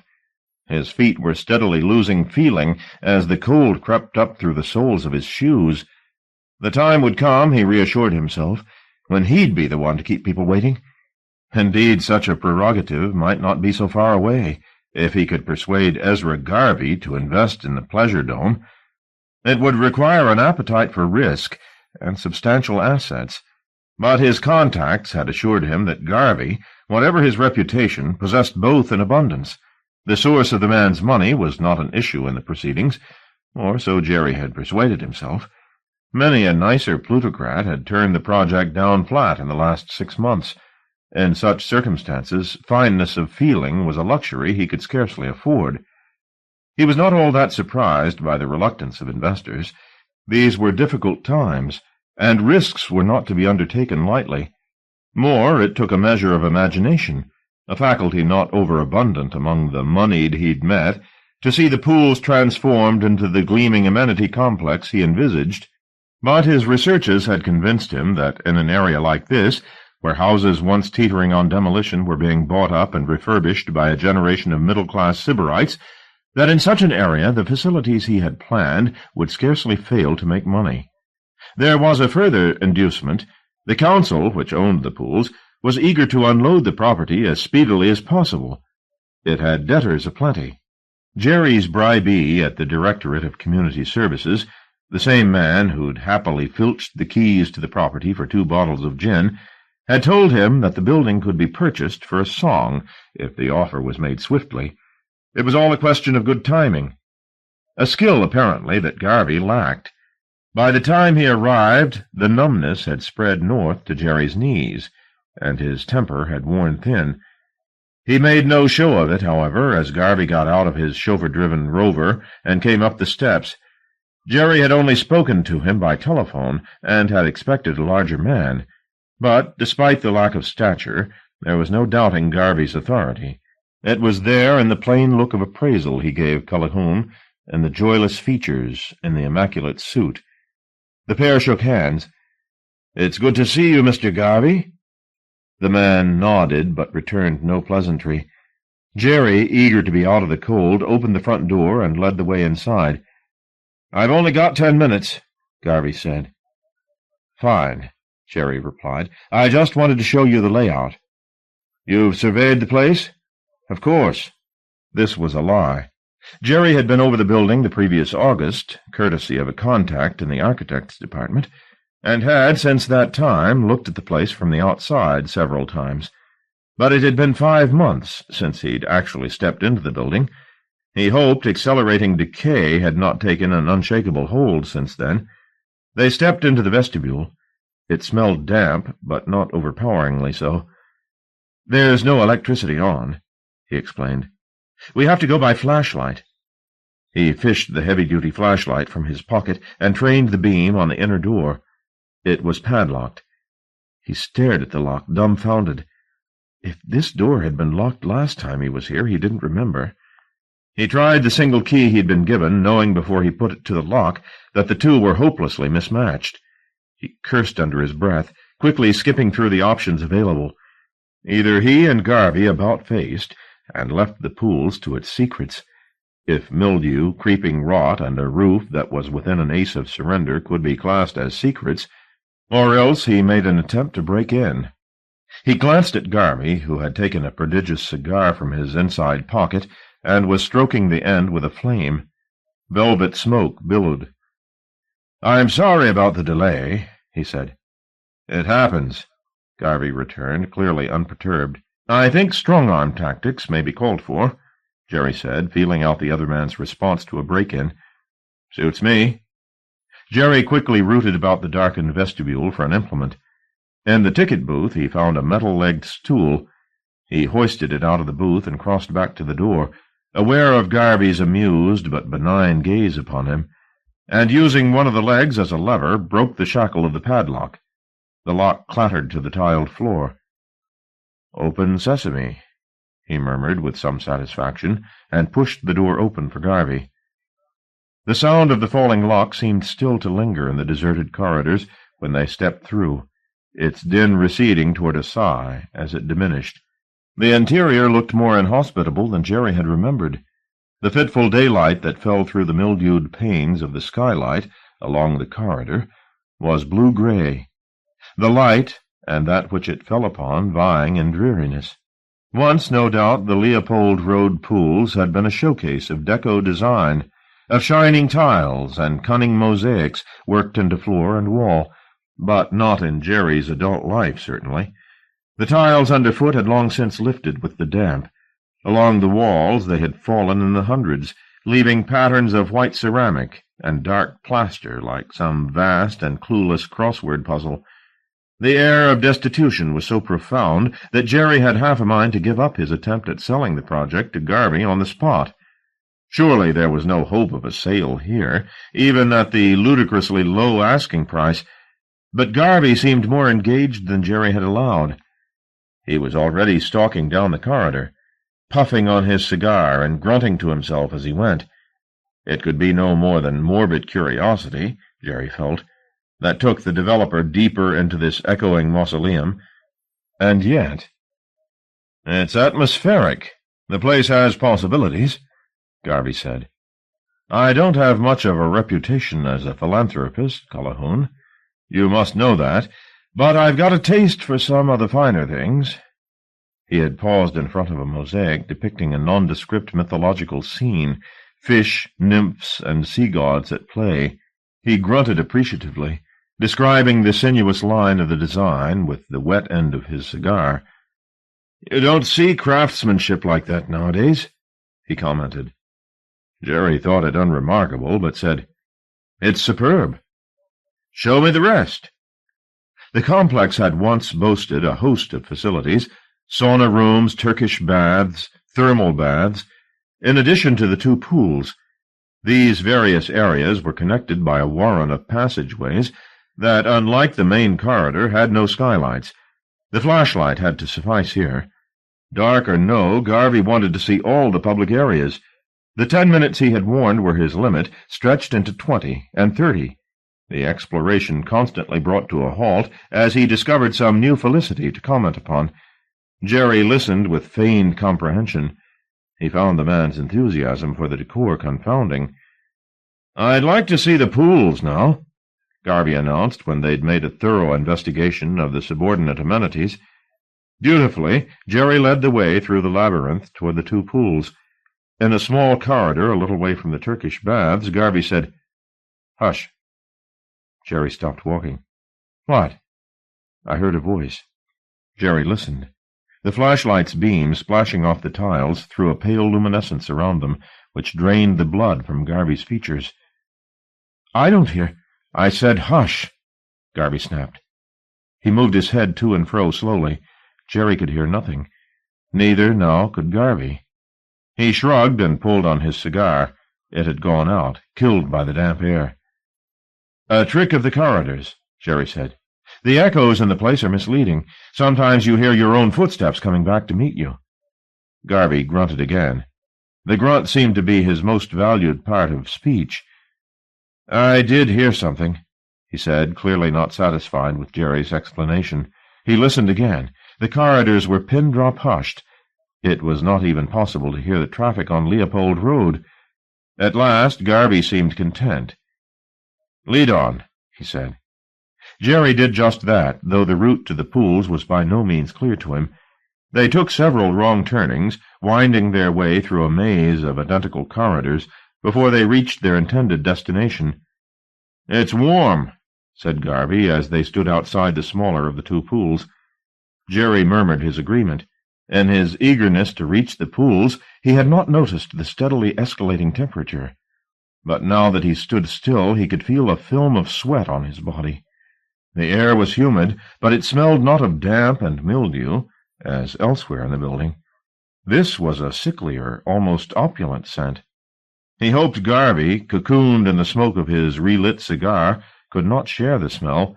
It was far from pleasant. "The heating's on," Garvey said. "It certainly seems like it," Jerry returned, though he couldn't think why. Perhaps the Department of Engineers warmed the heating system through once in a while to keep it in working order. In which case, were they in the bowels of the building somewhere? Perhaps Garvey had heard voices. He mentally constructed a line of explanation should their paths cross. "The pools," he said, and pulled open one of the double doors. The skylight here was even dirtier than those in the main corridor. Precious little light illuminated the scene. Garvey was not to be thwarted, however. He stepped through the door and across to the lip of the pool. There was little to see. The surfaces here were covered with several years' growth of mold. On the bottom of the pool, barely discernible beneath the algae, a design had been worked into the tiles. A bright fish-eye glanced up at them, perfectly thoughtless. "Always had a fear of water," Garvey said ruminatively, as he stared into the drained pool. "Don't know where it comes from." "Childhood," Jerry ventured. "I don't think so," the other replied. "My wife says it's the womb." "The womb?" "I didn't like swimming around in there, she says," he replied with a smile that might have been at his own expense, but was more likely at that of his wife. A short sound came to meet them across the empty expanse of the pool, as of something falling. Garvey froze. "You hear that?" he said. "There's somebody in here." His voice had suddenly risen half an octave. "Rats," Jerry replied. He wished to avoid an encounter with the engineers if possible. Difficult questions might well be asked. "Give me the torch," Garvey said, snatching it from Jerry's hand.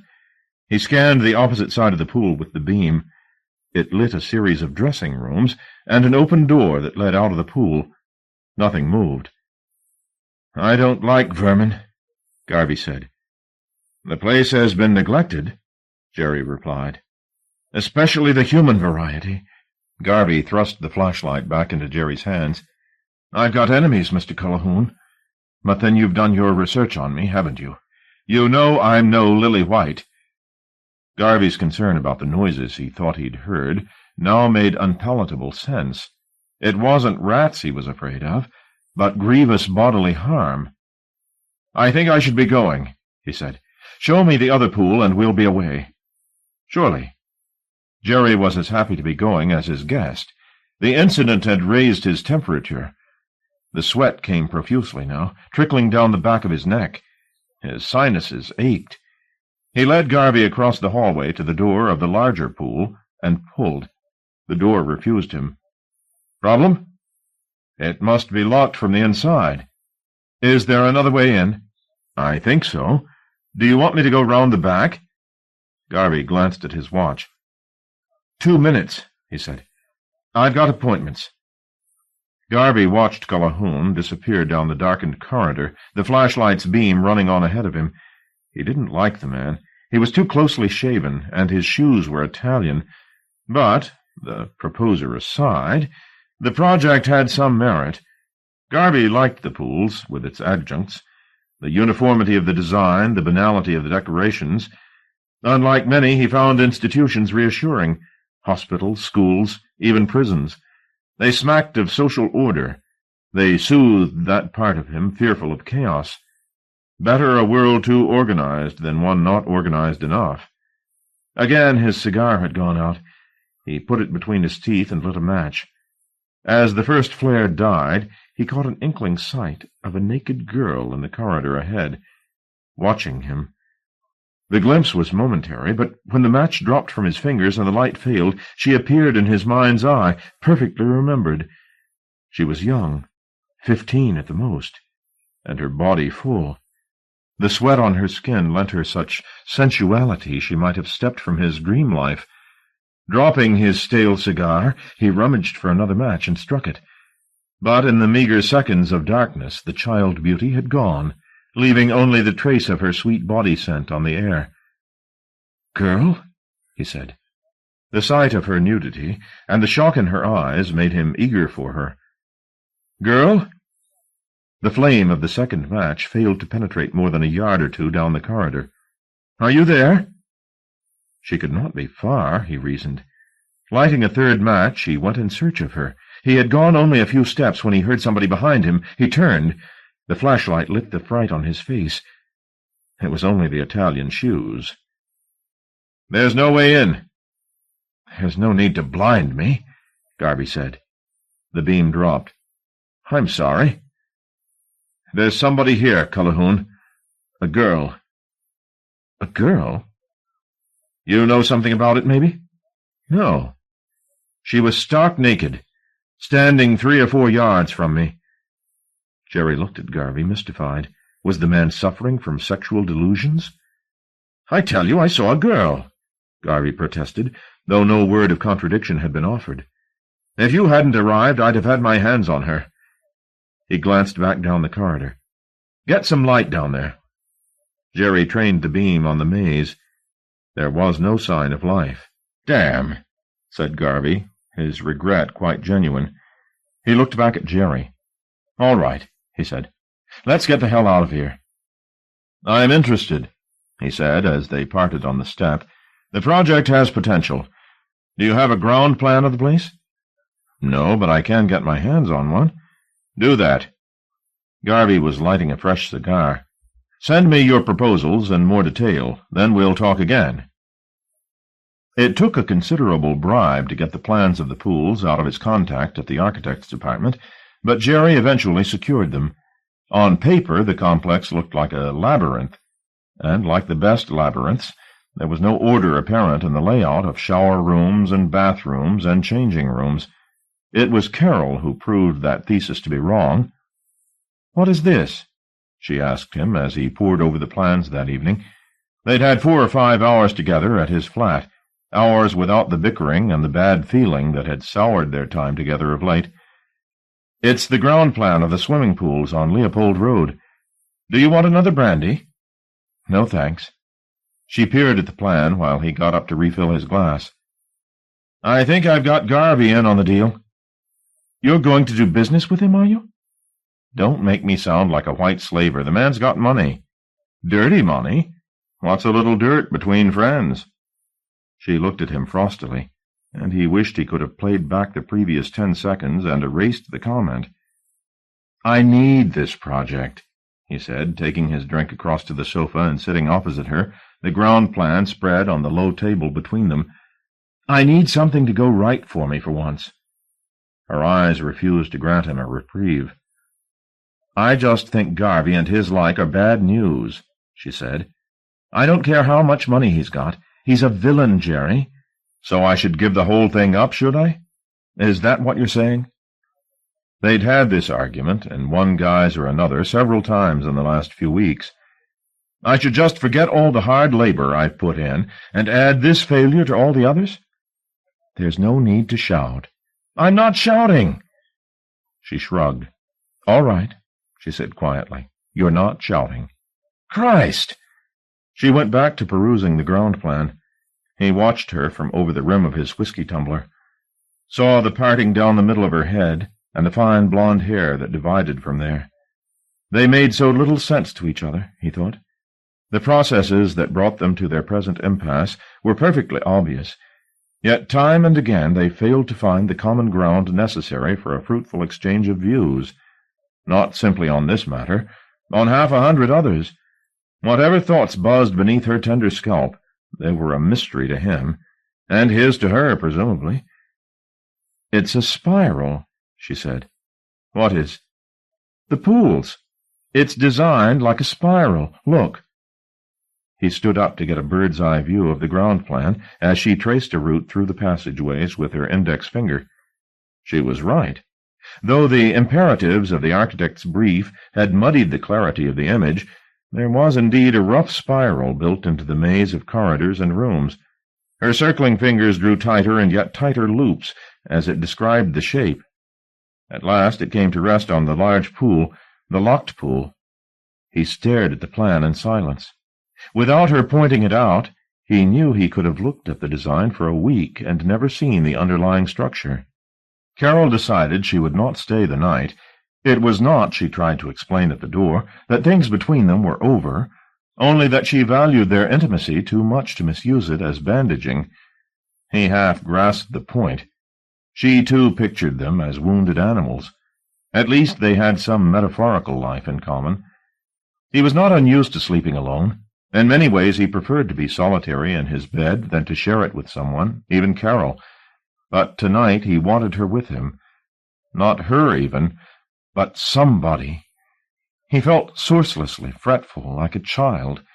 When sleep came, it fled again, as if in fear of dreams. Sometime toward dawn he got up, preferring wakefulness to that wretched sleep-hopping, wrapped his dressing-gown around his shivering body, and went through to brew himself some tea. The ground plan was still spread on the coffee table where they had left it from the night before. Sipping the warm, sweet Assam, he stood and pondered over it.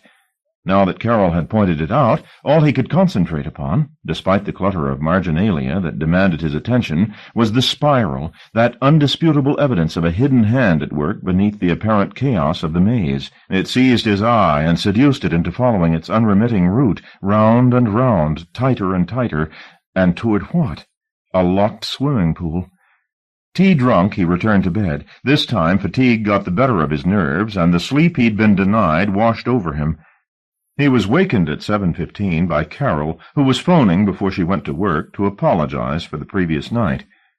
"I don't want everything to go wrong between us, Jerry. You do know that, don't you? You know you're precious to me."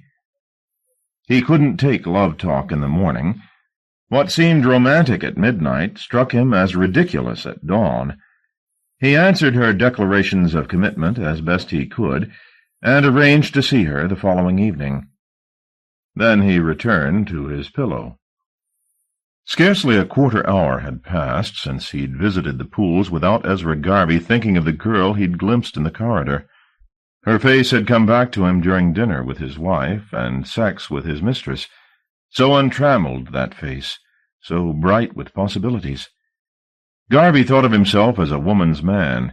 Unlike most of his fellow potentates, whose consorts were a convenience, best paid to be absent when not required for some specific function, Garvey enjoyed the company of the opposite sex, their voices, their perfume, their laughter. His greed for their proximity knew few bounds. They were precious creatures whose company he was willing to spend small fortunes to secure. His jacket was therefore weighed down with money and expensive trinkets when he returned that morning to Leopold Road. The pedestrians on the street were too concerned with keeping their head dry.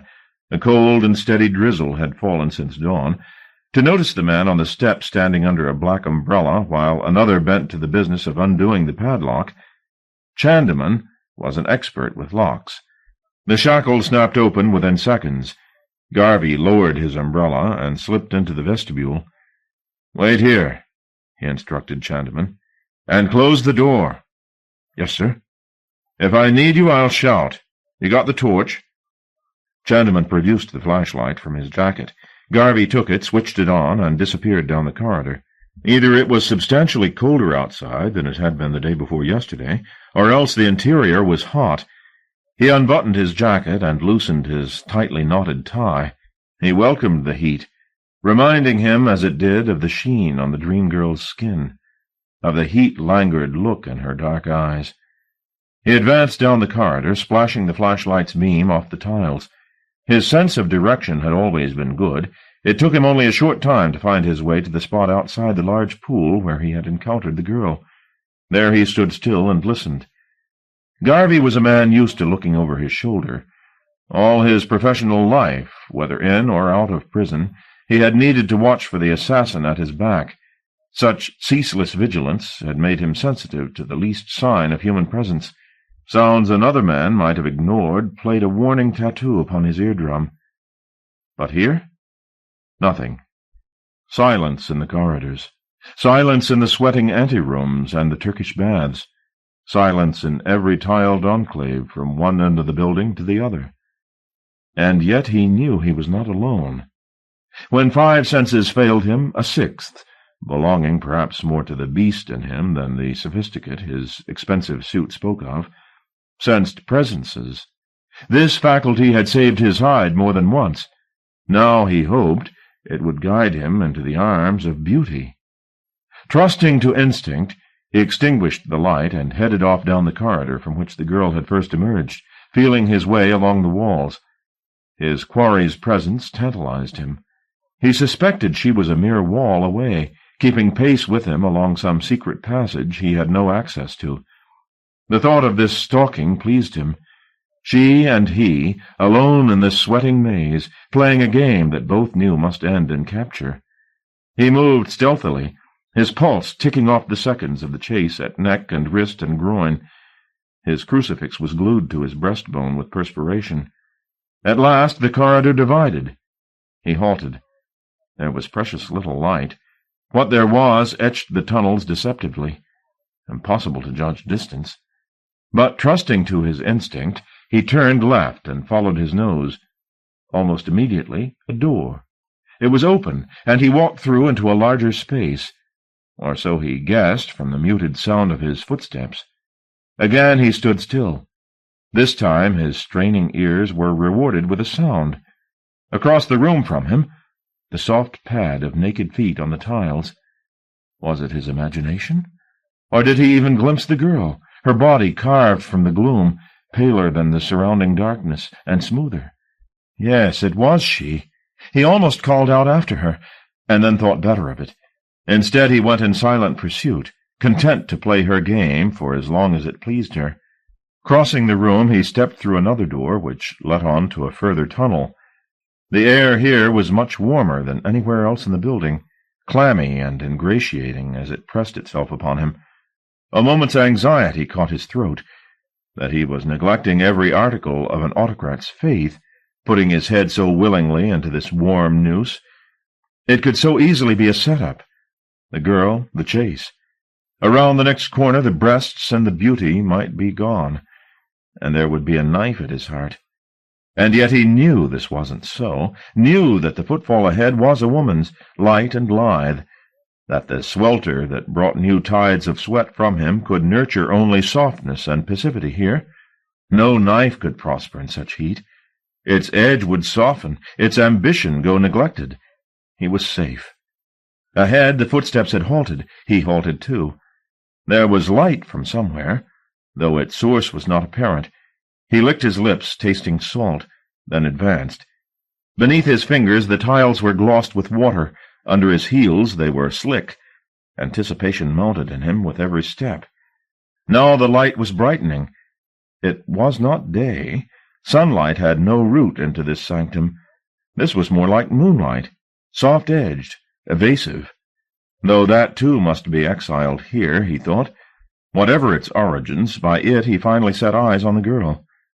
Or rather, on a girl, for it was not the same he had seen 2 days before. Naked she was, young she was, but in all other respects different. He caught a glance from her before she fled from him down the corridor and turned a corner. Puzzlement now lent piquancy to the chase. Not one, but 2 girls occupying this secret place. Why? He looked behind him to be certain his escape route lay open should he wish to retreat, but his memory, befuddled by the scented air, refused a clear picture of the way he'd come. A twinge of concern checked his exhilaration, but he refused to succumb to it, and pressed on, following the girl to the end of the corridor and turning left after her. The passageway ran for a short way before making another left. The girl even now was disappearing around that corner. Dimly aware that these gyrations were becoming tighter as he turned upon himself and upon himself again, he went where she led, panting now with the breath-quenching air and the insistence of the chase. Suddenly, as he turned one final corner, the heat became smotheringly close, and the passageway delivered him out into a small, dimly lit chamber. He unbuttoned the top of his shirt. The veins on the back of his hand stood out like cord. He was aware of how his heart and lungs were laboring, but he was relieved to see the chase finished here. The object of his pursuit was standing with her back to him across the chamber, and at the sight of her smooth back and exquisite buttocks, his claustrophobia evaporated. "Girl," he panted, "you led me quite a chase." She seemed not to hear him, or, more likely, was extending the game to its limits out of waywardness. He started across the slippery tiles toward her. "I'm talking to you." As he came within half a dozen feet of her, she turned. It was not the girl he had just pursued through the corridor, not indeed the one he had seen 2 days before. This creature was another altogether. His gaze rested on her unfamiliar face a few seconds only, however, before sliding giddily down to meet the child she held in her arms. It was suckling like any newborn babe, pulling at her young breast with no little hunger. But in his 4.5 decades of life, Garvey's eyes had never seen a creature its like. Nausea rose in him. To see the girl giving suck was surprise enough, but to such a thing, such an outcast of any tribe, human or animal, was almost more than his stomach could stand. Hell itself had offspring more embraceable. "What in Christ's name?" The girl stared at Garvey's alarm, and a wave of laughter broke over her face. He shook his head. The child in her arms uncurled a puckered limb and clamped it to its comforter's bosom so as to get better purchase. The gesture lashed Garvey's disgust into rage.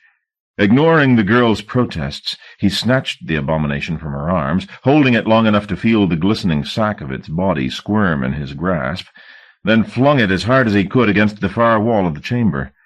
As it struck the tiles, it cried out, its complaint ending almost as soon as it began, only to be taken up instantly by the mother. She ran across the room to where the child lay, its apparently boneless body split open by the impact. One of its limbs, of which it possessed at least half a dozen, attempted to reach up to touch her sobbing face. She gathered the thing up into her arms. Threads of shiny fluid ran across her belly and into her groin. Out beyond the chamber something gave voice. Garvey had no doubt of its cue. It was answering the death cry of the child and the rising wail of its mother, but this sound was more distressing than either. Garvey's imagination was an impoverished faculty. Beyond his dreams of wealth and women lay a wasteland. Yet now, at the sound of that voice, the wasteland bloomed, and gave forth horrors he'd believed himself incapable of conceiving. Not portraits of monsters, which at the best could be no more than assemblies of experienced phenomena. What his mind created was more feeling than sight, belonged to his marrow, not to his mind. All certainty trembled, masculinity, power. The twin imperatives of dread and reason all turned their collars up and denied knowledge of him. He shook, afraid as only dreams made him afraid, while the cry went on and on. Then he turned his back on the chamber and ran, the light throwing his shadow in front of him down the dim corridor. His sense of direction had deserted him. At the first intersection, and then at the second, he made an error. A few yards on he realized his mistake and tried to double back, but merely exacerbated the confusion. The corridors all looked alike. The same tiles, the same half-light. Each fresh corner he turned either led him into a chamber he had not passed through, or complete cul-de-sacs. His panic spiraled.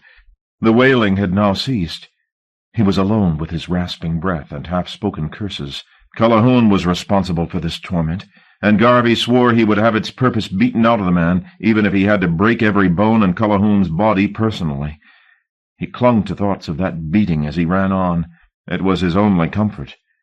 Indeed, so preoccupied did he become with thought of the agonies he'd make Callaghan suffer, he failed to realize that he had traced his way round in a circle and was running back toward the light until his sliding heels delivered him into a familiar chamber. The child lay on the floor, dead and discarded. Its mother was nowhere to be seen. Garvey halted and took stock of his situation. If he went back the way he'd come, the route would only confound him again. If he went ahead, through the chamber and toward the light, he might cut the Gordian knot and be delivered back to his starting point. The swift wit of the solution pleased him. Cautiously, he crossed the chamber to the door on the other side and peered through. Another short corridor presented itself, and beyond that a door that led on to an open space. The pool. Surely the pool. He threw caution to the wind and moved out of the chamber and along the passage. With every step he took, the heat intensified. His head thumped with it. He pressed on to the end of the passageway and out into the arena beyond. The large pool had not been drained, unlike the smaller. Rather, it was full almost to brimming, not with clear water, but with a scummy broth that steamed even in the heat of the interior. This was the source of the light. The water in the pool gave off a phosphorescence that tinged everything, the tiles, the diving board, the changing rooms, himself, no doubt, with the same fulvous wash. He scanned the scene in front of him.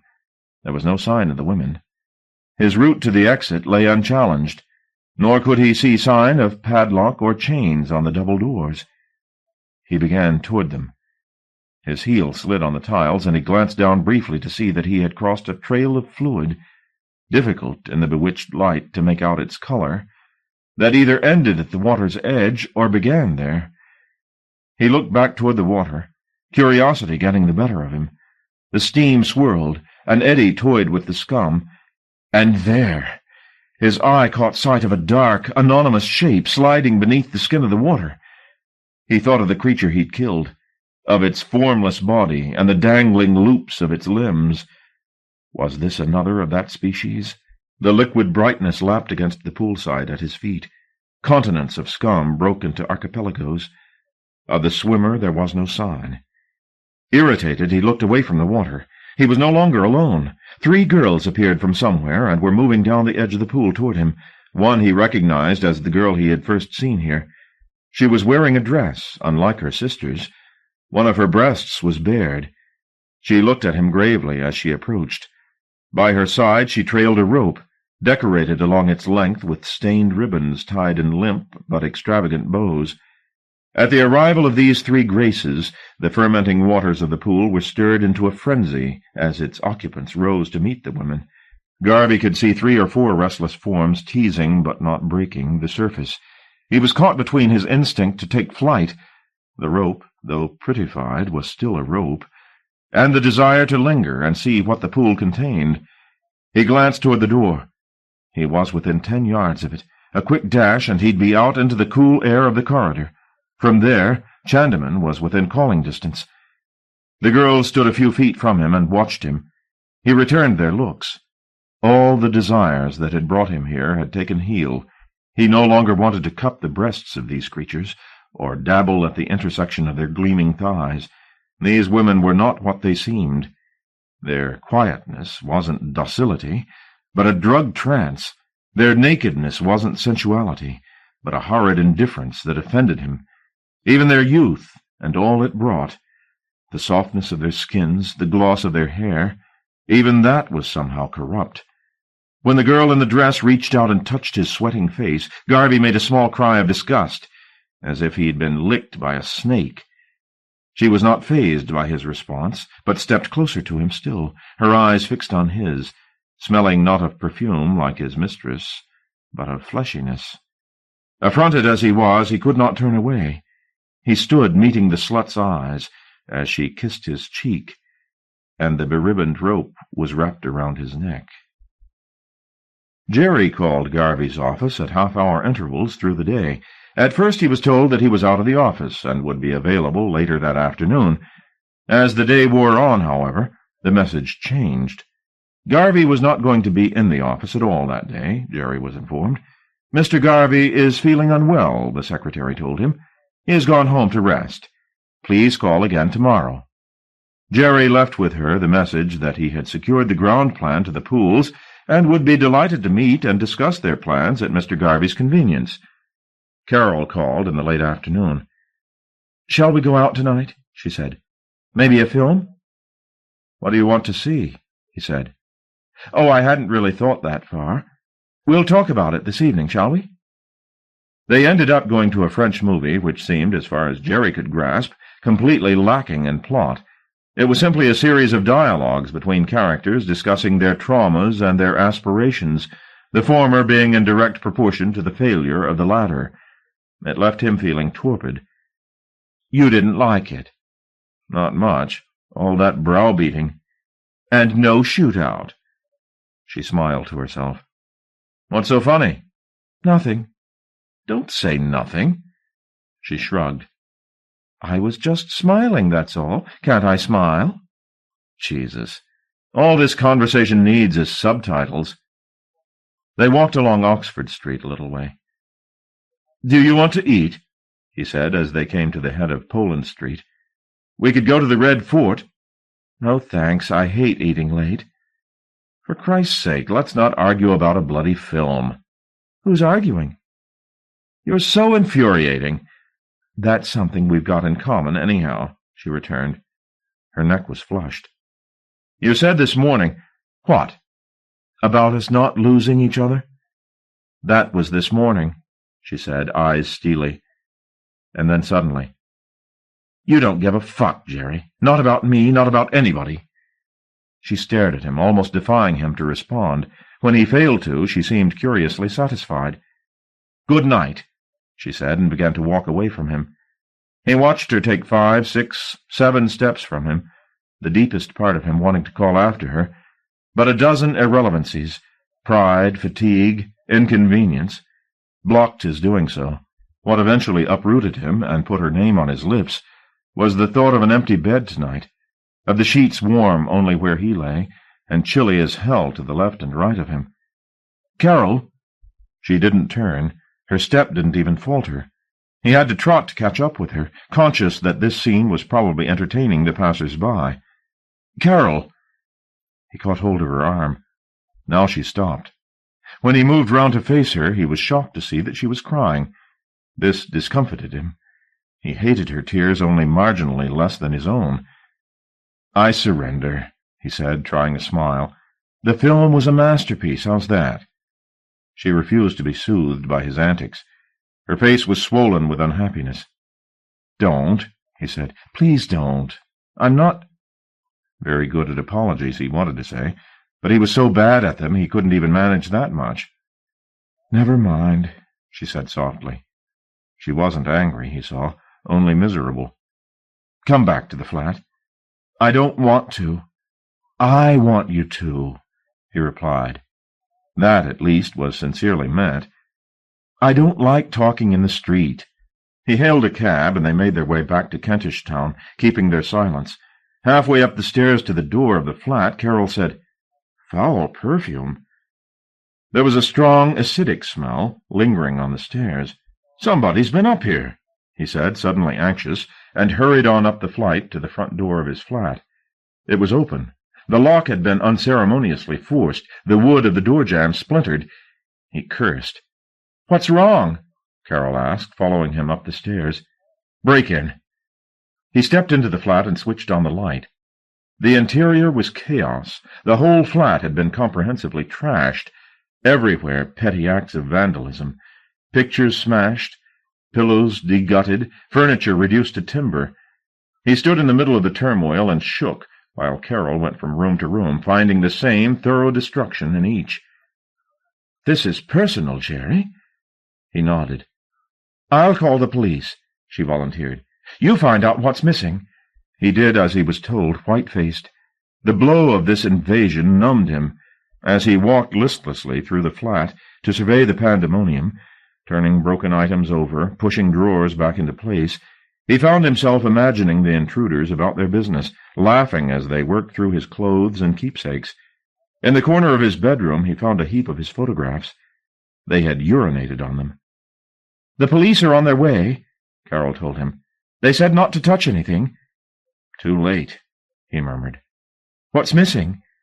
"Nothing," he told her. All the valuables, the stereo and video equipment, his credit cards, his few items of jewelry, were there. Only then did he remember the ground plan. He returned to the living room and proceeded to root through the wreckage, but he knew damn well he wasn't going to find it. "Garvey," he said. "What about him?" "He came for the ground plan of the pools, or sent someone." "Why?" Carol replied, looking at the chaos. "You were going to give it to him anyway." Jerry shook his head. "You were the one who warned me to stay clear." "I never expected anything like this." "That makes two of us." The police came and went, offering faint apologies for the fact that they thought an arrest unlikely.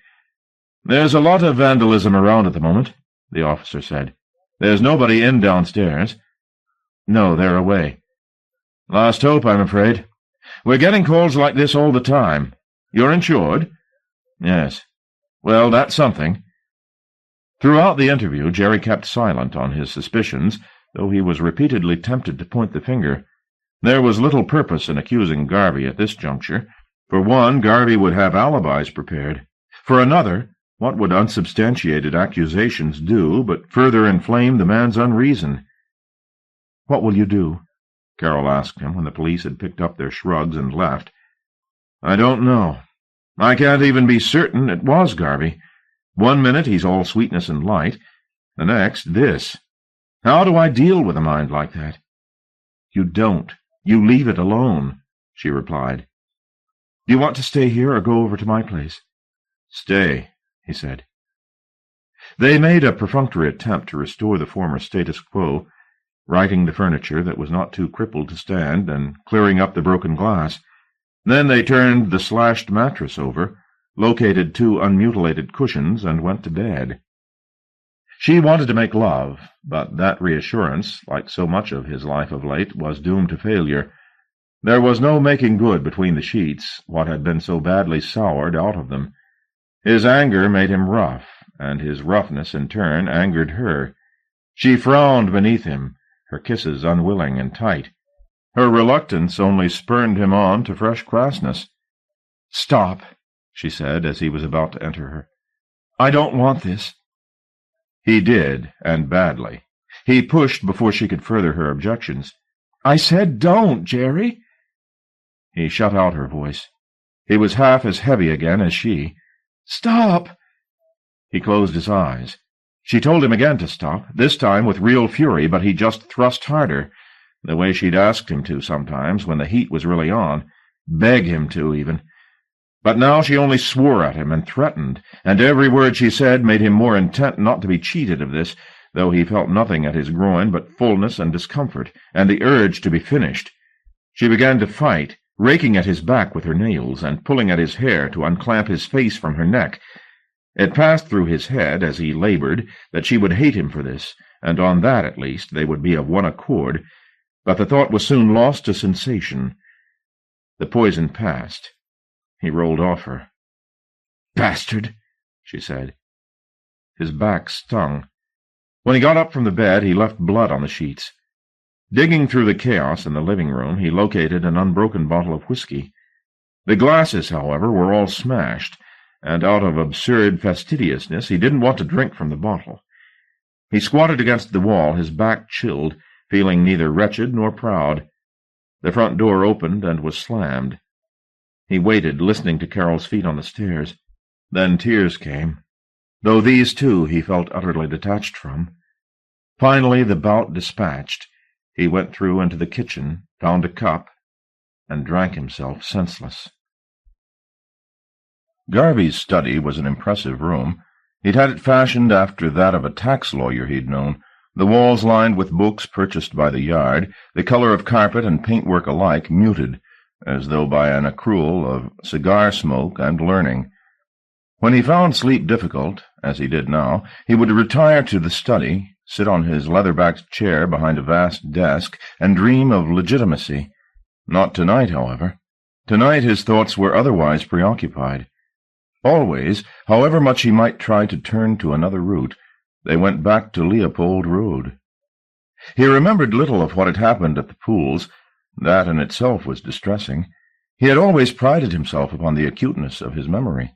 Indeed, his recall of faces seen and favors done had in no small measure helped him to his present power.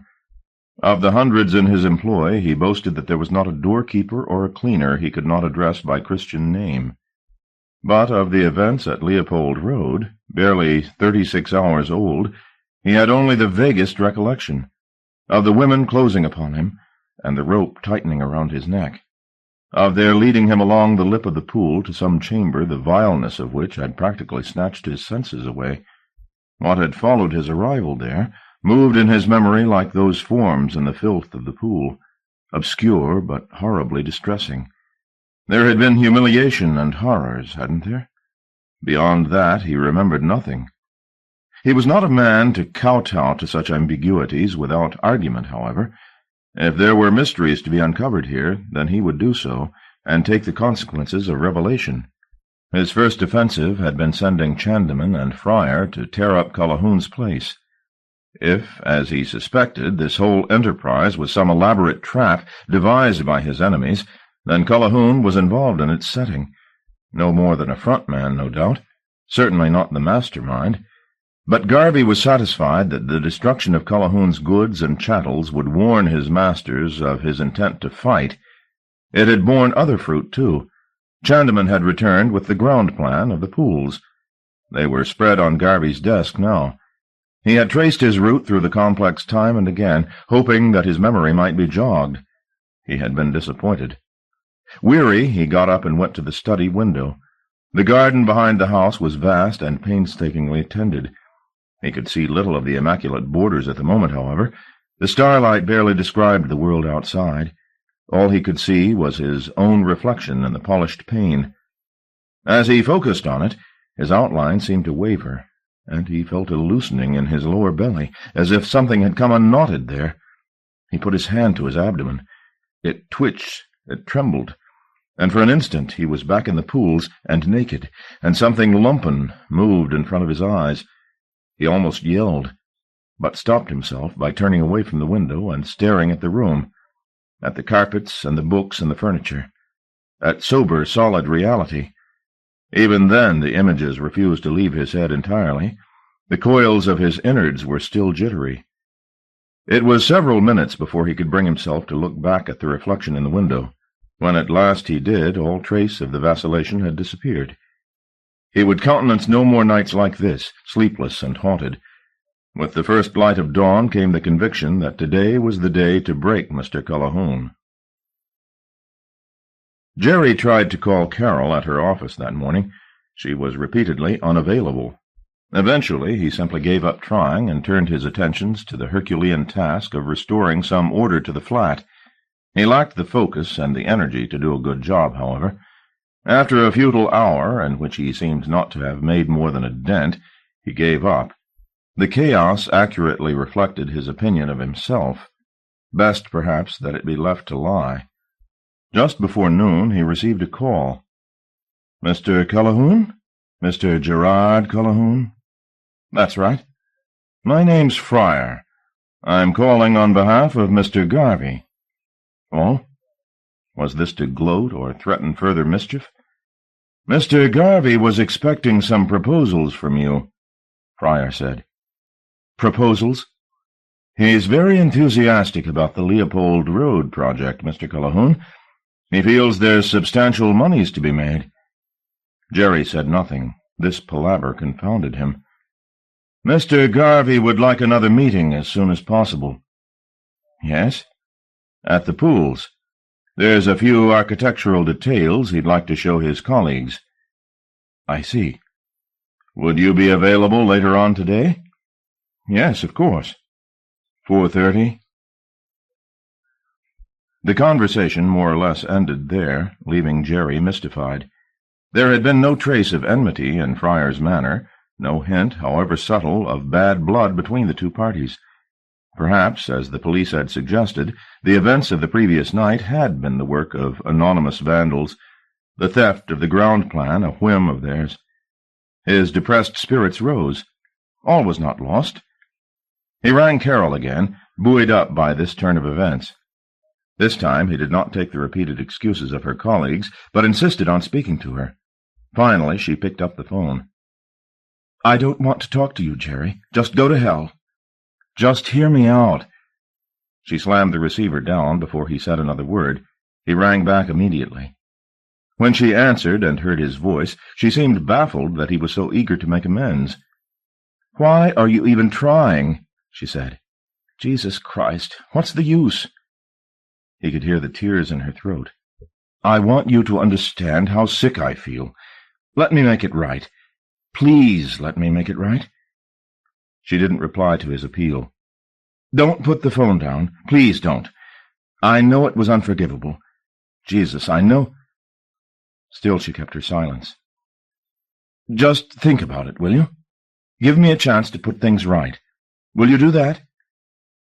Very quietly she said, "I don't see the use.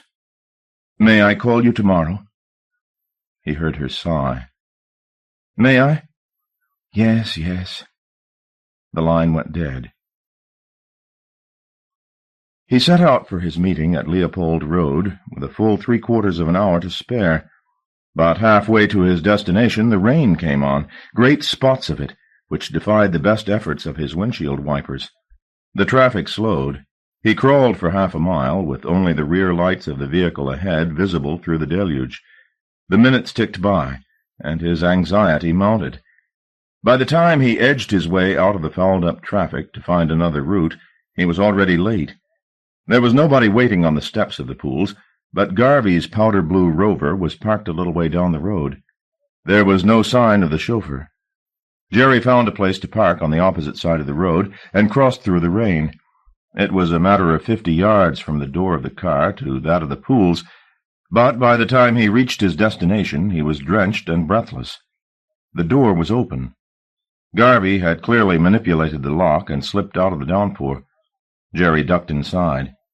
Garvey was not in the vestibule, but somebody was. A man of Jerry's height, but with half again the width. He was wearing leather gloves. His face, but for the absence of seams, might have been of the same material. "Calhoun?" "Yes." "Mr. Garvey is waiting for you inside." "Who are you?" "Chandeman," the man replied. "Go right in." There was a light at the far end of the corridor. Jerry pushed open the glass-paneled vestibule doors and walked down toward it. Behind him he heard the front door snap closed, and then the echoing tread of Garvey's lieutenant. Garvey was talking with another man, shorter than Chandeman, who was holding a sizable flashlight. When the pair heard Jerry approach, they looked his way. Their conversation abruptly ceased. Garvey offered no welcoming comment or hand, but merely said, "About time." "The rain," Jerry began, then thought better of offering a self-evident explanation. "You'll catch your death," the man with the flashlight said.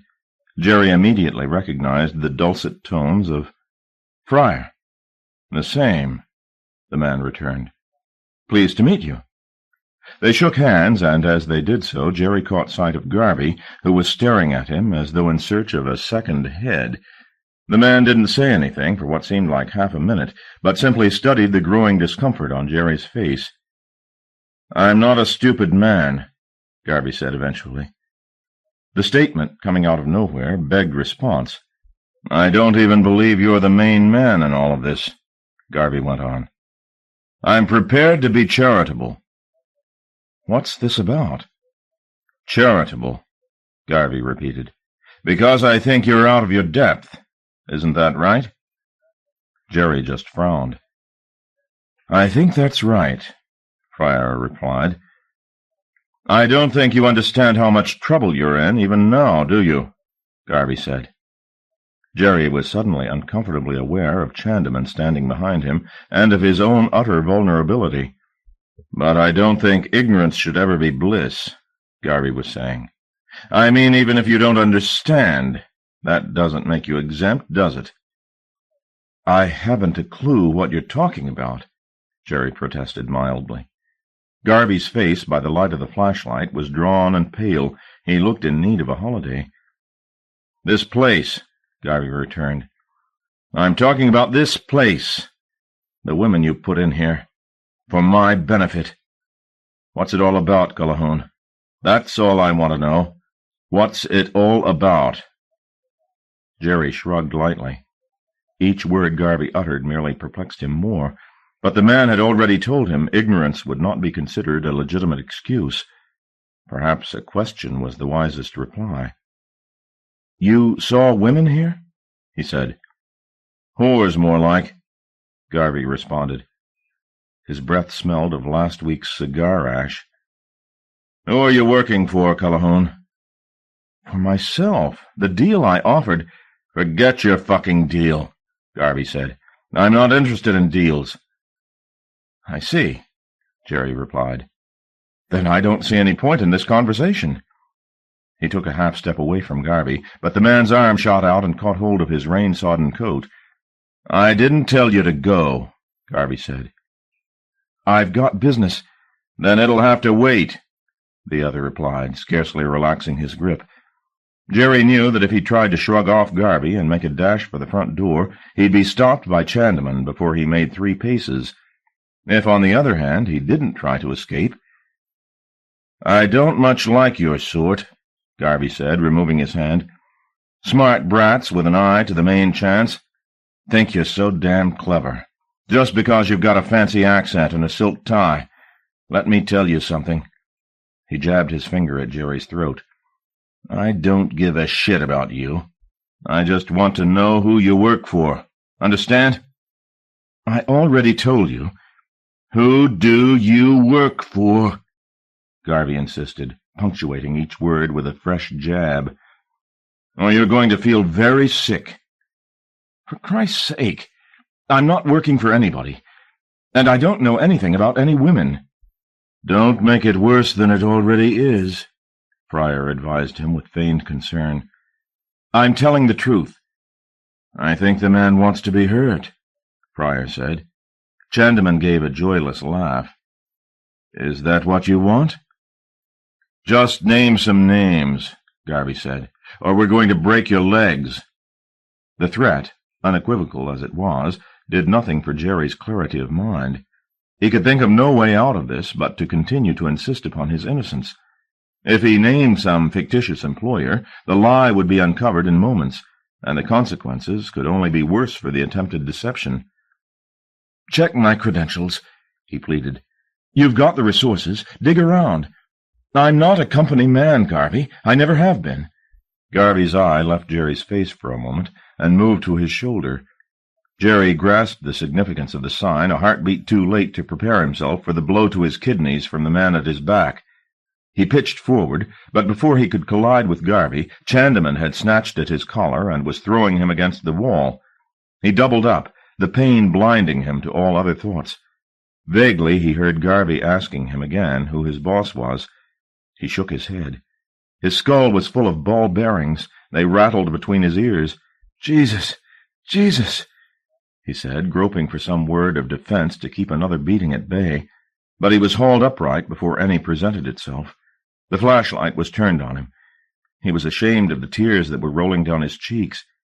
"Names," said Garvey. The ball bearings rattled on. "Again," said Garvey. And Chandeman was moving in to give his fists further exercise.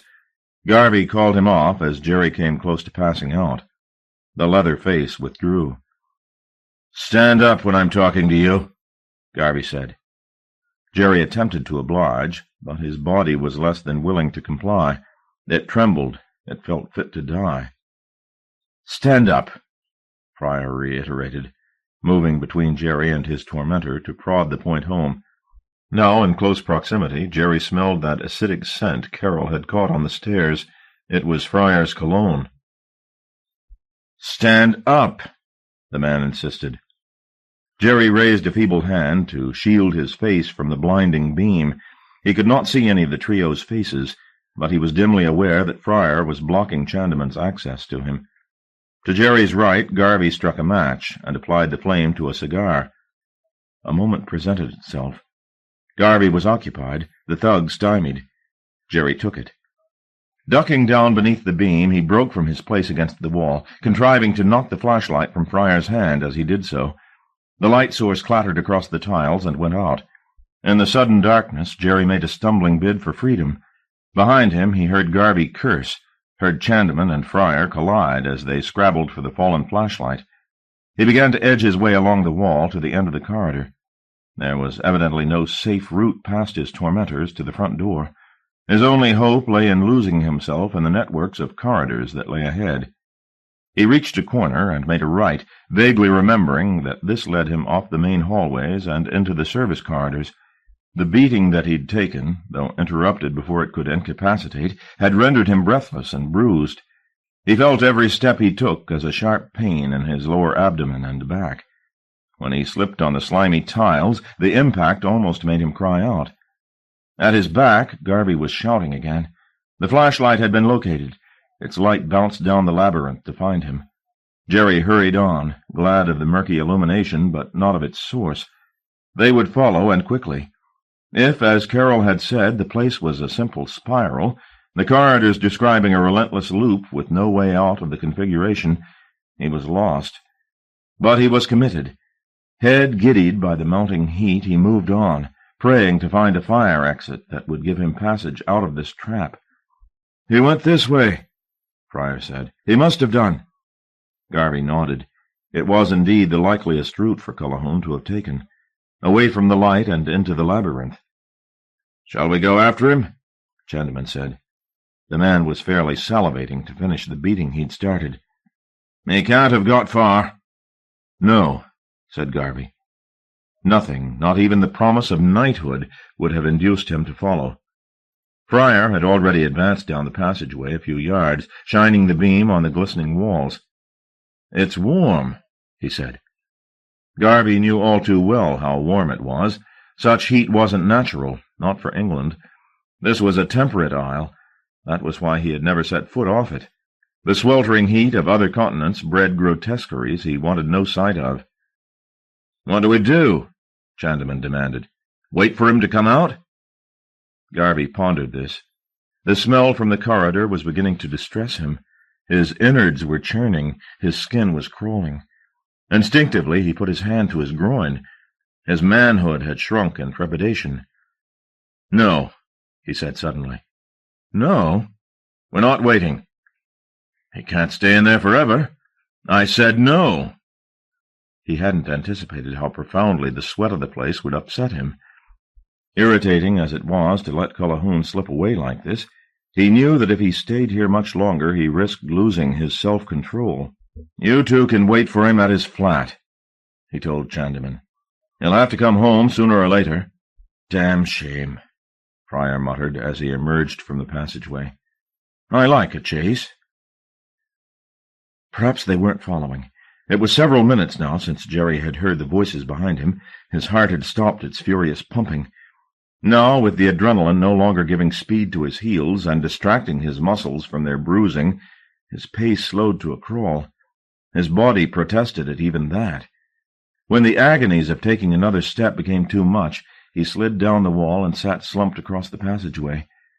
His rain-drenched clothes clung to his body and about his throat. He felt both chilled and suffocated by them. He pulled at the knot of his tie, and then unbuttoned his jacket and his shirt. The air in the labyrinth was warm on his skin. Its touch was welcome. He closed his eyes and made a studied attempt to mesmerize himself out of this pain. What was feeling but a trick of the nerve endings?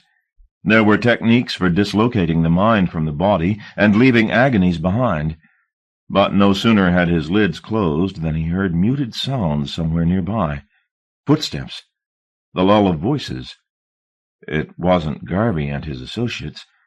The voices were female. Jerry raised his leaden head and opened his eyes. Either he had become used to the darkness in his few moments of meditation, or else a light had crept into the passageway. It was surely the latter.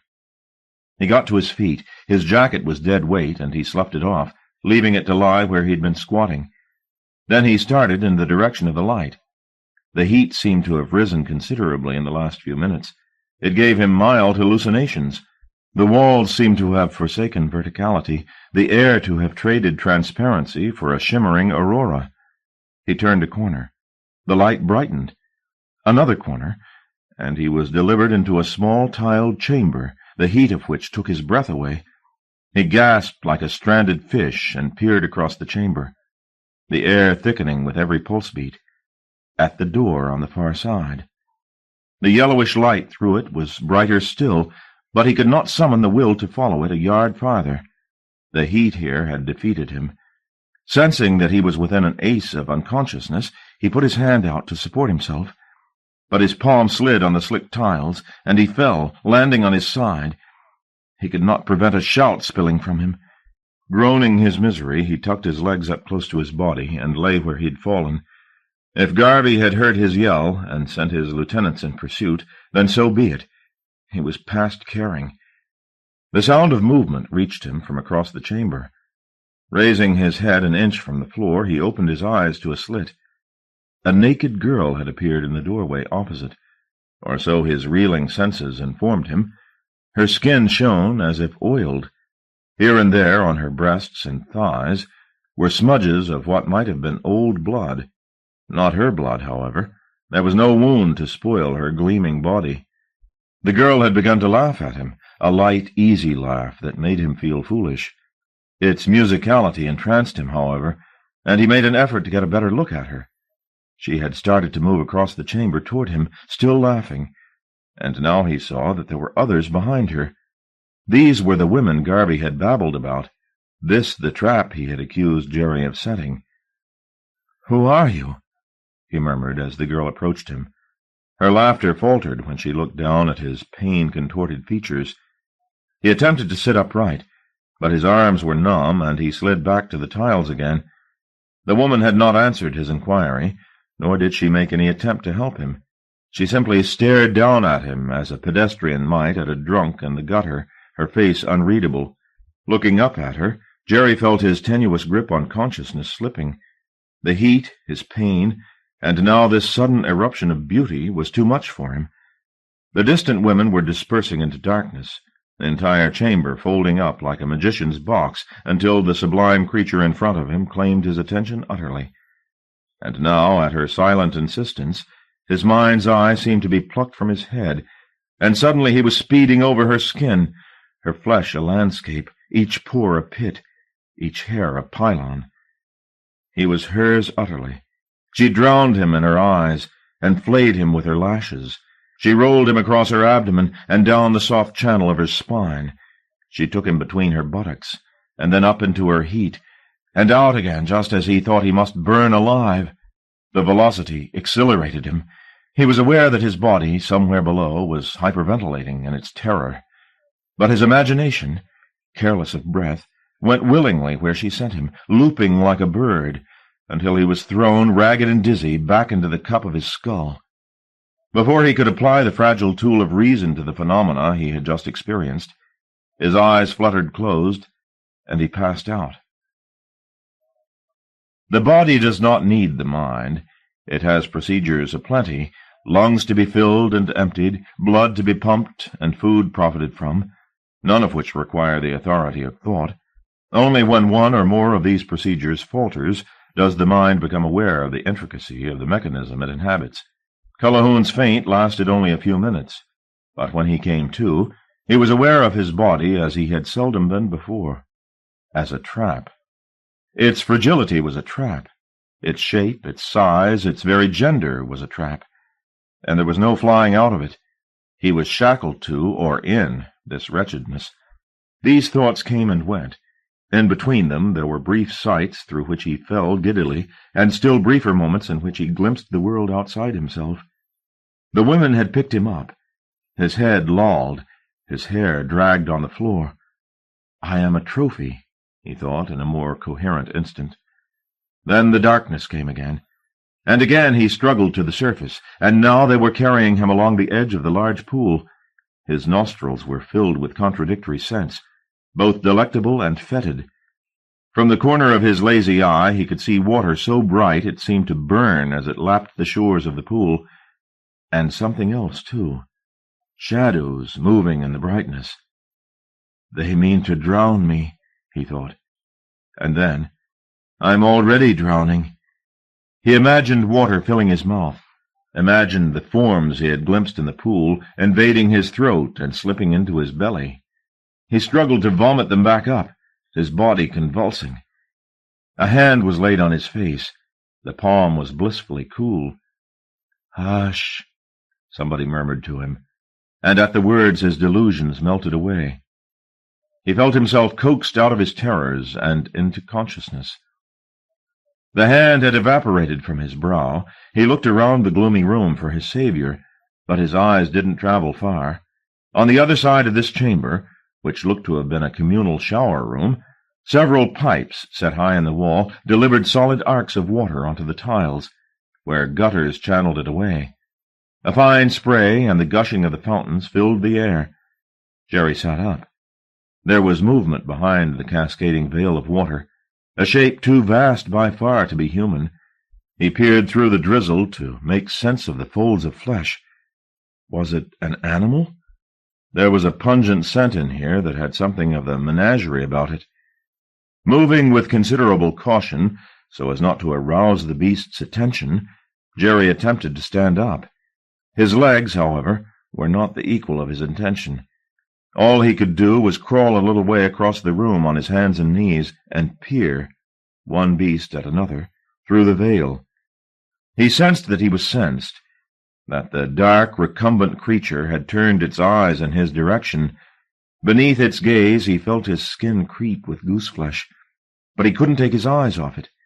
And then, as he squinted to scrutinize it better, a spark of phosphorescence began in its substance, and spread, fluttering waves of jaundiced light, up and across its tremendous form, revealing itself to Calhoun. Not it. She. He knew indisputably that this creature was female, though it resembled no species or genus he knew of. As the ripples of luminescence moved through the creature's physique, it revealed with every fresh pulsation some new and phenomenal configuration. Watching her, Jerry thought of something slow and molten, glass, perhaps, or stone. Its flesh extruded into elaborate forms and recalled again into the furnace to be remade. She had neither head nor limbs recognizable as such, but her contours were ripe with clusters of bright bubbles that might have been eyes, and she threw out here and there iridescent ribbons, slow pastel flames, that seemed momentarily to ignite the very air. Now the body issued a series of soft noises, scuttlings and sighs. He wondered if he was being addressed, and if so, how he was expected to respond. Hearing footfalls behind him, he glanced around at one of the women for guidance.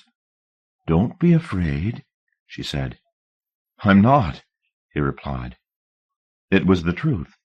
The prodigy in front of him was electrifying, but woke no fear in him. "What is she?" he asked. The woman stood close to him. Her skin, bathed by the shimmering light off the creature, was golden.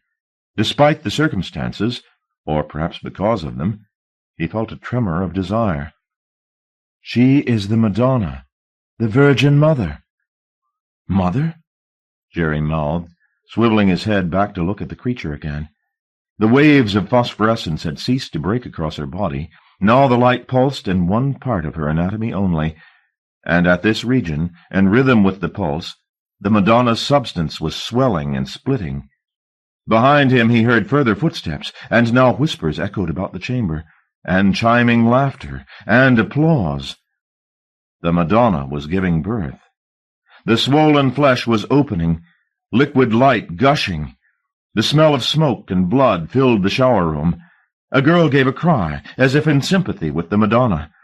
The applause mounted, and suddenly the slit spasmed and delivered the child, something between a squid and a shorn lamb, onto the tiles. The water from the pipes slapped it into consciousness immediately, and it threw back its head to look about it, its single eye vast and perfectly lucid. It squirmed on the tiles for a few moments before the girl at Jerry's side stepped forward into the veil of water and picked it up. Its toothless mouth sought out her breast immediately. The girl delivered it to her tit. "Not human," Jerry murmured.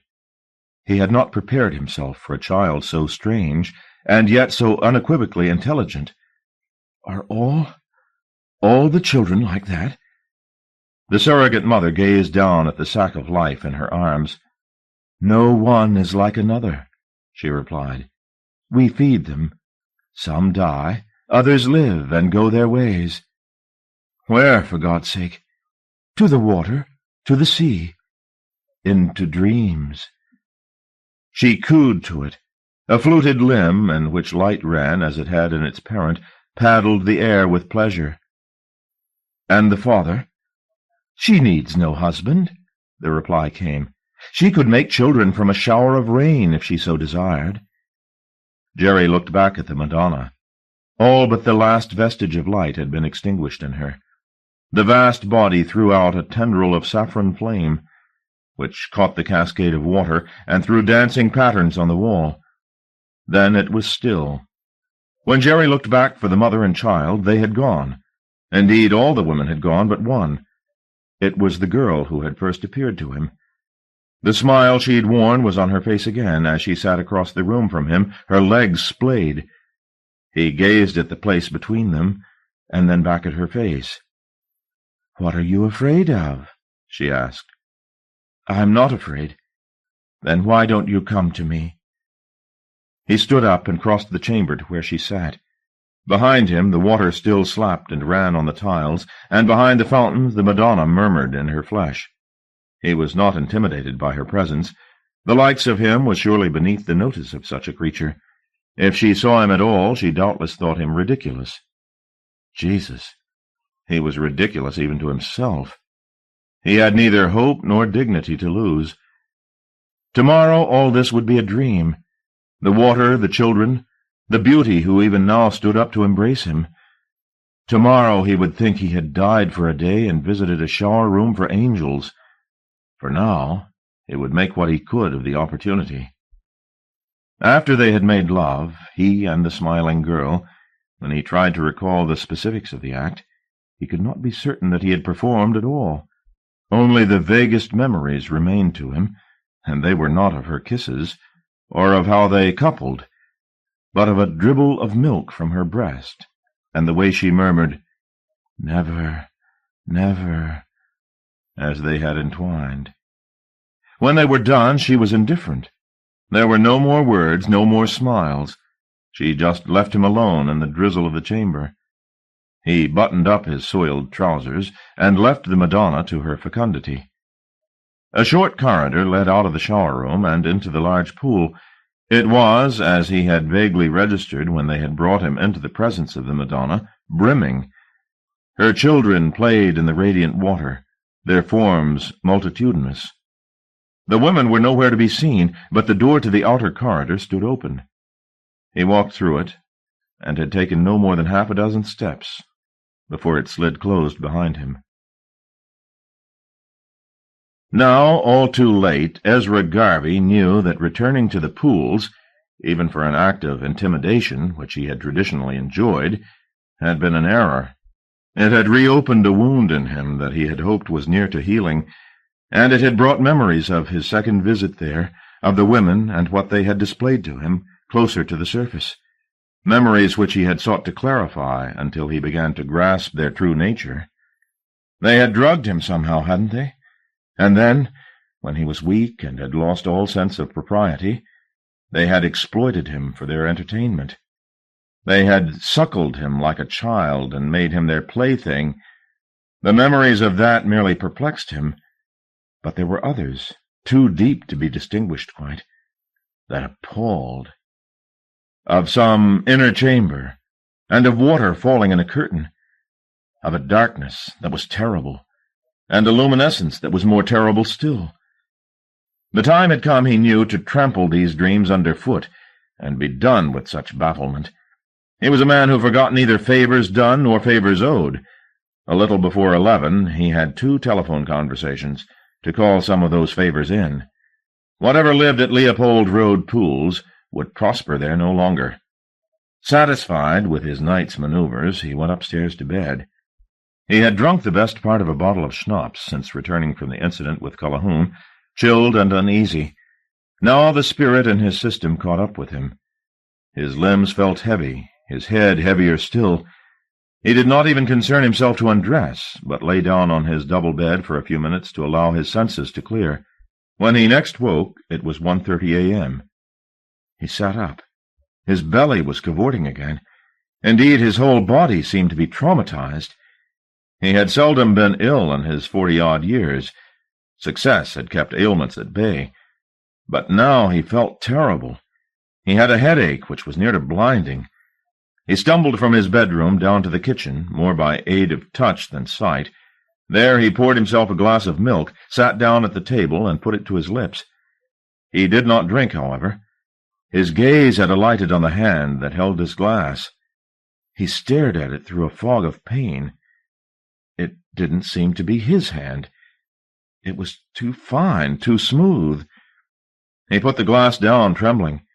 But it tipped over, the milk pooling on the teak tabletop and running off onto the floor.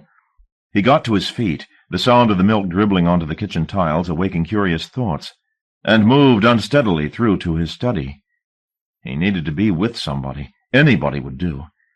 He picked up his telephone book and tried to make sense of the scrawlings on each page, but the numbers would not come clear. His panic was growing. Was this insanity? The delusion of his transformed hand, the unnatural sensations that were running through his body. He reached to unbutton his shirt, and in doing so his hand brushed another delusion, more absurd than the first. Fingers unwilling, he tore at the shirt, telling himself over and over that none of this was possible. But the evidence was plain. He touched a body which was no longer his. There were still signs that the flesh and bone belonged to him, an appendix scar on his lower abdomen, a birthmark beneath his arm. But the substance of his body had been teased, was being teased still, even as he watched, into shapes that shamed him. He clawed at the forms that disfigured his torso, as if they might dissolve beneath his assault, but they merely bled. In his time, Ezra Garvey had suffered much, almost all his sufferings self-inflicted. He had undergone periods of imprisonment, come close to serious physical wounding, had endured the deceptions of beautiful women. But those torments were nothing beside the anguish he felt now. He was not himself. His body had been taken from him while he slept, and this changeling left in its place. The horror of it shattered his self-esteem, and left his sanity teetering. Unable to hold back the tears, he began to pull at the belt of his trousers. "Please, God," he babbled, "please, God, let me be whole still." He could barely see for the tears. He wiped them away and peered at his groin.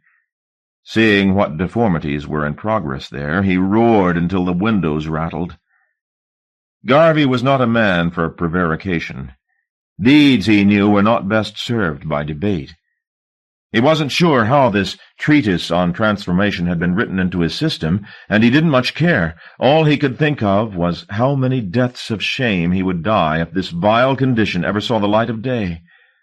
He returned to the kitchen, selected a large meat knife from the drawer, then adjusted his clothing and left the house. His tears had dried. They were wasted now, and he was not a wasteful man. He drove through the empty city, down to the river and across Blackfriars Bridge. There he parked and walked down to the water's edge. The Thames was high and fast tonight. The tops of the waters were whipped white.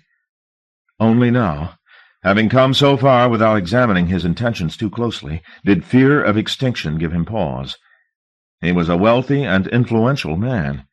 Were there not other routes out of this ordeal, other than the one he had come headlong to? Pill peddlers, who could reverse the lunacy that had seized his cells. Surgeons who might slice off the offending parts and knit his lost self back together again? But how long would such solutions last?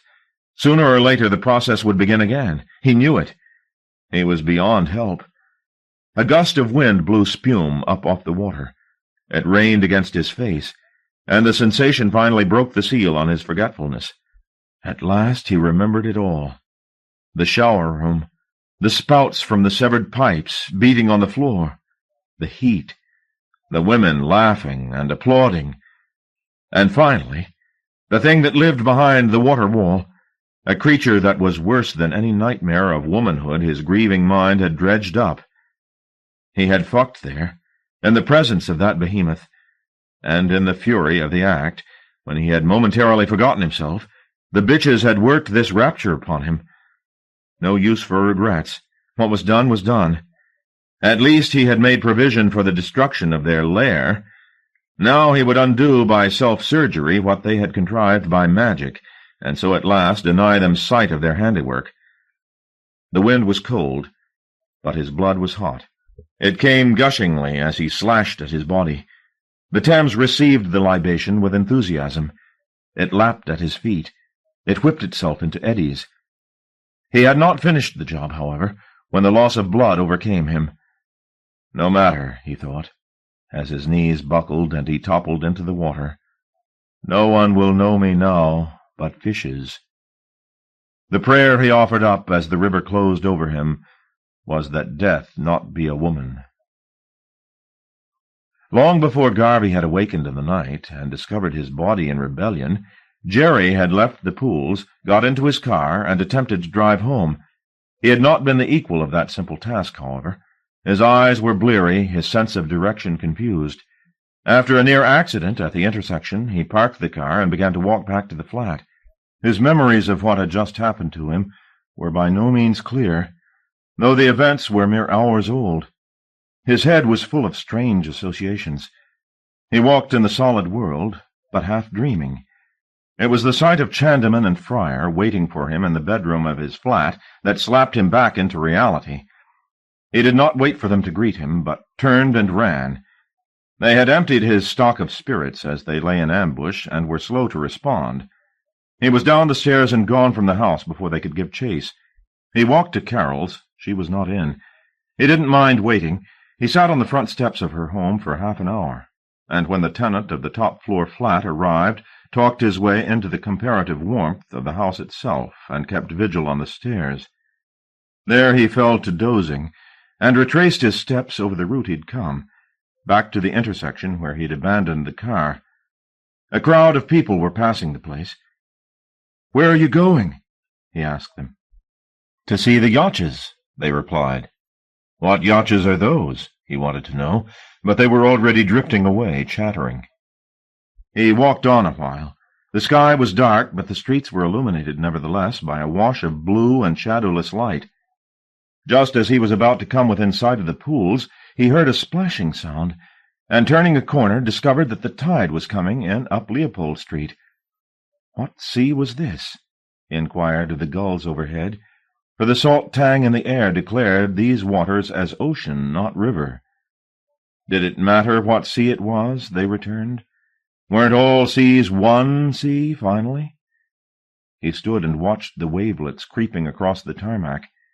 Their advance, though gentle, overturned lamp-posts, and so swiftly eroded the foundations of the buildings that they fell, silently, beneath the glacial tide. Soon the waves were around his feet. Fishes, tiny darts of silver, moved in the water. "Jerry?" Carol was on the stairs staring at him. "What the hell's happened to you?" "I could have drowned," he said. He told her about the trap Garvey had set at Leopold Road, and how he'd been beaten up, then of the thug's presence at his own house. She offered cool sympathy. He said nothing about the chase through the spiral, or the women, or the something that he'd seen in the shower-room. He couldn't have articulated it, even if he'd wanted to. Every hour that passed since he'd left the pools, he was less certain of having seen anything at all. "Do you want to stay here?" she asked him when he had finished his account. "I thought you'd never ask." "You'd better have a bath. Are you sure they didn't break any bones?" "I think I'd feel it by now if they had." No broken bones, perhaps, but he had not escaped unmarked. His torso was a patchwork of ripening bruises, and he ached from head to foot. When, after half an hour of soaking, he got out of the bath and surveyed himself in the mirror, his body seemed to be puffed up by the beating, the skin of his chest tender and tight. He was not a pretty sight. "Tomorrow you must go to the police," Carol told him later as they lay side by side, "and have this bastard Garvey arrested." "I suppose so," he said. She leaned over him. His face was bland with fatigue. She kissed him lightly. "I'd like to love you," she said. He did not look at her. "Why do you make it so difficult?" "Do I?" he said, his eyelids drooping. She wanted to slide her hand beneath the bathrobe he was still wearing. She had never quite understood his coyness, but it charmed her. And caress him, but there was a certain insularity in the way he lay that signaled his wish to be left untouched, and she respected it. "I'll turn out the light," she said, but he was already asleep. The tide was not kind to Ezra Garvey. It picked up his body and played it back and forth a while, picking at it like a replete diner toying with food he had no appetite for. It carried the corpse a mile downstream, and then, tired of its burden, the current relegated it to the slower water near the banks, and there, abreast of Battersea, it became snagged in a mooring rope. The tide went out. Garvey did not. As the water level dropped, he remained depending from the rope, his bloodless bulk revealed inch by inch as the tide left him, and the dawn came looking. By 8 o'clock he had gained more than morning as an audience. Jerry woke to the sound of the shower running in the adjacent bathroom. The bedroom curtains were still drawn. Only a fine dart of light found its way down to where he lay. He rolled over to bury his head in the pillow where the light couldn't disturb him, but his brain, once stirred, began to whirl. He had a difficult day ahead, in which he would have to make some account of recent events to the police. There would be questions asked, and some of them might prove uncomfortable. The sooner he thought his story through, the more watertight it would be. He rolled over and threw off the sheet. His first thought, as he looked down at himself, was that he had not yet truly awakened, but still had his face buried in the pillow, and was merely dreaming this waking. Dreaming, too, the body he inhabited, with its budding breasts and its soft belly. This was not his body. His was of the other sex. He tried to shake himself awake, but there was nowhere to wake to. He was here. This transformed anatomy was his. Its slit, its smoothness, its strange weight, all his. In the hours since midnight he had been unknitted and remade in another image. From next door the sound of the shower brought the Madonna back into his head, brought the woman, too, who had coaxed him into her and whispered, as he frowned and thrust, "Never, never," telling him, though he couldn't know it, that this coupling was his last as a man.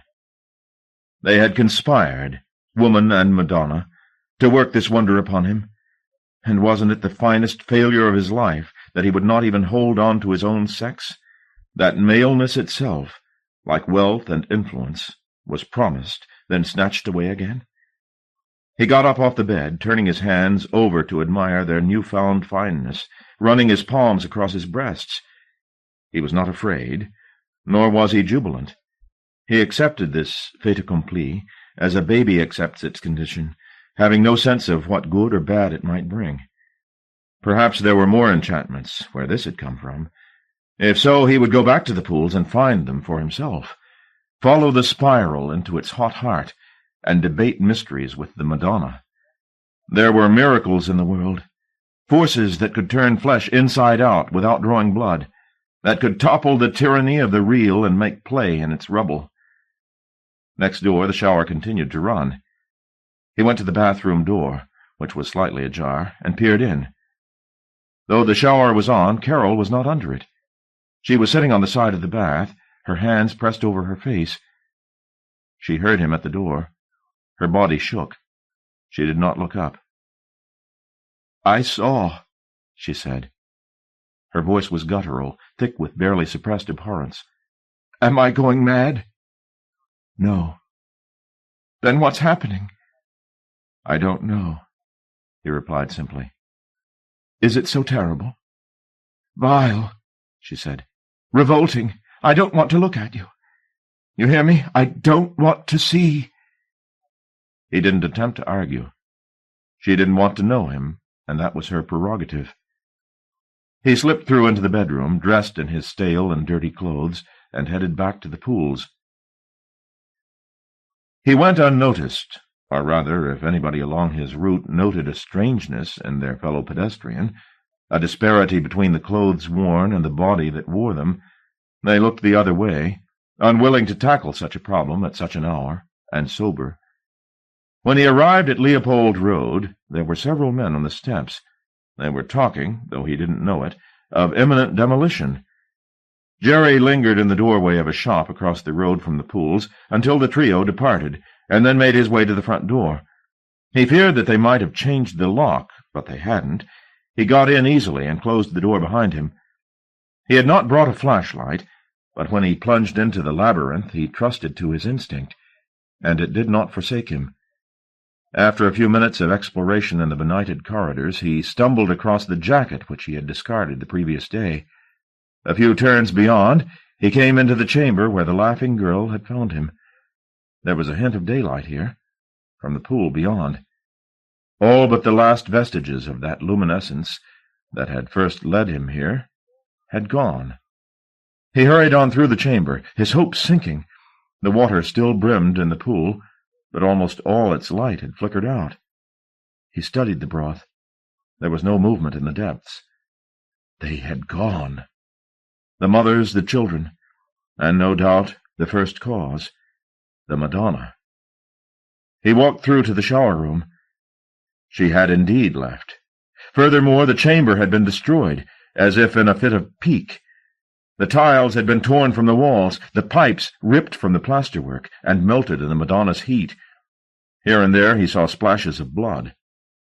Turning his back on the wreckage, he returned to the pool, wondering if it had been his invasion that had frightened them from this makeshift temple.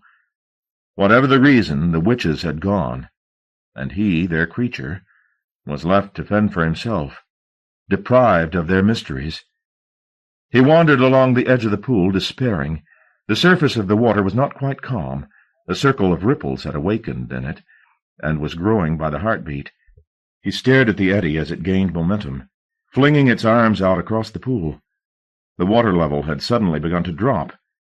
The eddy was rapidly becoming a whirlpool, the water foaming about it. Some trap had been opened in the bottom of the pool, and the waters were draining away. Was this where the Madonna had fled? He rushed back to the far end of the pool and examined the tiles. Yes, she had left a trail of fluid behind her, as she crept out of her shrine to the safety of the pool. And if this was where she had gone, would they not all have followed? Where the waters were draining to, he had no way of knowing. To the sewers, maybe, and then to the river, and finally out to sea. To death by drowning, to the extinction of magic, or by some secret channel down into the earth, to some sanctuary safe from inquiry, where rapture was not forbidden. The water was rapidly becoming frenzied as suction called it away. The vortex whirled and foamed and spat. He studied the shape it described. A spiral, of course, elegant and inevitable. The waters were sinking fast now. The splashing had mounted to a roar. Very soon it would all be gone. The door to another world sealed up and lost. He had no choice. He leaped. The circling undertow snatched at him immediately. He barely had time to draw breath before he was sucked beneath the surface and dragged round and round, down and down. He felt himself buffeted against the floor of the pool, then somersaulted as he was pulled inexorably closer to the exit. He opened his eyes. Even as he did so, the current dragged him to the brink and over. The stream took him in its custody and flung him back and forth in its fury. There was light ahead. How far it lay he couldn't calculate. But what did it matter? If he drowned before he reached that place, and ended his journey dead, so what? Death was no more certain than the dream of masculinity he'd lived these years. Terms of description fit only to be turned up and over and inside out. The earth was bright, wasn't it? And probably full of stars. He opened his mouth and shouted into the whirlpool as the light grew and grew, an anthem in praise of paradox. Babel's Children. Why could Vanessa never resist the road that had no signpost marking it, the track that led to God alone knew where? Her enthusiasm for following her nose had got her into trouble often enough in the past. A near-fatal night spent lost in the Alps, that episode in Marrakesh that had almost ended in rape, the adventure with the sword-swallower's apprentice in the wilds of lower Manhattan. And yet, despite what bitter experience should have taught her, when the choice lay between the marked route and the unmarked, she would always, without question, take the latter. Here, for instance, this road that meandered toward the coast of Kythnos. What could it possibly offer her but an uneventful drive through the scrubland hereabouts, a chance encounter with a goat along the way, and a view from the cliffs of the blue Aegean? She could enjoy such a view from her hotel at Marica Bay, and scarcely get out of bed to do so. But the other highways that led from this crossroads were so clearly marked, one to Loutra, with its ruined Venetian fort, the other to Driopes. She had visited neither village, and had heard that both were charming, but the fact that they were so clearly named seriously marred their attraction for her. This other road, however, though it might, indeed probably did, lead nowhere, at least led to an unnamed nowhere, that was no small recommendation. Thus fueled by sheer perversity, she set off along it. The landscape to either side of the road, or as it rapidly became track, was at best undistinguished. Even the goats she had anticipated were not in evidence here, but then the sparse vegetation looked less than nourishing. The island was no paradise. Unlike Santorini, with its picturesque volcano, or Mykonos, the Sodom of the Cyclades, with its plush beaches and plusher hotels, Kythnos could boast nothing that might draw the tourist. That, in short, was why she was here, as far from the crowd as she could conspire to get. This track, no doubt, would take her farther still. The cry she heard from the hillocks off to her left was not meant to be ignored. It was a cry of naked alarm, and it was perfectly audible above the grumbling of her rented car. She brought the ancient vehicle to a halt and turned off the engine. The cry came again, but this time it was followed by a shot, and a space, then a second shot. Without thinking, she opened the car door and stepped out onto the track. The air was fragrant with sand lilies and wild thyme, scents that the petrol stench inside the car had effectively masked.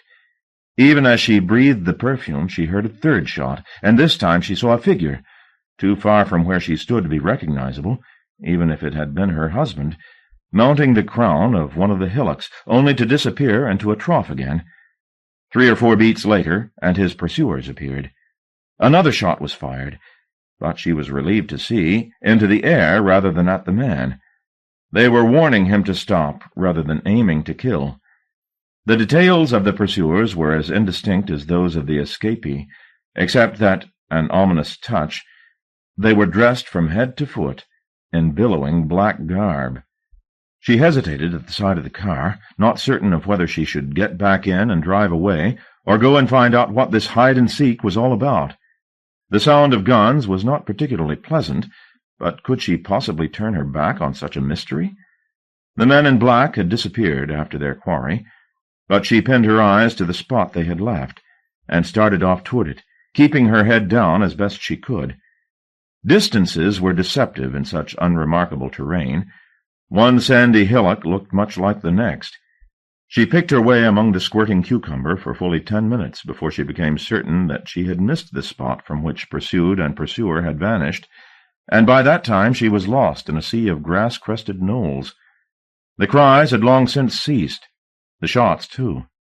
She was left only with the sound of gulls and the rasping debate of cicadas around her feet. "Damn," she said. "Why do I do these things?" She selected the largest hillock in the vicinity and trudged up its flank, her feet uncertain in the sandy soil, to see if the vantage point offered a view of the track she'd left, or even of the sea. If she could locate the cliffs, she could orient herself relative to the spot on which she'd left the car and head off in that approximate direction, knowing that sooner or later she'd be bound to reach the track. But the hummock was too puny. All that was revealed from its summit was the extent of her isolation. In every direction the same indistinguishable hills, raising their backs to the afternoon sun. In desperation she licked her finger and put it up to the wind, reasoning that the breeze would most likely be off the sea, and that she might use that slender information to base her mental cartography upon. The breeze was negligible, but it was the only guide she had, and she set off in the direction she hoped the track lay.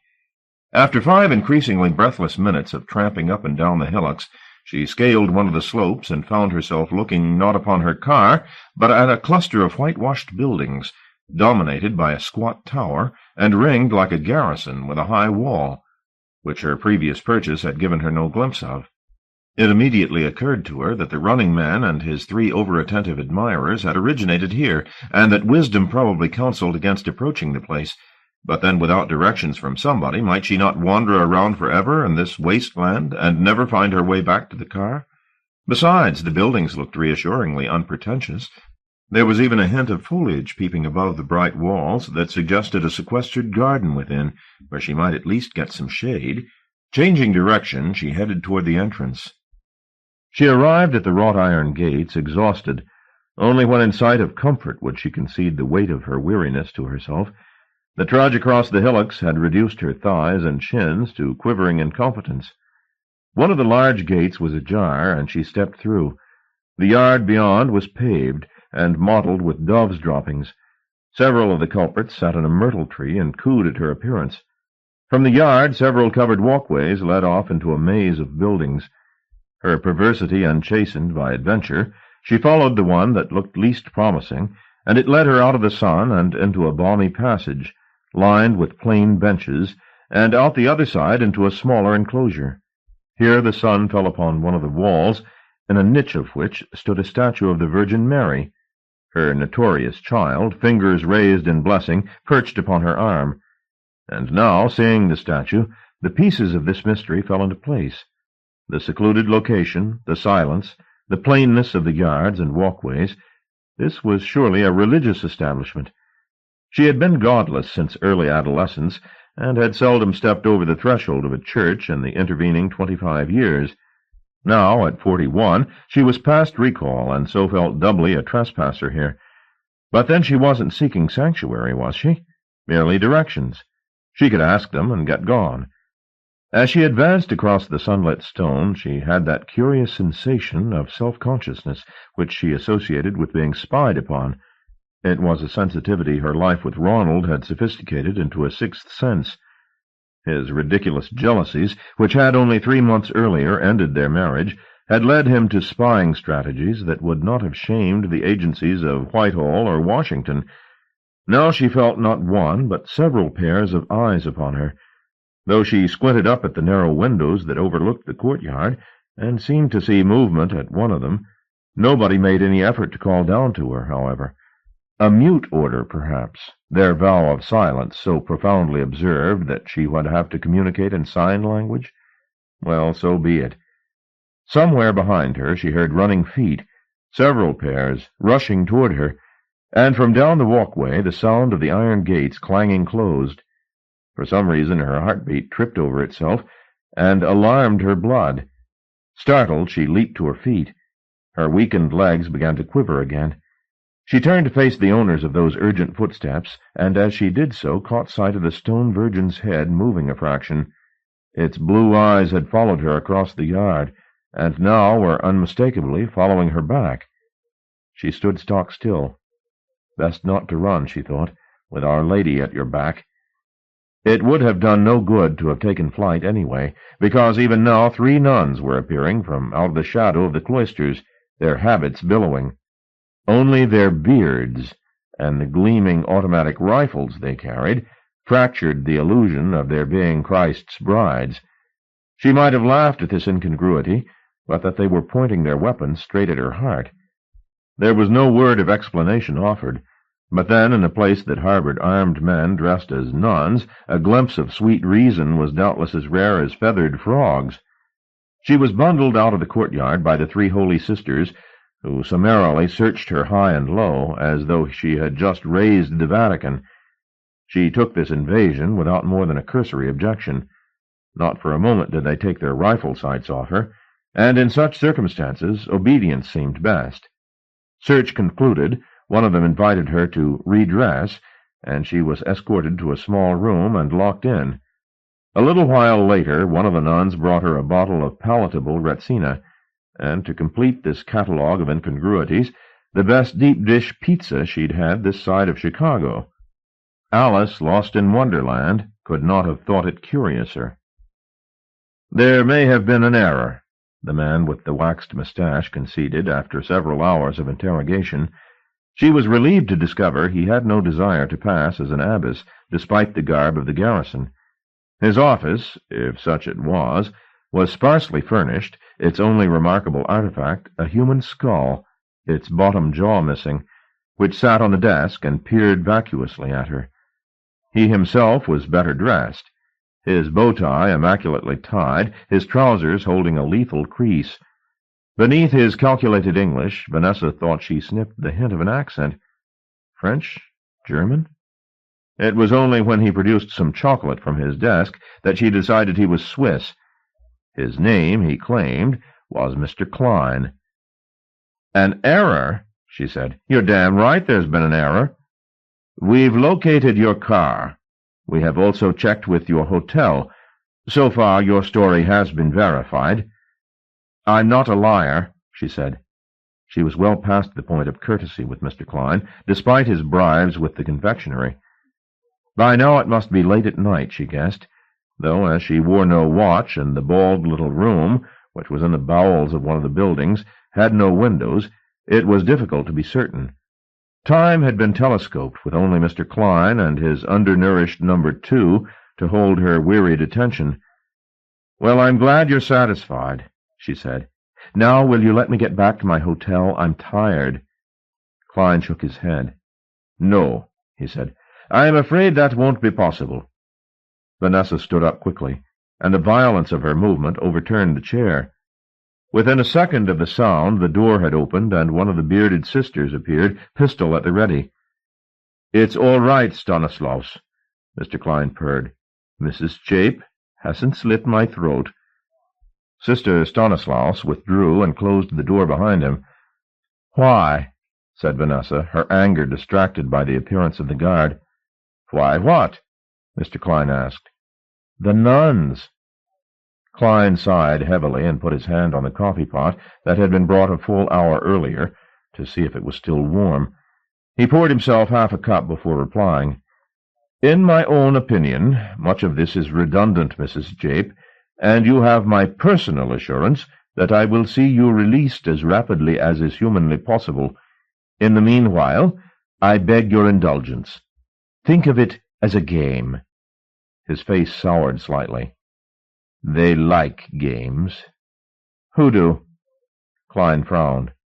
"Never mind," he said. "The less you know, the less we'll have to make you forget." Vanessa gave the skull a beady eye. "None of this makes any sense," she said. "Nor should it," Mr. Klein replied. He paused to sip his stale coffee. "You made a regrettable error in coming here, Mrs. Jape, and indeed we made an error letting you in. Normally our defenses are stricter than you found them, but you caught us off guard.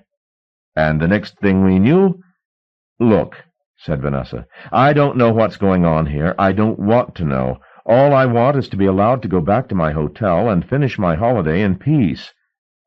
Judging by the expression on her interrogator's face, her appeal was not proving persuasive. "Is that so much to ask?" she said. "I haven't done anything. I haven't seen anything. What's the problem?" Mr. Klein stood up. "The problem," he repeated quietly to himself. "Now, there's a question." He didn't attempt to answer, however, merely called, "Stanislaus?" The door opened, and the nun was there. "Return Mrs. Jape to her room, will you?" "I shall protest to my embassy," Vanessa said, her resentment flaring. "I have rights." "Please," said Mr. Klein, looking pained. "Shouting will help none of us." The nun took hold of Vanessa's arm. She felt the proximity of his pistol. "Shall we go?" he asked politely. "Do I have any choice?" she replied. "No." The trick of good farce, she had once been informed by her brother-in-law, a sometime actor, was that it be played with deadly seriousness. There should be no sly winks to the gallery, signaling the farceur's comic intention, no business that was so outrageous it would undermine the reality of the piece. By these stringent standards, she was surrounded by a cast of experts, all willing, habits, wimples, and spying Madonnas notwithstanding, to perform as though this ridiculous situation was in no way out of the ordinary. Try as she might, she could not call their bluff, not break their po-faces, not win a single sign of self-consciousness from them. Clearly, she lacked the requisite skills for this kind of comedy. The sooner they realized this error and discharged her from the company, the happier she'd be. She slept well, helped on her way by half the contents of a bottle of whiskey that some thoughtful person had left in her little room when she returned to it. She had seldom drunk so much in such a short period of time, and when, just about dawn, she was awakened by a light tapping on her door, her head felt swollen and her tongue like a suede glove. It took her a moment to orient herself, during which time the rapping was repeated and the small window in the door opened from the other side. An urgent face was pressed to it, that of an old man, with a fungal beard and wild eyes. "Mrs. Jape," he hissed. "Mrs. Jape! May we have words?" She crossed to the door and looked through the window. The old man's breath was 2 parts stale ouzo to 1 of fresh air. It kept her from pressing too close to the window, though he beckoned her. "Who are you?" Vanessa asked, not simply out of abstract curiosity, but because the features, sunburned and leathery, reminded her of somebody. The man gave her a fluttering look. "An admirer," he said. "Do I know you?" He shook his head. "You're much too young," he said. "But I know you.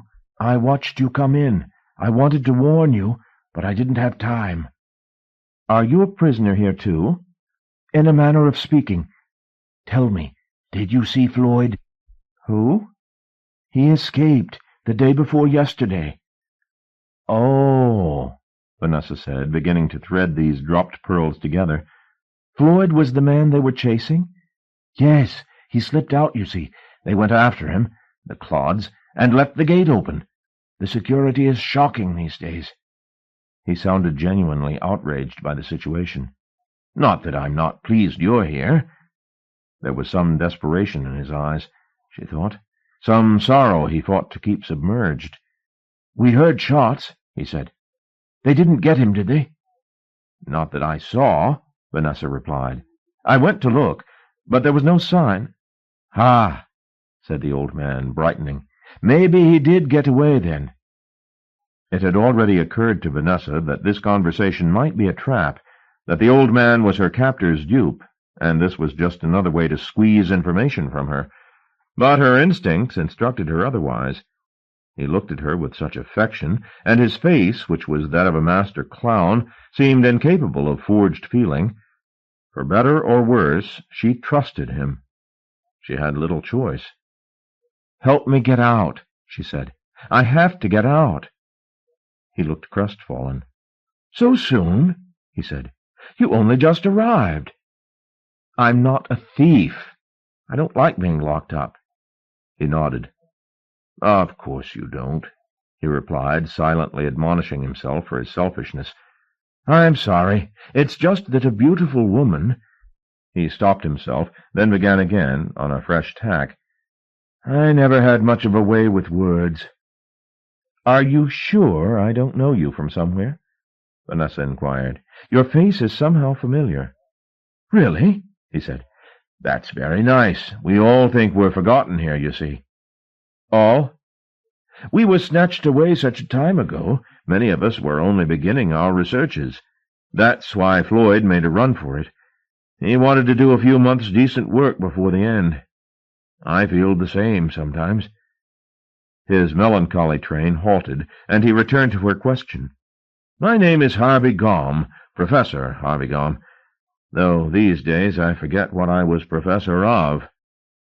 Gaume. It was a singular name, and it rang bells, but she could at present find no tune in the chimes. "You don't remember, do you?" he said, looking straight into her eyes. She wished she could lie, but that might alienate the man. The only voice of sanity she'd discovered here, more than the truth, which was, "No, I don't exactly remember. Maybe a clue?" But before he could offer her another piece of his mystery, he heard voices. "Can't talk now, Mrs. Jape." "Call me Vanessa." "May I?" His face bloomed in the warmth of her beneficence. "Vanessa." "You will help me?" she said. "As best I may," he replied. "But if you see me in company—" "We never met." "Precisely.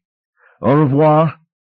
He closed the panel on the door, and she heard his footsteps vanish down the corridor. When her custodian, an amiable thug called Guillemot, arrived several minutes later bearing a tray of tea, she was all smiles. Her outburst of the previous day seemed to have borne some fruit. That morning, after breakfast, Mr. Klein called in briefly and told her that she would be allowed out onto the grounds of the place, with Guillemot in attendance, so that she might enjoy the sun. She was further supplied with a new set of clothes, a little large for her, but a welcome relief from the sweaty garments she had now worn for over 24 hours. This last concession to her comfort was a curate's egg, however. Pleased as she was to be wearing clean underwear, the fact that the clothes had been supplied at all suggested that Mr. Klein was not anticipating a prompt release. How long would it be, she tried to calculate, before the rather obtuse manager of her tiny hotel realized that she wasn't coming back? And in that event, what would he do? Perhaps he had already alerted the authorities. Perhaps they would find the abandoned car and trace her to this curious fortress. On this last point her hopes were dashed that very morning during her constitutional.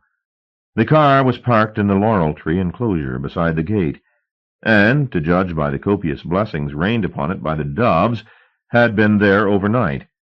Her captors were not fools.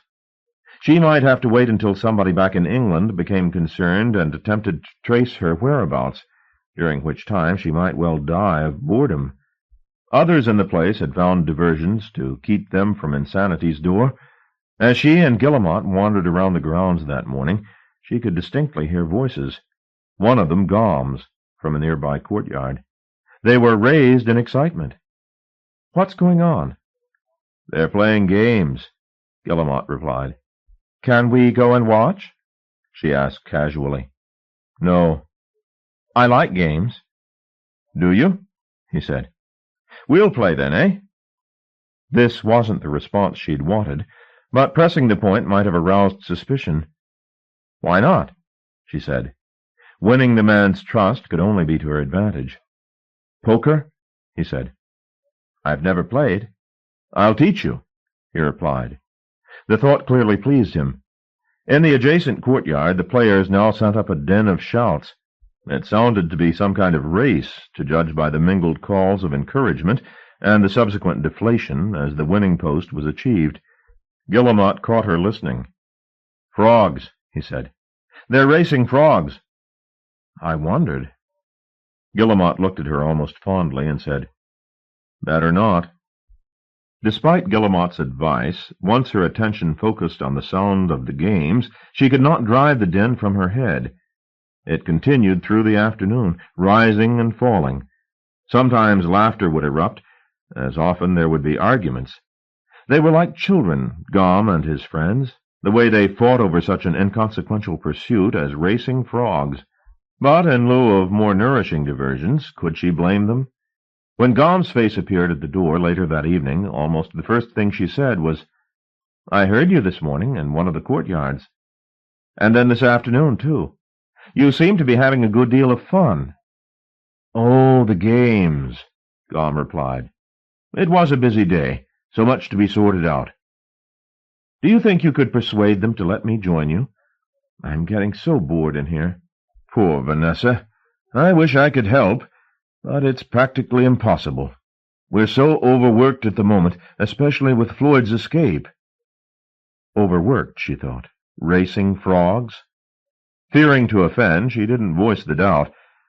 "What's going on here?" she said. "You're not criminals, are you?" Gom looked outraged. "Criminals?" "I'm sorry." "No, I understand why you asked. I suppose it must strike you as odd, our being locked up here. But no, we're not criminals. What then? What's the big secret? Gom took a deep breath before replying. If I tell you, he said, will you help us to get out of here? How? Your car. It's at the front. Yes, I saw it. If we could get to it, would you drive us? How many of you? 4.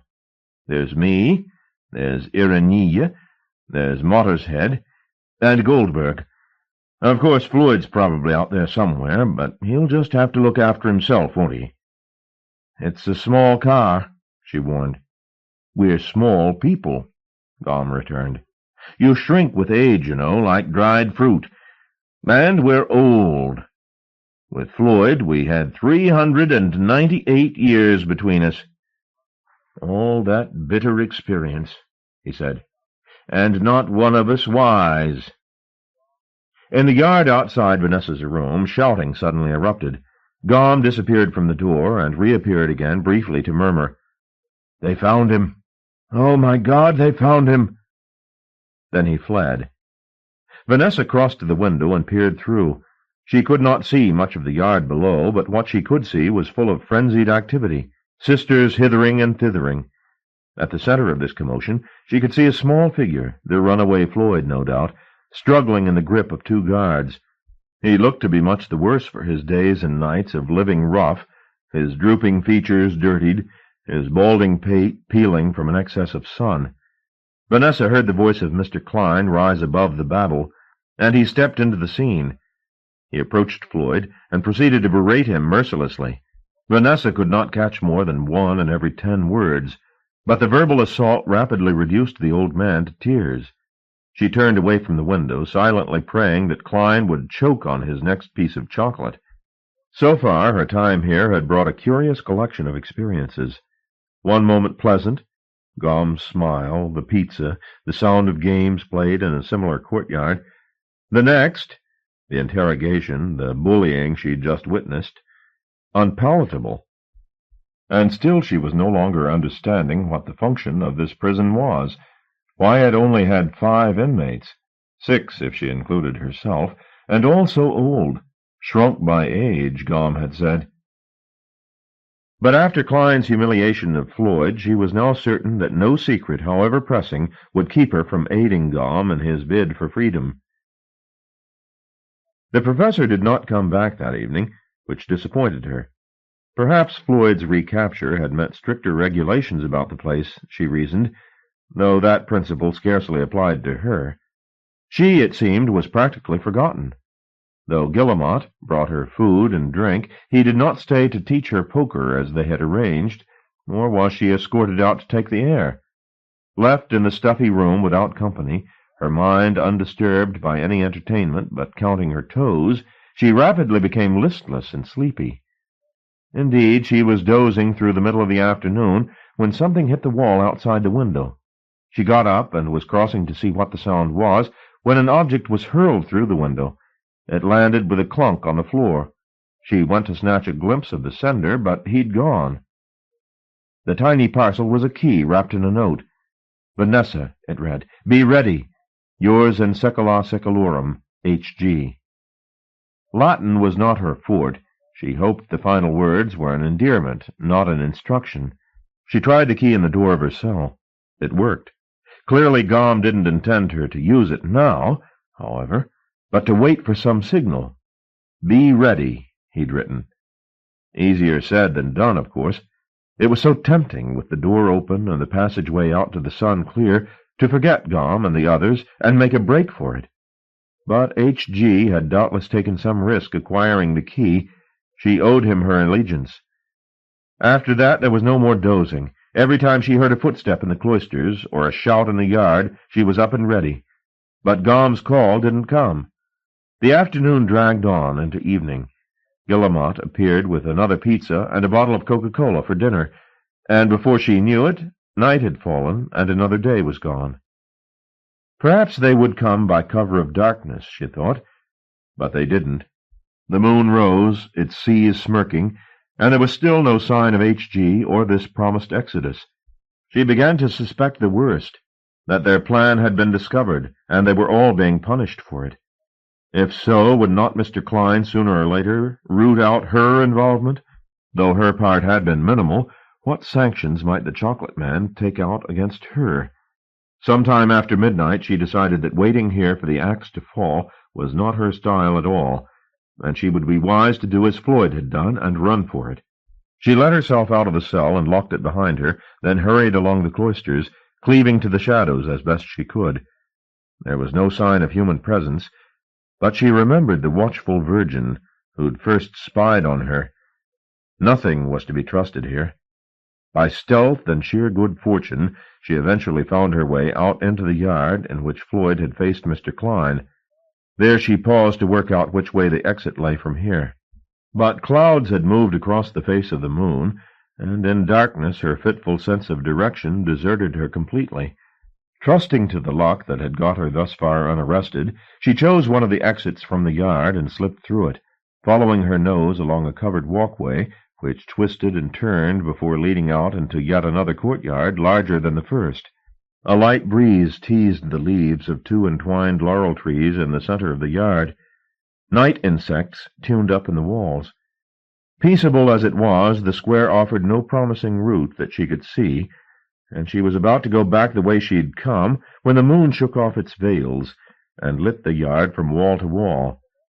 It was empty but for the laurel trees and their shadow, but that shadow fell across an elaborate design that had been painted onto the pavement of the yard. She stared at it, too curious to retreat, though she could make no sense of the thing at first. The pattern seemed to be just that, a pattern. She stalked it along one edge, trying to fathom its significance. Then it dawned on her that she was viewing the entire picture upside down. She moved to the other side of the courtyard, and the design came clear. It was a map of the world, reproduced down to the most insignificant isle. All the great cities were marked, and the oceans and continents crisscrossed with hundreds of fine lines that marked latitudes, longitudes, and much else besides. Though many of the symbols were idiosyncratic, it was clear that the map was rife with political detail, contested borders, territorial waters, exclusion zones. Many of these had been drawn and redrawn in chalk, as if in response to daily intelligence. In some regions, where events were particularly fraught, the land mass was all but obscured by scribblings. Fascination came between her and her safety. She didn't hear the footsteps at the North Pole until their owner was stepping out of hiding and into the moonlight. She was about to make a run for it when she recognized Gom. "Don't move," he murmured across the world. She did as she was instructed. Glancing around him like a besieged rabbit until he was certain the yard was deserted, H.G. crossed to where Vanessa stood. "What are you doing here?" he demanded of her. "You didn't come," she accused him. "I thought you'd forgotten me." "Things got difficult. They watch us all the time." "I couldn't go on waiting, Harvey. This is no place to take a holiday." "You're right, of course," he said, a picture of dejection. "It's hopeless. Hopeless. You should make your getaway on your own. Forget about us. They'll never let us out. The truth's too terrible." "What truth?" He shook his head. "Forget about it. Forget we ever met." Vanessa took hold of his spindly arm. "I will not," she said. "I have to know what's happening here." Gom shrugged. "Perhaps you should know. Perhaps the whole world should know." He took her hand, and they retreated into the relative safety of the cloisters. "What's the map for?" was her first question. "This is where we play," he replied, staring at the turmoil of scrawlings on the courtyard floor. He sighed. "Of course it wasn't always games. But systems decay, you know. It's an irrefutable condition common to both matter and ideas. You start off with the fine intentions, and in 2 decades— 2 decades, he repeated, as if the fact appalled him afresh. "We're playing with frogs." "You're not making much sense, Harvey," Vanessa said. "Are you being deliberately obtuse, or is this senility?" He prickled at the accusation, but it did the trick. Gaze still fixed on the map of the world, he delivered the next words crisply, as if he'd rehearsed this confession. There was a day of sanity back in 1962, in which it occurred to the potentates that they were on the verge of destroying the world. Even to potentates, the idea of an Earth only fit for cockroaches was not particularly beguiling. If annihilation was to be prevented, they decided, our better instincts had to prevail. The mighty gathered behind locked doors at a symposium in Geneva. There had never been such a meeting of minds. The leaders of politburos and parliaments, congresses, senates, the lords of the earth, in one colossal debate. And it was decided that in the future world affairs should be overseen by a special committee, made up of great and influential minds like my own, men and women who were not subject to the whims of political favor, who could offer some guiding principles to keep the species from mass suicide. This committee was to be made up of people in many areas of human endeavor, the best of the best, an intellectual and moral elite, whose collective wisdom would bring a new golden age. That was the theory, anyway. Vanessa listened, without voicing the 100 questions his short speech had so far brought to mind. Gaume went on. And for a while it worked. It really worked. There were only 13 of us, to keep some consensus. A Russian, a few of us Europeans, dear Yoniyoko, of course, a New Zealander, a couple of Americans. We were a high-powered bunch. 2 Nobel Prize winners, myself included. Now she remembered Gaume, or at least where she'd once seen that face. They had both been much younger. She, a schoolgirl, taught his theories by rote. Our brief was to encourage mutual understanding between the powers that be, help shape compassionate economic structures, and develop the cultural identity of emergent nations. All platitudes, of course, but they sounded fine at the time. As it was, almost from the beginning our concerns were territorial.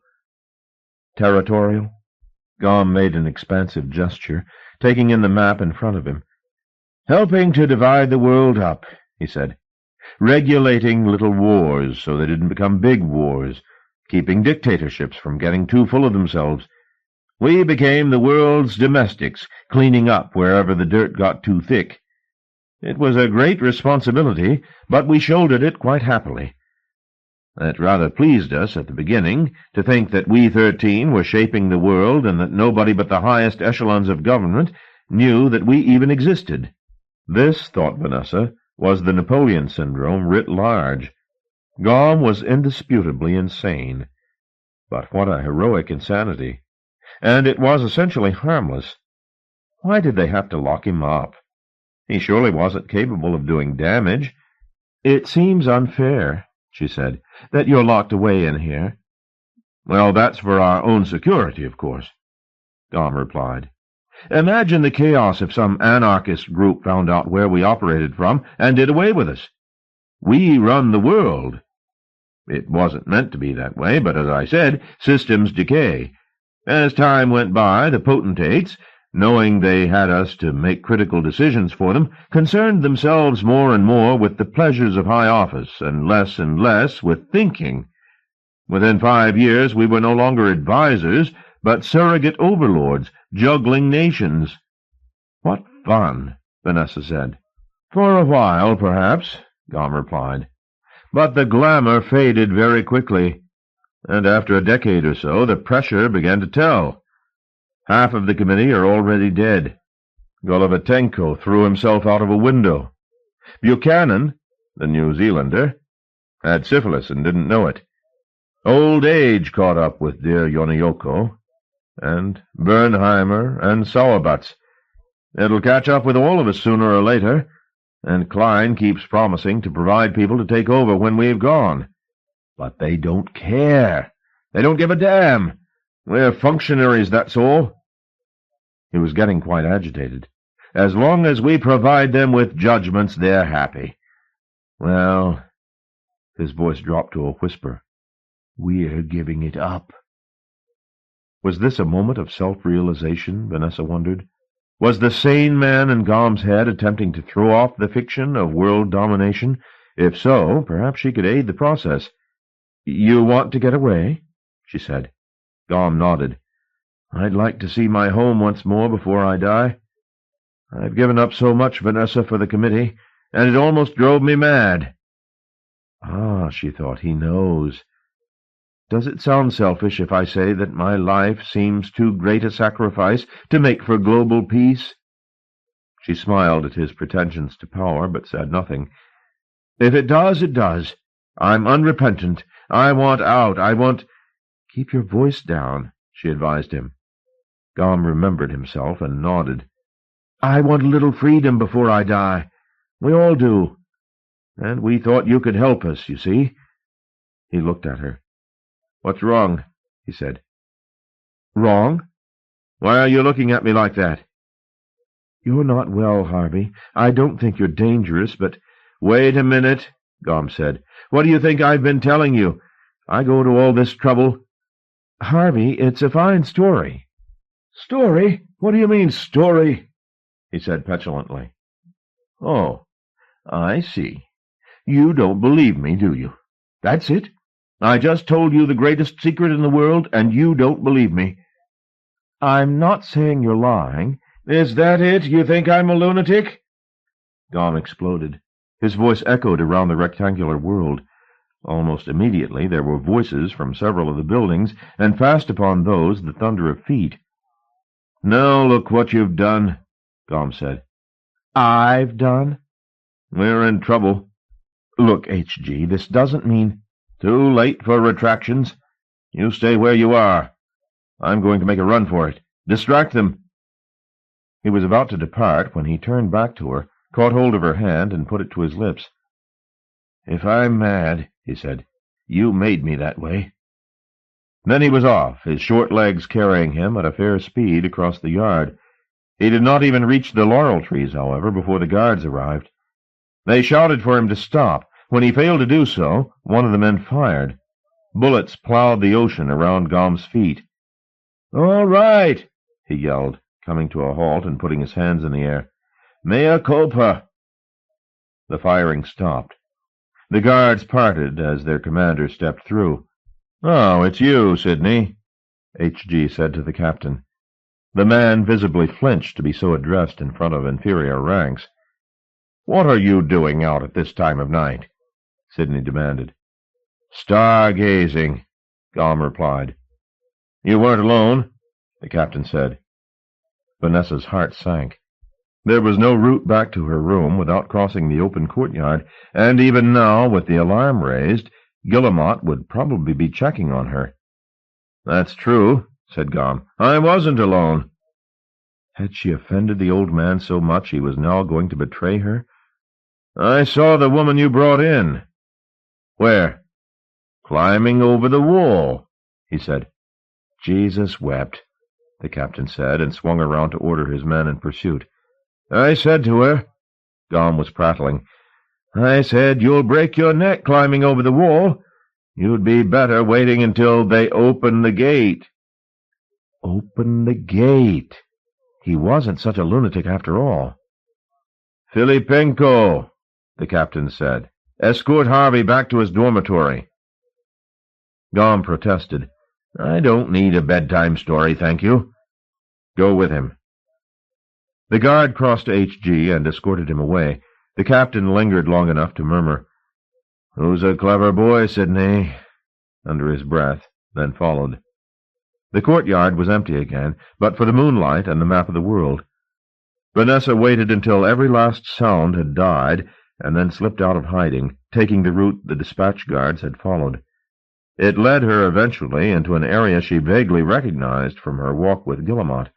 Encouraged, she hurried on along a passageway which led out into the yard with Our Lady of the Electric Eyes.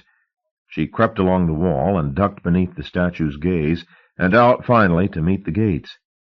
They were indeed open. As the old man had protested when they'd first met, security was woefully inadequate, and she thanked God for it. As she ran toward the gates, she heard the sound of boots on the gravel, and glanced over her shoulder to see the captain, rifle in hand, stepping from behind the tree. "Some chocolate, Mrs. Jape?" said Mr. Klein. "This is a lunatic asylum," she told him when they had escorted her back to the interrogation room. "Nothing more nor less. You've no right to hold me here." He ignored her complaints.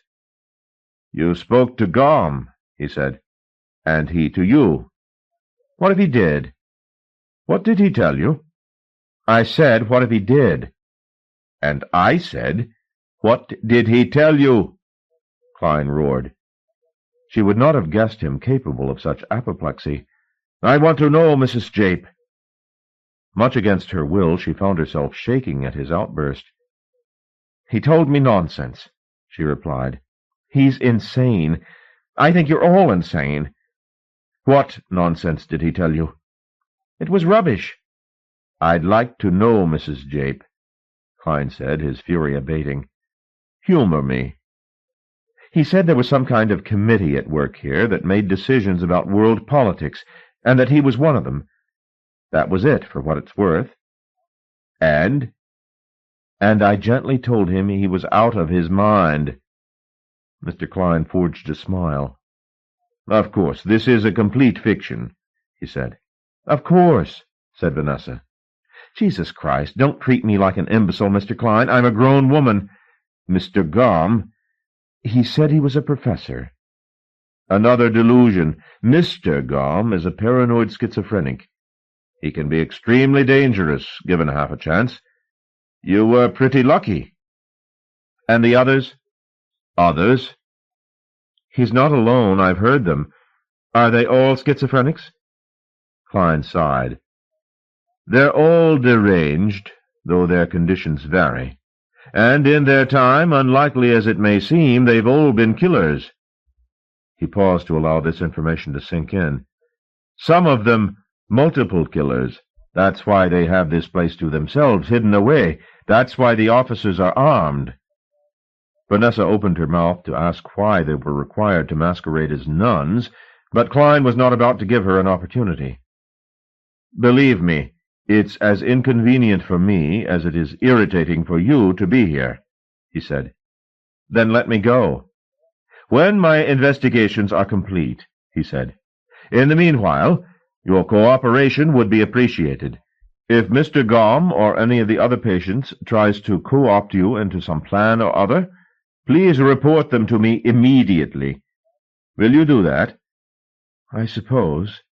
"And please refrain from any further escape attempts. The next one could prove fatal." "I wanted to ask—" "Tomorrow, maybe," Mr. Klein said, glancing at his watch as he stood up. "For now, sleep." Which, she debated with herself when that sleep refused to come, of all the routes to the truth that lay before her, was the unlikeliest path. She had been given several alternatives, by Gom, by Klein, by her own common sense. All of them were temptingly improbable. All, like the path that had brought her here, unmarked as to their final destination. She had suffered the consequence of her perversity in following that track of course.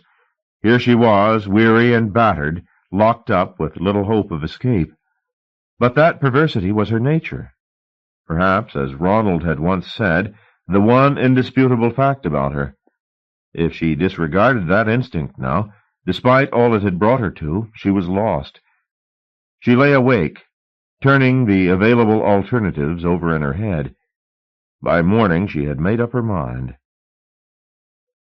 She waited all day, hoping Gom would come, but she wasn't surprised when he failed to show. It was possible that events of the previous evening had landed him in deeper trouble than even he could talk his way out of. She was not left entirely to herself, however.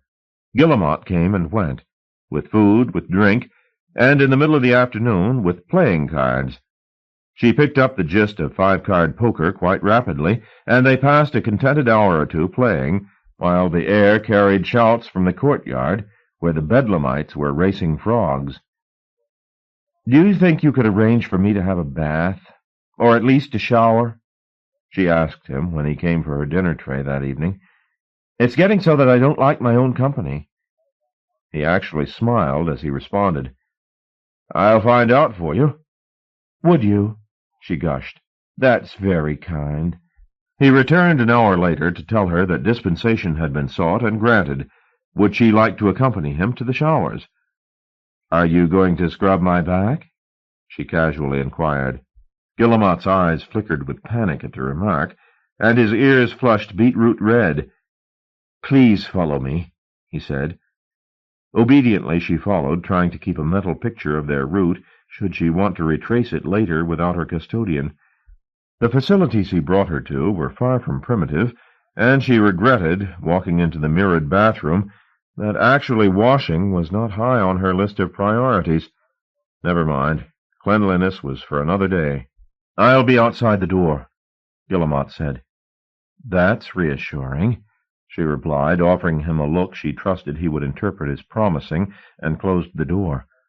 Then she ran the shower as hot as it would go until steam began to cloud the room, and went down on her hands and knees to soap the floor.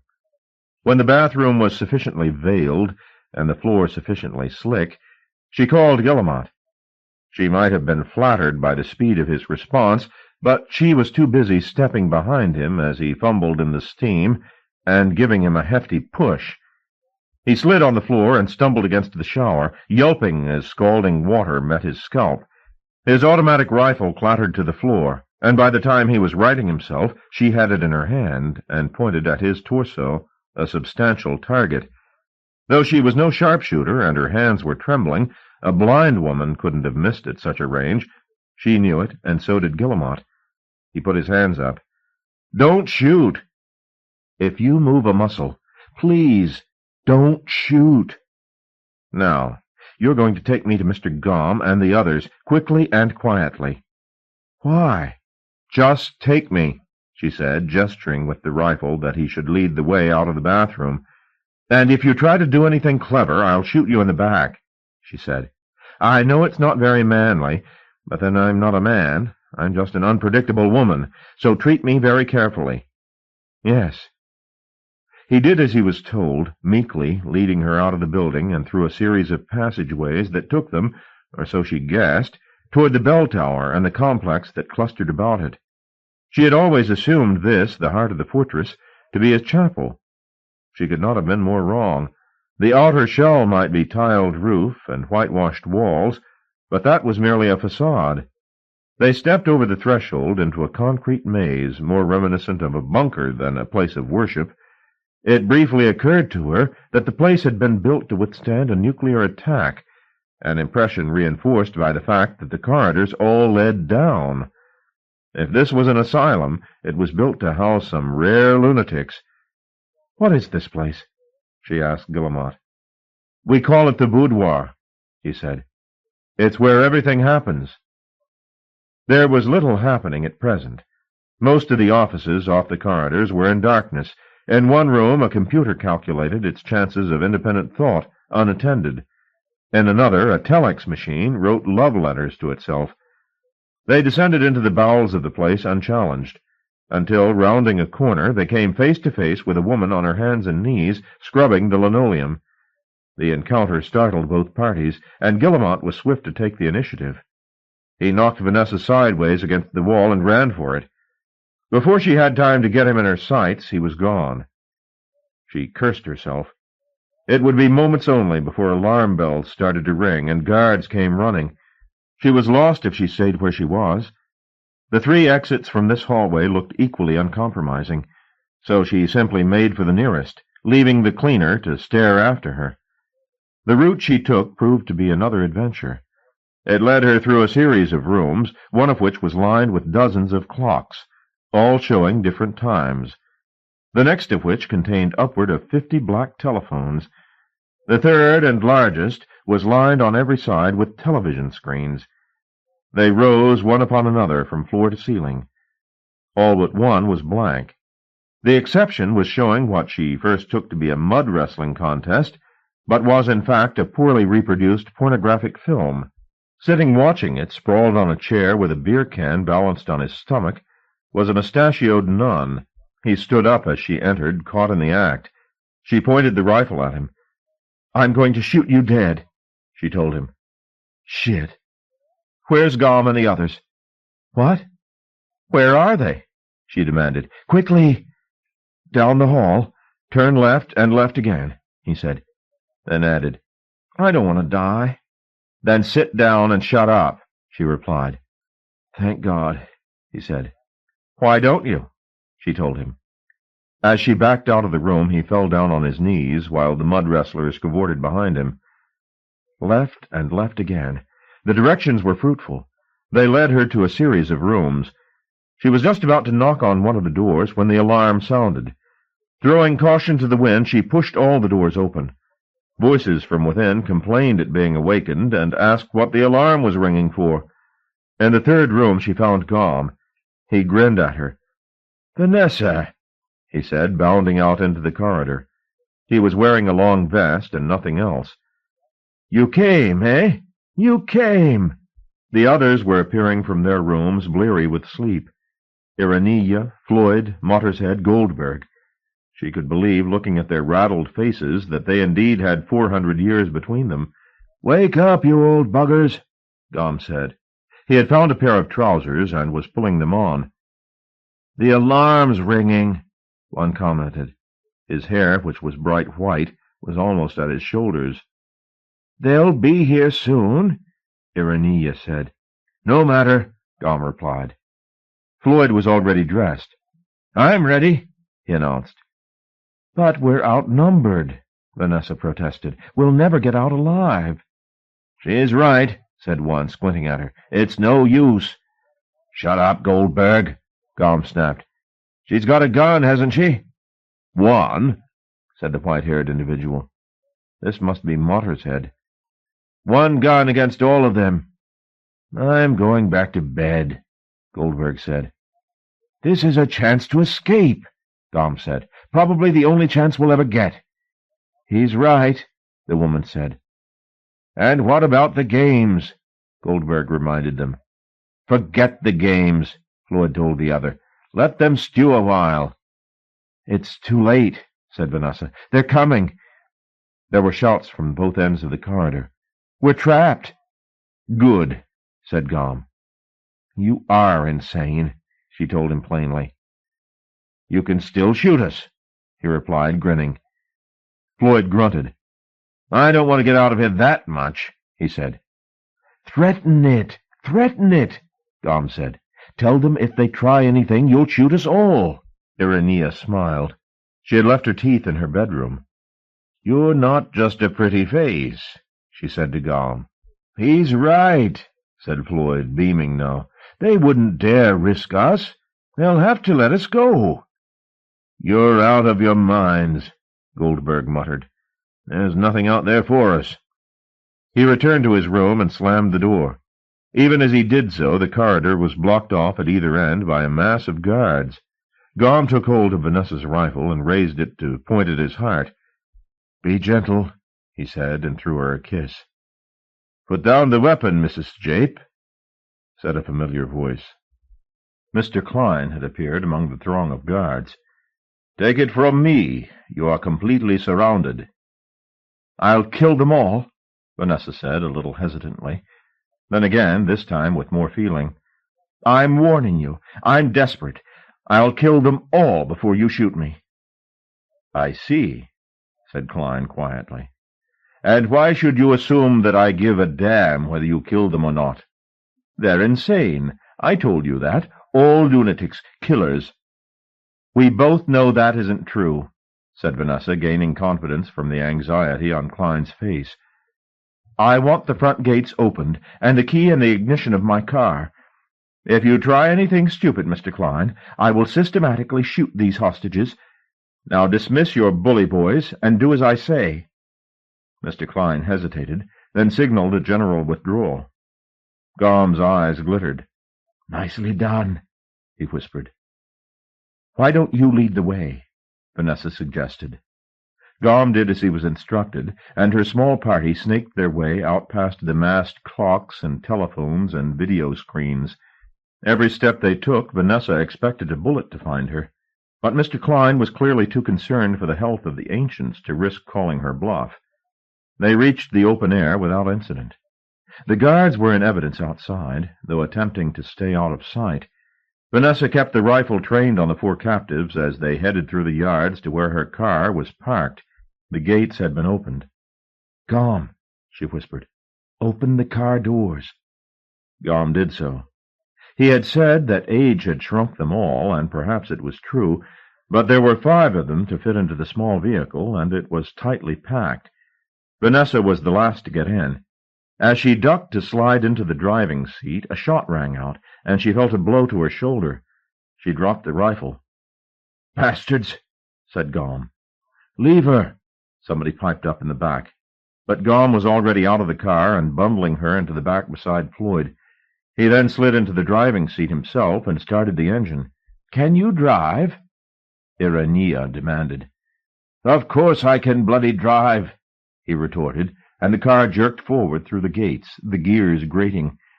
Vanessa had never been shot before, and hoped, if she survived this episode, to avoid its happening again. The wound in her shoulder was bleeding badly. Floyd did his best to stanch the wound, but Gom's driving made any really constructive help practically impossible. "There's a track," she managed to tell him. "Off that way." "Which way's that way?" Gom yelled. "Right, right," she yelled back. Gom took both hands off the wheel and looked at them. "Which is right? For Christ's sake!" Iranea, in the seat beside him, pressed his hands back onto the wheel. The car performed a tarantella. Vanessa groaned with every bump. "I see it," said Gom. "I see the track." He revved the car up. His foot slammed down on the accelerator. One of the back doors, which had been inadequately secured, flipped open, and Vanessa almost fell out. Mothershead, reaching over Floyd, yanked her back to safety, but before they could close the door it met the boulder that marked the convergence of the 2 tracks. The car bucked as the door was torn off its hinges. "We needed more air in here," said Gom, and drove on. Theirs was not the only engine disturbing the Aegean night. There were lights behind them, and the sound of hectic pursuit. With Guillemot's rifle left in the convent, they had no sudden death to bargain with, and Klein knew it. "Step on it," Floyd said, grinning from ear to ear. "They're coming after us." "I'm going as fast as I can," Gom insisted. "Turn off the lights," Iranea suggested. "It'll make us less of a target. Then I won't be able to see the track," Gom complained over the roar of the engine. "So what? You're not driving on it anyhow."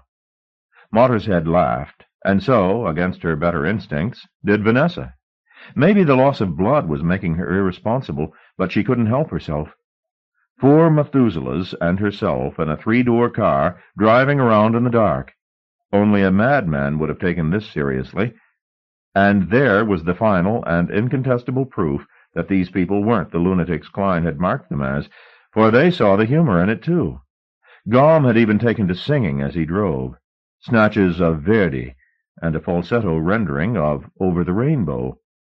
And if, as her dizzied mind had concluded, these were creatures as sane as herself, then what of the tale that Gom had told?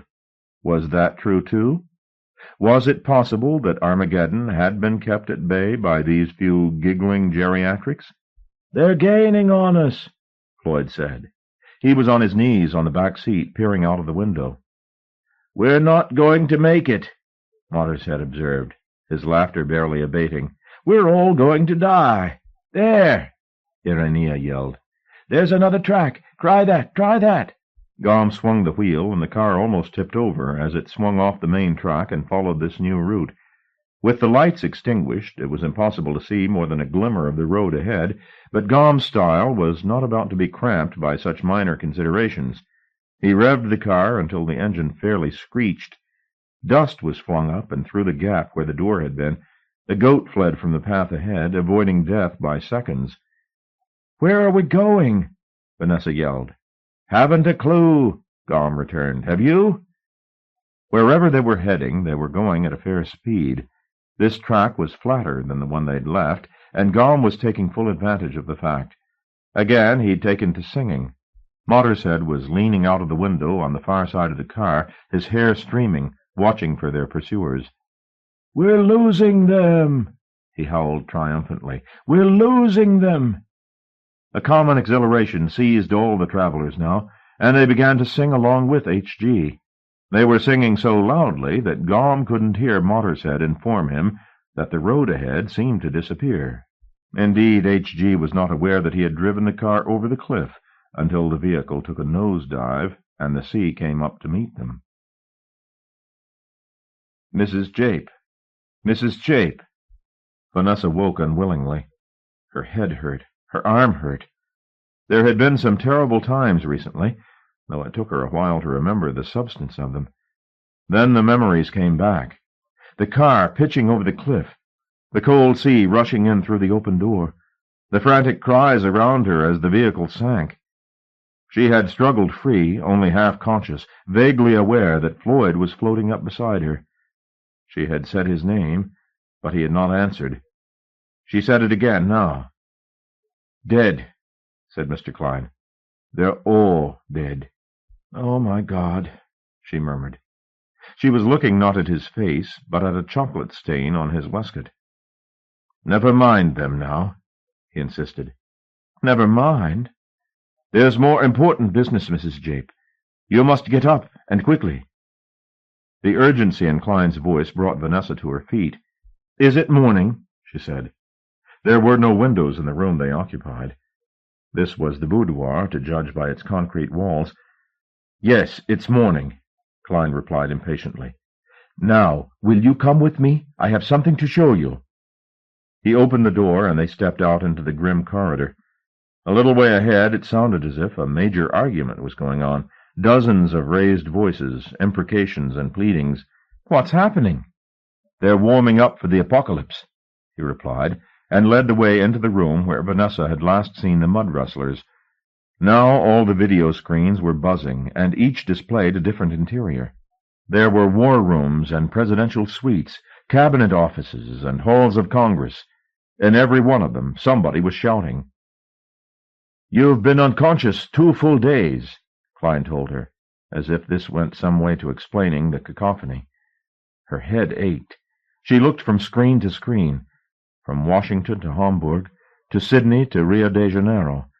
Everywhere around the globe the mighty were waiting for news, but the oracles were dead. "They're just performers," Klein said, gesturing at the shouting screens. "They couldn't run a 3-legged race, never mind the world. They're getting hysterical, and their button fingers are starting to itch." "What am I supposed to do about it?" Vanessa returned. This Tower of Babel depressed her. "I'm no strategist." "Neither were Gaume and the others. They might have been once upon a time, but things soon fell apart." "Systems decay," she said. "Isn't that the truth? By the time I came here, half the committee were already dead, and the rest had lost all interest in their duties. But they still provided judgments, as H.G. said?" "Oh, yes." "They ruled the world?" "After a fashion," Klein replied. "What do you mean, after a fashion?" Klein looked at the screens. His eyes seemed to be on the verge of spilling tears. "Didn't he explain? They played games, Mrs. Jape. When they became bored with sweet reason and the sound of their own voices, they gave up debate and took to flipping coins. No. And racing frogs, of course. That was always a favorite." "But the governments," she protested. "Surely they didn't just accept—" "You think they care?" Klein said. "As long as they're in the public eye, what does it matter to them what verbiage they're spouting, or how it was arrived at?" Her head spun. "All chance?" she said. "Why not? It has a very respectable tradition. Nations have fallen on decisions divined from the entrails of sheep." "It's preposterous." "I agree, but I ask you in all honesty, is it any more terrifying than leaving the power in their hands?" He pointed to the rows of irate faces. Democrats sweating that the morrow would find them without causes to espouse or applause to win. Despots in terror that without instruction their cruelties would lose favor and be overturned. One premier seemed to have suffered a bronchial attack and was being supported by 2 of his aides. Another clutched a revolver and was pointing it at the screen, demanding satisfaction. A third was chewing his toupee. Were these the finest fruit of the political tree? Babbling, bullying, cajoling idiots, driven to apoplexy because nobody would tell them which way to jump? There wasn't a man or woman among them Vanessa would have trusted to guide her across the road. Better the frogs, she murmured. Bitter thought that it was. The light in the courtyard, after the dead illumination of the bunker, was dazzlingly bright, but Vanessa was pleased to be out of earshot of the stridency within. They would find a new committee very soon, Klein had told her, as they made their way out into the open air. It would be a matter of weeks only before equilibrium was restored. In the meanwhile, the earth could be blown to smithereens by the desperate creatures she had just seen. They needed judgments, and quickly. "Goldberg is still alive," Klein said, "and he will go on with the games. But it takes two to play." "Why not you?" "Because he hates me, hates all of us. He says that he'll only play with you." Goldberg was sitting under the laurel trees playing patience. It was a slow business. His short-sightedness required him to bring each card to within 3 inches of his nose to read it, and by the time he had got to the end of the line, he had forgotten those cards at the beginning. "She's agreed," said Klein. Goldberg didn't look up from his game. "I said, she's agreed." "I'm blind, not deaf," Goldberg told Klein, still perusing the cards. When he eventually looked up, it was to squint at Vanessa. "I told them it would end badly," he said softly. And Vanessa knew that beneath this show of fatalism he felt the loss of his companions acutely. "I said from the beginning we were here to stay. No use to escape." He shrugged and returned to the cards. "What's to escape to? The world's changed. I know. We changed it." "It wasn't so bad," Vanessa said. "The world?" "The way they died." "Ah." "We were enjoying ourselves until the last minute." "Tom was such a sentimentalist," Goldberg said. "We never much liked each other." A large frog jumped into Vanessa's path. The movement caught Goldberg's eye. "Who is it?" he said. "Who is it?" The creature regarded Vanessa's foot balefully. "Just a frog," she replied. "What does it look like?" "It's fat," she said, "with 3 dots on its back." "That's Israel," he told her. "Don't tread on him." "Could we have some decisions by noon?" Klein butted in. "Particularly the Gulf situation, and the Mexican dispute, and—" Yes, said Goldberg. "Now go away." "We could have another Bay of Pigs." "You're telling me nothing I don't know. Go. You're disturbing the nations." He peered at Vanessa. "Well, are you going to sit down or not?" She sat. "I leave you to it," Klein said, and retreated. Goldberg had begun to make a sound in his throat. "Kek, kek, kek," imitating the voice of a frog. In response, there came a croaking from every corner of the courtyard. Hearing the sound, Vanessa stifled a smile. Farce, she had told herself once before, had to be played with a straight face, as though you believed every outrageous word. Only tragedy demanded laughter, and that, with the aid of the frogs, they might yet prevent. End of In the Flesh by Clive Barker. Narrated by David Palmer in the studios of the American Printing House for the Blind, Louisville, Kentucky, for the Library of Congress, November 1987. For special distribution as authorized by Act of Congress under Public Law 89-522, with the permission of the copyright holder and the publisher, Poseidon Press, New York. End of book.